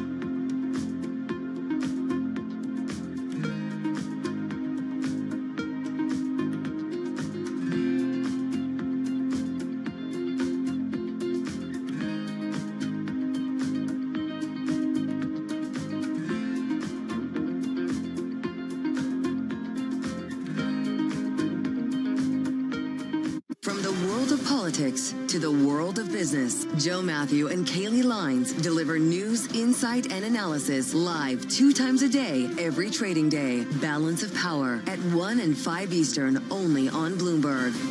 Jumpstart your trading day on Bloomberg Open Interest. 2 hours of single stock stories that are driving the opening bell action. We'll take you to Wall Street, Main Street, the C-suite, and beyond. These are companies that are growing their market. The great companies in the U.S. are the companies hitting the cutting edge. That's a different story. Get the inside track on what's buzzing in markets. With the players who are shaping the narrative. If you have bad earnings reports, you're going to get punished. They're not buying what the industry is selling. Join us on Bloomberg Open Interest. Every trading day, only on Bloomberg.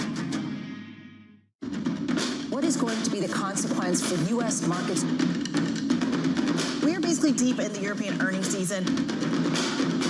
Take a look at how we're faring when it comes to Asian markets.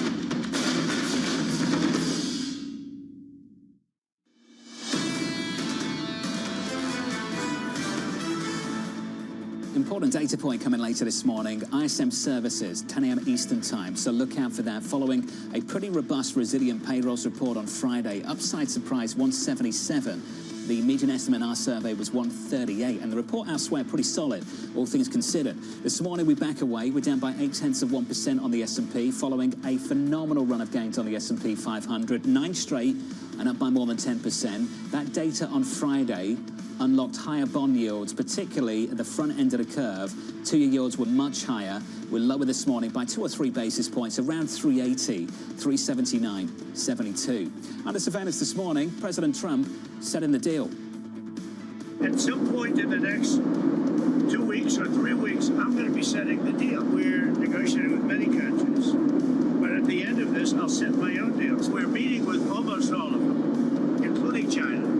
And at the end, I'm setting the deal. You keep asking the same question. When will you agree? It's up to me. It's not up to them.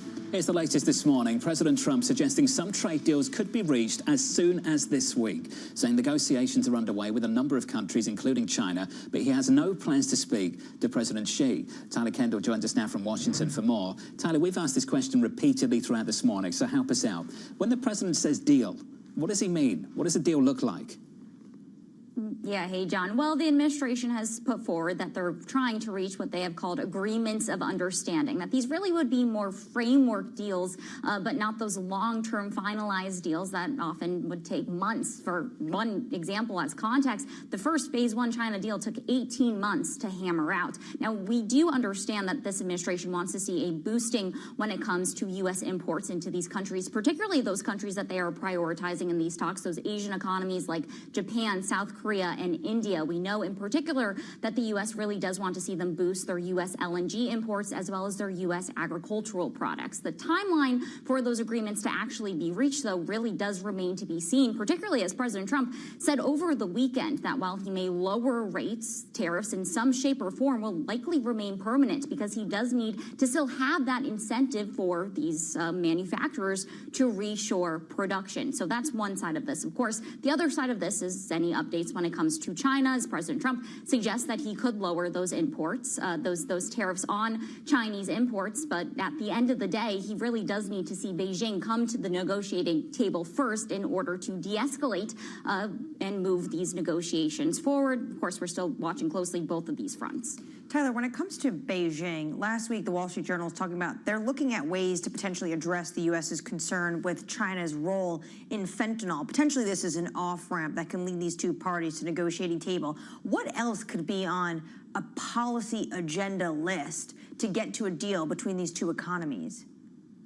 Right, and as Treasury Secretary Scott Bessent has said, this is strategic uncertainty, particularly when it comes to China, because there is such a range of policy goals on the table here. You mentioned fentanyl, but of course we know the trade imbalances as well as opening market access for U.S. firms, not to mention the TikTok deal that you guys were just discussing, as President Trump has previously floated that he could lower tariff rates if that's ultimately what it takes to get these negotiations done. At the end of the day, though, this White House is pushing forward that the current tariff rates in place essentially amount to a trade embargo, and that it's in both economies' best interest to de-escalate and quickly. You had Stephen Myron on Friday telling you that he would be surprised if the current tariff levels that are in place are still there in the coming weeks. Tyler, thank you. Tyler Kendall, down in Washington, D.C.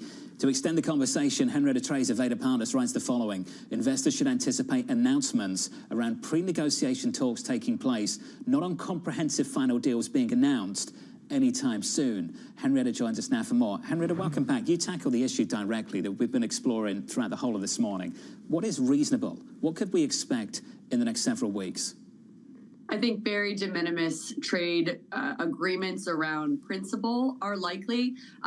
For example, the U.S. Trade Representative and his deputies are fanned out across Peru and the Dominican Republic and Colombia, which collectively, if we were able to resolve all three of those trade issues, we would get less than 1% of our trade and goods deficit resolved. So I think for investors, you really need to pay attention to the scale of the problem and then the actual text of whatever is agreed to. With South Korea, they don't have a government. They're not in a position to reach a deal with the United States. They don't have a president, and they have a number of candidates now rising as of late last week. And the issues with India are, 19 areas long. So you can announce additional purchases of LNG, but you don't have any resolution to the trade and services deficit that we have an issue with them. And China, I think, is years away from a resolution. So, of course, the trade barriers, the 145% tariffs, plus 25% on autos, plus 25% on parts, et cetera, are, complete cessation of trade. And that's driving inflation. So ultimately, this will start to hurt President Trump. It is a problem for the Fed. But the trade deals are going to be very de minimis is what I'm expecting in the next couple of weeks, if they come at all. Henrietta, we talk a lot on this program how the market has been this pushback on this administration. Maybe this time around it's the bond market. But what about politics and representatives in Congress? We heard from Representative Bacon over the weekend talking about the fact that he's hearing it from the agricultural sector. They are very concerned. How likely is it we're going to have to see another bailout when it comes to farmers? That's exactly what I want to talk about with clients all week this week. And Bacon is a perfect example of a member who's opposed to the cuts that the Republican conference is working on Medicaid, opposed to the tariffs and the impact that they have on farmers, particularly in his state. And he's a triple threat because he's indicating that he's seriously thinking about retiring. So this is a congressman who is now completely untethered to any pressure campaign from the Trump administration and that sort of wait and see approach that Trump is hoping most of the conference will take towards his tariff agenda. When it comes to next steps and what investors should look for in the tax bill that we get either late this week or next week, keep your eyes on the employee retention tax credit. It's beginning to look a lot like COVID. So there are a number of items that we did during COVID, as y'all know, to make sure that we shored up the U.S. economy. And the trade wars and the tariffs are having the exact same effect on supply chains, trans-Pacific shipping, and the legislative response function is going to be probably very similar. So the ERTC is something that I expected Chairman Smith to repeal in the forthcoming bill to save $70 to $75 billion. If it's maintained, that signals some pretty serious panic under the water around these tariffs and the blowback it's going to have to the unemployment rate as shippers, truckers, retailers, manufacturers lay off employees. Henry, talk about the politics of this and taking a step back. Over the weekend, the president is doubling down on this idea that Americans just don't need so many goods. He said, I don't think a beautiful baby girl needs, an 11-year-old needs to have 30 dolls. They can have 2 or 3. Is this potentially Donald Trump's Jimmy Carter moment? Just put a sweater on? I think so. I mean, what if you need a muffler?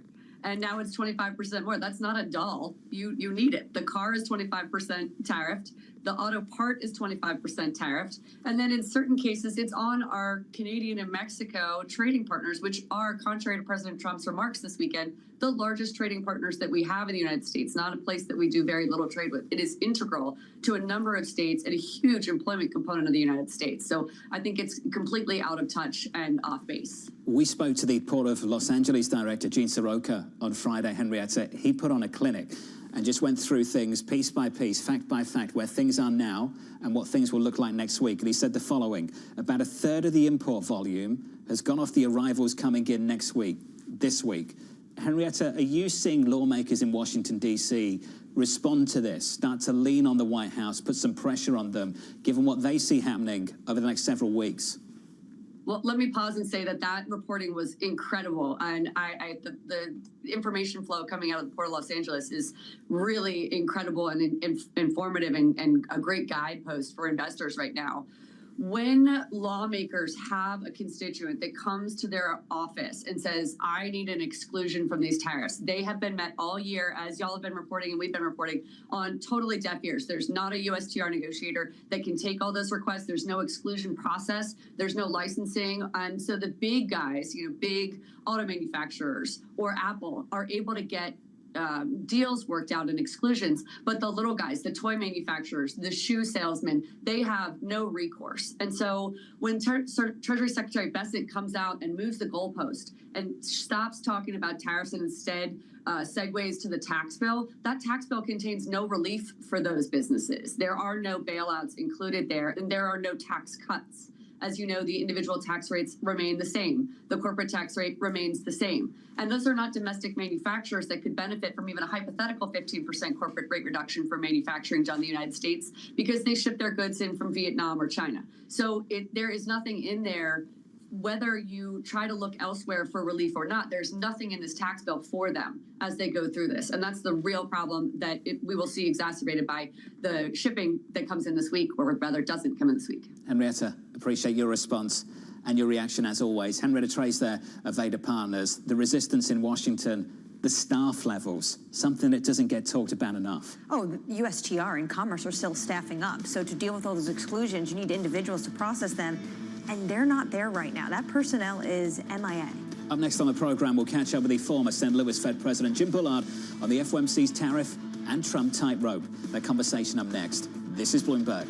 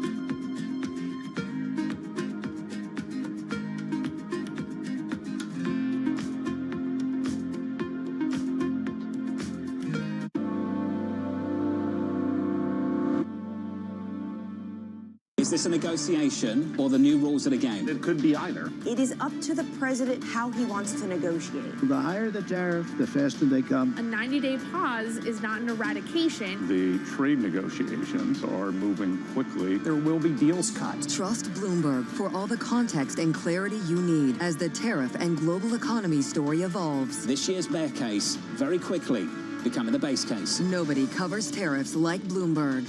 Context changes everything. U.S. tech is influencing global markets. Technology is driving business across Europe. Companies in Asia are betting on tech. It's a multi-trillion-dollar industry. We'll show you what's happening in ETFs like no one else. ETF IQ, only on Bloomberg. Africa, a region rife with potential for growth and opportunities, but not without its challenges.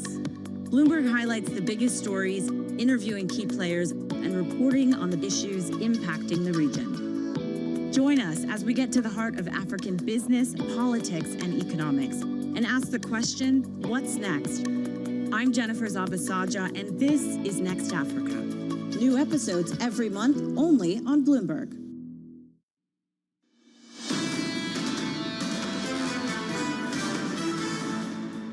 10% plus move across 9 sessions on the S&P 500.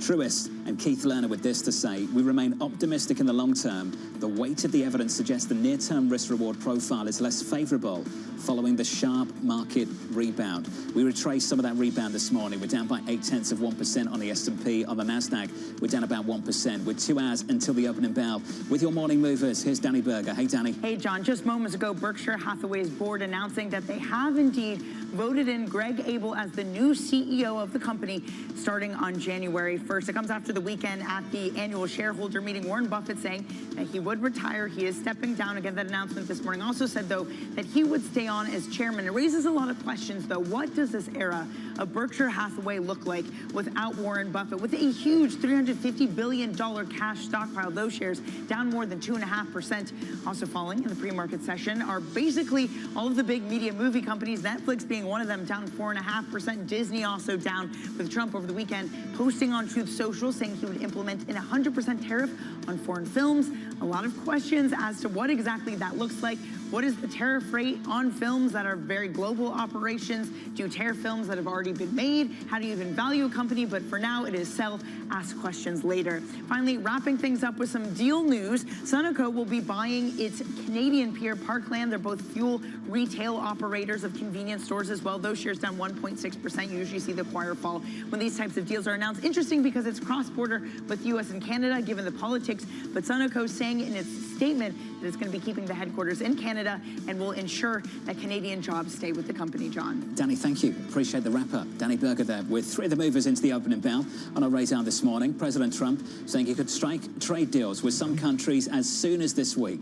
Trump adding he has no plans to speak with Chinese President Xi Jinping over the next several days. So potentially we're going to get a trade deal with one of these trading partners they've already had a number of conversations with. Japan, Korea, India, who knows, maybe someone a little bit smaller that's just we haven't been focusing on. When it comes to China, though, that's what this market wants to know about. That's what the small businesses want to know about.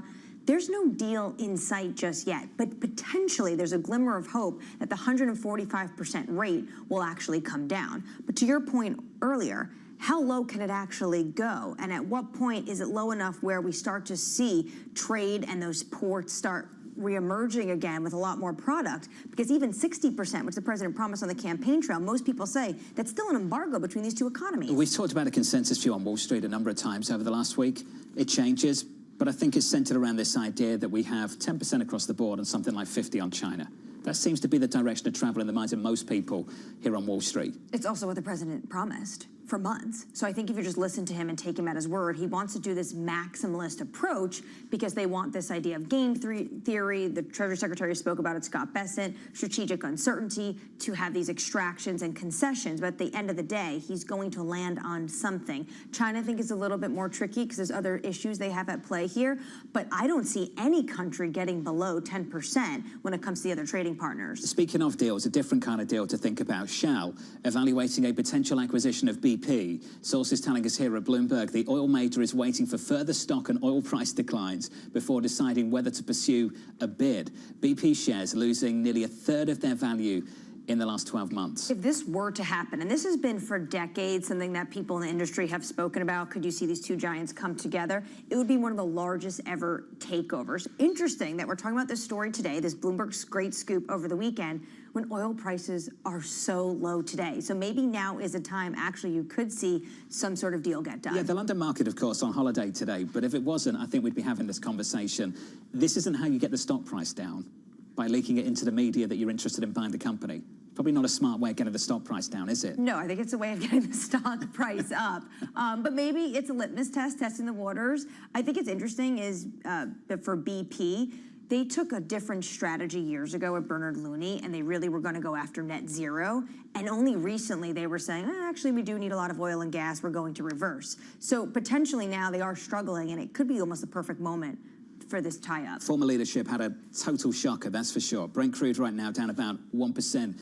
In early trading this morning, just wanted to fit this one in. The FAA's plan to modernize air traffic control gaining fresh urgency as United Airlines cuts flights at Newark Airport. The carrier citing air traffic control shortages and technology breakdowns after a week of disruptions. Absolute chaos when it comes from Newark. And you brought up, Jonathan, what an air traffic controller said to NBC News. And this is the quote: "It is not safe. It is a not safe situation right now for the flying public." This is what the reporter said was relayed to him. And the reporter's talking about, went on TV and talked about how this was an incredible statement. It was unsolicited. And that he said to the reporter separately, don't fly into Newark, avoid Newark at all costs. Incredibly challenging time, but we are going to hear from the administration. Sean Duffy says they have a plan. Potentially there's going to be more bonuses, but it's very hard to hire air traffic controllers. This is not hire someone on Monday, they start the job in a week. This takes months, this takes years to staff up. And it follows a series of aviation safety issues to start the year. Some of those tragic. Let's turn to the Federal Reserve. Ahead of Wednesday's decision, the president continuing to pressure the Fed chair, Jay Powell. He should lower them, and at some point he will. He'd rather not because he's not a fan of mine. Not, he just doesn't like me because I think he's a total stiff. And I wish the people that are on that board would get him to lower because we are at a perfect time. It's already late, but he should lower interest rates. Let's talk to a man who used to be on that board and is probably happy he's not anymore. The former St. Louis Fed President Jim Bullard joins us for more. Jim, welcome back to the program, my friend. How would you approach a meeting like this week's meeting, given all the information, additional information you've had to take in over the last month or so? I think the committee's in good shape for this meeting. Markets aren't expecting a move, and I don't think there is going to be a move. A lot of the debate will be about how to approach the meetings through the summer.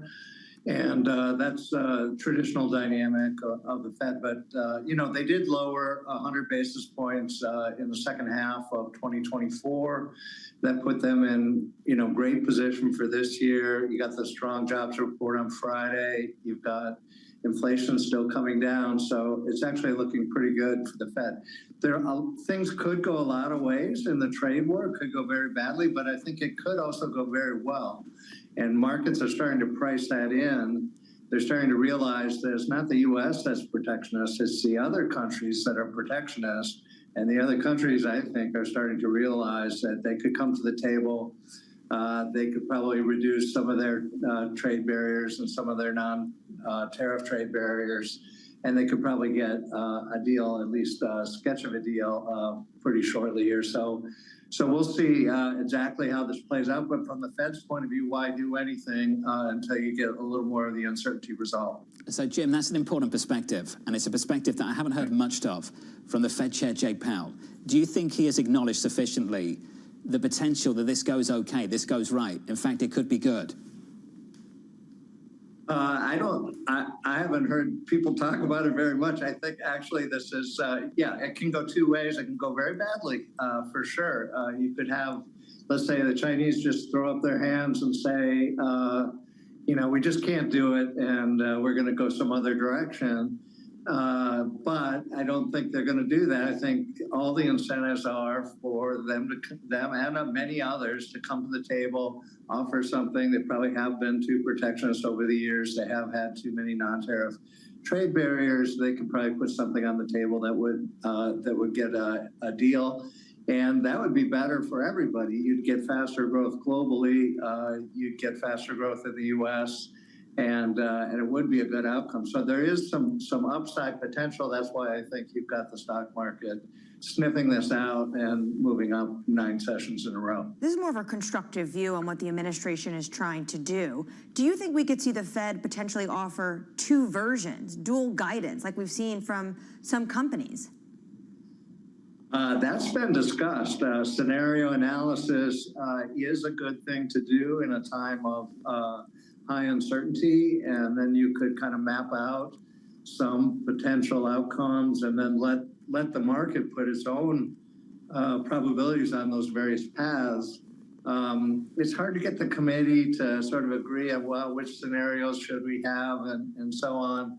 So it's not the easiest thing to do, but if you look at older staff guidance that goes into the meeting, they have scenario analysis in there. And you can look at the ones that were released 5 years ago or so. So they do that. It's kind of hard to talk about it other than individual members talking about it. When we have of course, the Treasury Secretary talking about things like strategic uncertainty, how difficult does that make the Fed look not just the next few months, but also this entire 4 years of the Trump administration where that is going to be a feature, not a bug? The strategic uncertainty, yes. Part of a negotiation is to stake out a extreme position initially and stick to it, and that's how you get good outcomes from a negotiating perspective. From a monetary policy perspective, you always want everything to be perfectly smooth and no uncertainty at any point. And so there is a bit of a clash, and that's just the way it's going to be, I think, for the next 4 years. Jim, what's on your dashboard at the moment? We mentioned that we caught up with the Port of LA director just before the weekend on Friday, and he mentioned the amount of volume that was coming off arrivals this week. And we were trying to work out the next dominoes to fall from there, whether that started a process which could spill negatively into the economy. What's on your dashboard at the moment for you personally? Yeah, I think the tariffs between China and the U.S. are prohibitive. So this isn't about, you can raise your price either in China or in the U.S. a little bit. People will still buy your good. You're not going to sell anything with these kinds of tariffs. So I think you guys have the right language. This is like a trade embargo. That's very serious and can't go on for very long. So that's something we're certainly watching. I was looking at some charts this morning about number of ships coming and piling up in Long Beach and so on. So that's definitely something to watch. I do think that these management teams of big companies, especially, and smaller ones as well, really, are very sophisticated. They've been through a trade war before. They've got some strategies about how to handle this. So in some ways, there's some insurance there. There's some mitigation, but you can't go on too long at this level of tariffs. And that's why I think many of these countries will see the light and come to the table. Hey, Jim, appreciate the update, sir. As always, Jim Bullard there, the former St. Louis Fed president, reminding us all that this can cut 2 ways, not just in a bad direction, but a positive one as well. Reminded me of Jim's old colleague, Chris Waller, the governor of the Federal Reserve, who said this, a tale of 2 outlooks in his speech. He did offer dual scenarios. Yeah, and he was constructive. And he also was reminding our viewers that even though it sounds like this president, I would even say Biden in some respects was also protectionist in some moments, other countries are also protectionist. You can find industries that they are desperately trying to protect. Japan, if you think about it, when it comes to autos, or the European Union when it comes to agriculture. Equities this morning, negative by about 0.9% on the S&P 500. With an update on stories elsewhere this morning, with your Bloomberg Brief, here's Yahara Arnott. Hey, Yahara. Hi, John.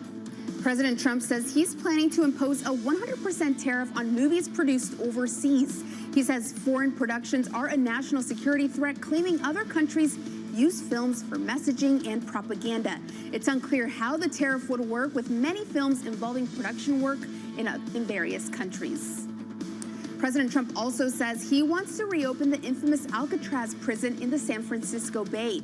Trump said it would house America's, quote, most ruthless and violent offenders, and that he plans to work with the Bureau of Prisons, DOJ, FBI, and Homeland Security to rebuild and enlarge the prison. Alcatraz was closed in 1963. And in sports, the Golden State Warriors are moving on to the second round of the NBA playoffs after beating the Houston Rockets in Game 7, led by a 14-point fourth quarter from Steph Curry. And in hockey, the Winnipeg Jets advanced to the second round of the Stanley Cup playoffs after a thrilling Game 7 comeback win in double overtime over St. Louis. That's your Bloomberg Brief. John? Yahara, thank you. More from Yahara in the next hour. Up next on the program, a gift from the Saudis. Prices are down for oil. Prices are down for all energy. Prices are down at tremendous numbers for gasoline. I have it down to $1.98 in many states right now. Up next on the show, we'll catch up with Bloomberg's Anthony DePaola from New York City. You're watching Bloomberg TV.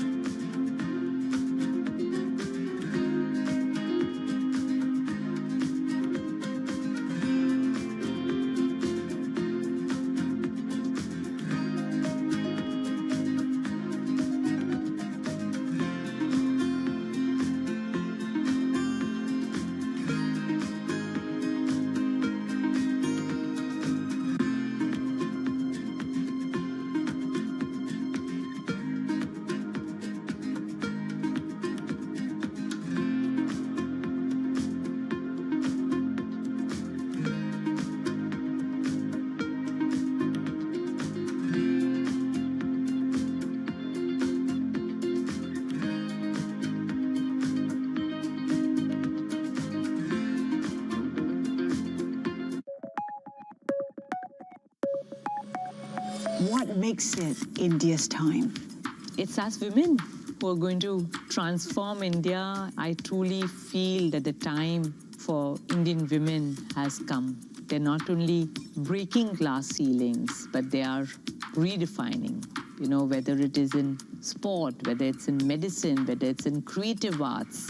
They are everywhere. And I have so much positive energy that comes back to me when I'm talking to Indian women. And I just think at all these little girls and boys, I don't want to discriminate, who are now in school-going age, imagine once education, sports, we empower them. What a difference they would make not only to India, but to the planet and the world. And the world needs it now than ever before.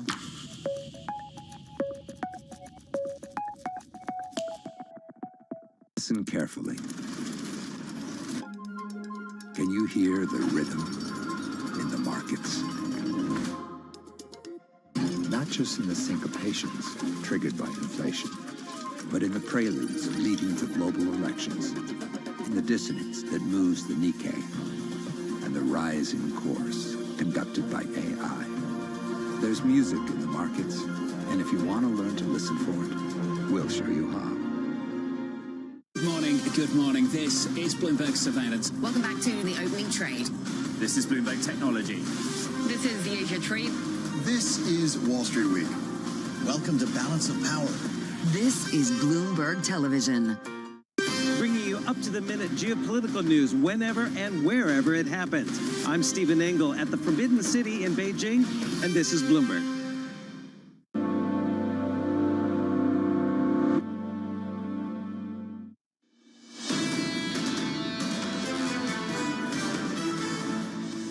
Kicking off a brand new trading week with stocks lower, crude too. Start with equities. Equities down by 0.8% on the S&P, and the Nasdaq 100 down by 1 full percentage point. Crude oil, WTI negative 1.5%, 57.40 on WTI crude this morning. Brent struggling to hold on to $60.50. Under surveillance this morning, a gift from the Saudis.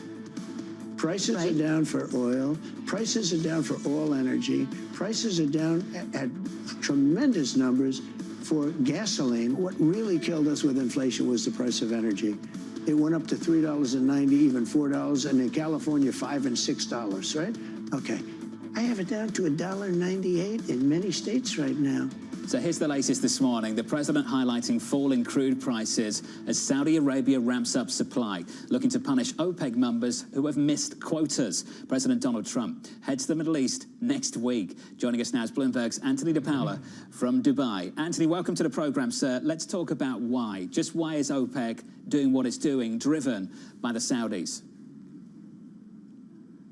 Hi, Jonathan. Yeah, you're right. You alluded to it a little bit in the run-up about trying to punish some of the cheating countries. So there are countries that have been producing over their quota, and that hasn't been helping OPEC over the last couple months try to stabilize the market. Remember, they've been trying to support prices, keep prices high, but now, as you said, we're down around 60 for Brent.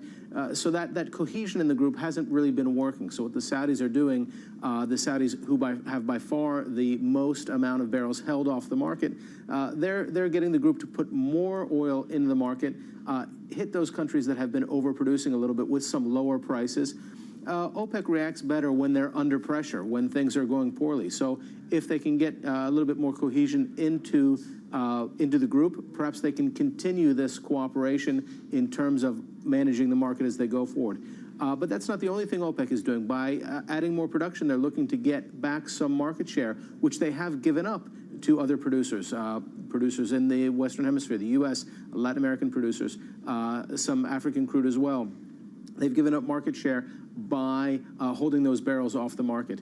And then, of course, you've got Trump coming next week to the region. So this is also an effort to kind of help him get on the good side. Perhaps they're looking to avoid tariffs. They've got a long wish list of things that they would like to get from the U.S., including some security guarantees, some more favorable treatment on a civilian nuclear program. Those are all things that are in the works. Maybe they think this will help those discussions, Jonathan. Anthony, this might help the president at the moment, especially with consumers. But what about the shale patch? How much is this a double-edged sword? Yeah, that's right, Emery. This is going to hurt the shale patch because as the WTI prices go lower and lower, depending on the individual producers, some of them get to the point where they're not making money anymore. And the shale patch has been really intent on returning money to the shareholders. So when they've got higher oil prices, they are spending on new rigs, but they're making sure that they're able to give that money back to the shareholders. So as we see the price get lower and lower, that's activity is going to be even more constrained. It'll take a little bit of time to see that coming through, but we have seen some lower rig count numbers for the shale patch. So that is going to impact. And then we've got that desire by the Trump administration to increase American energy production. Well, this will impact that. On the flip side, there's still a lot of gas coming out of the U.S., so that will help overall barrels of oil equivalent in terms of that increase. Anthony, appreciate the framing. Thank you, sir. Anthony DePaola there of Bloomberg.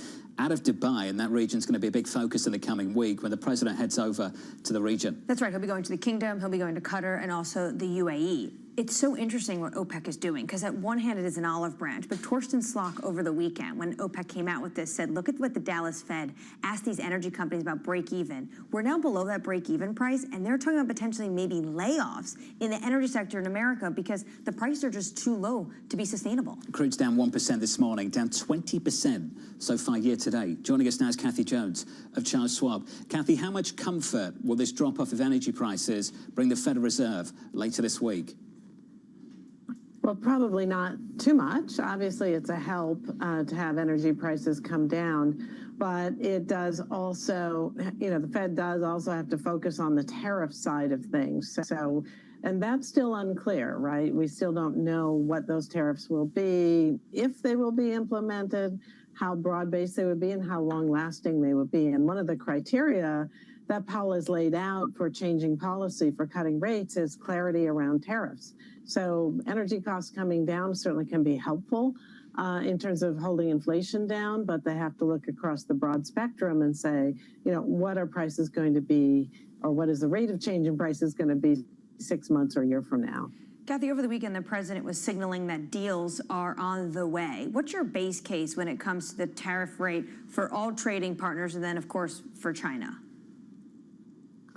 We don't have a base case because we don't have any deals yet. We don't have anything to base it on. So the deals so far that we're talking about are deals that are already in place, like with South Korea. So, until we get deals, we know that, or we at least say 10% across the board. Maybe that will stick. We'll deal with that. But we don't really have any framing around what these deals are going to be like. And given how long it typically takes to make a trade deal, I'm not sure we'll have that clarity in 6 to 12 months from now. Kathy, with that in mind, do you have a particular preference across the yield curve? When you look at treasuries, you think about the risk, the lack of clarity we've got on so many important things. Where do you want to sit? Yeah, we like the 5 to 7 year area. We don't want to be real short duration in cash because we do see the economy slowing. We do see inflation coming down. So that's positive for intermediate to long-term yields. But there's so much that we don't know that we don't want to be really long in this market and open ourselves up to that kind of interest rate volatility. So intermediate term, 5 to 7 years, high quality. You're looking at yields 5.5% in the investment grade corporate market with a 6 duration. We think that that's a pretty attractive proposition. Priya Misra of JP Morgan was on the program with us Friday. I'm not sure if you saw it or not, Kathy, going into the weekend. Priya said the 30-year bond was a risk asset, that it was risky. How do you perceive the risk associated with sitting on and owning the 30-year treasury? Well, I guess if you're a pension fund or an insurance company with very long duration that you need to hedge, you can use a 30-year, but it's always been volatile. And I think it is certainly more of a risk asset now than it ever was before because of all this potential for foreign investors to pull back from investing in treasuries and the perceived risk of holding them given our large fiscal deficit, our inability to get our arms around that, and then our various policies towards foreign investors. I could see that it is risky, but it really is rarely used by individual investors. It really is something for, a pension fund to use to offset its long-term liabilities. So it's not an asset. We don't talk about the 30-year very often anymore these days. We used to, but not very much. For good reason. Kathy, appreciate it as always. Kathy Jones there at Charles Schwab. The equity market's recovered. Some of the questions, though, continue to linger. The perceived weakness of the dollar haven. I think that question continues to linger, and the dollar weakness does too. We haven't fully recovered on the FX side of things. Absolutely. When you see also a lot of trading partners and institutional investors on the foreign side dumping U.S. dollars. But over the weekend, what did the Treasury Secretary say in the Wall Street Journal? We will maintain a strong dollar policy. We're not seeing that play out right now. The dollar weaker again this morning. DXY down by 0.4%. Up next, Stephanie Lang of Homrit Berg, Dana Towsey of the Towsey Advisory Group, Erin McLaughlin of the Conference Board, and Debbie Cunningham of Federated. From New York, the third hour of Bloomberg Surveillance. Up next.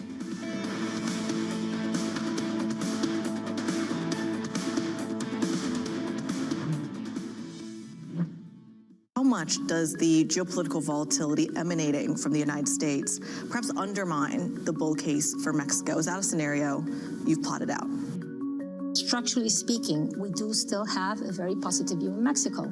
On the macro side, it is a very attractive investment geography for the U.S. Mexico is hugely competitive in terms of costs. The wages in Mexico are much more competitive than the wages in China. So why would the U.S. companies not take advantage of that? And this structural cost advantage is going to lead Mexico to continue to contribute to the growth of U.S. as well. The value chains, the supply chains are so integrated that Mexico has to play a continuing role in the further development of the U.S. And U.S. is growing very healthily, very nicely. It will benefit Mexico this way or that way. It will benefit Mexico. Mexico for VVA is, a source of resiliency of earnings, and it generates and complements the diversification that we have from the footprint. But there's another topic that is very important, which sometimes we don't focus a lot about, and why we're so convinced that Mexico is going to continue to do well, which is the leverage in the country. Because the leverage in the country is only 33%. And when you've seen Mexico grow and BBVA grow in Mexico, structurally speaking, the leverage is so low that just a little bit of growth in the leverage is going to be able to support that bull case in Mexico. So that's why we're structurally positive in Mexico. Morning, this is Bloomberg Daybreak Europe. I'm Tom McKenzie in London. These are the stories that set your agenda. Taking you from the U.S. market's close to the overnight session in Asia, we'll walk you through what you need to know to kickstart Europe's trading day. Live from our European headquarters, we bring you the day's top market-moving stories, unmatched expert analysis, and on-the-ground reporting from across the continent. Tune in to Daybreak Europe, only on Bloomberg Television. Context changes everything.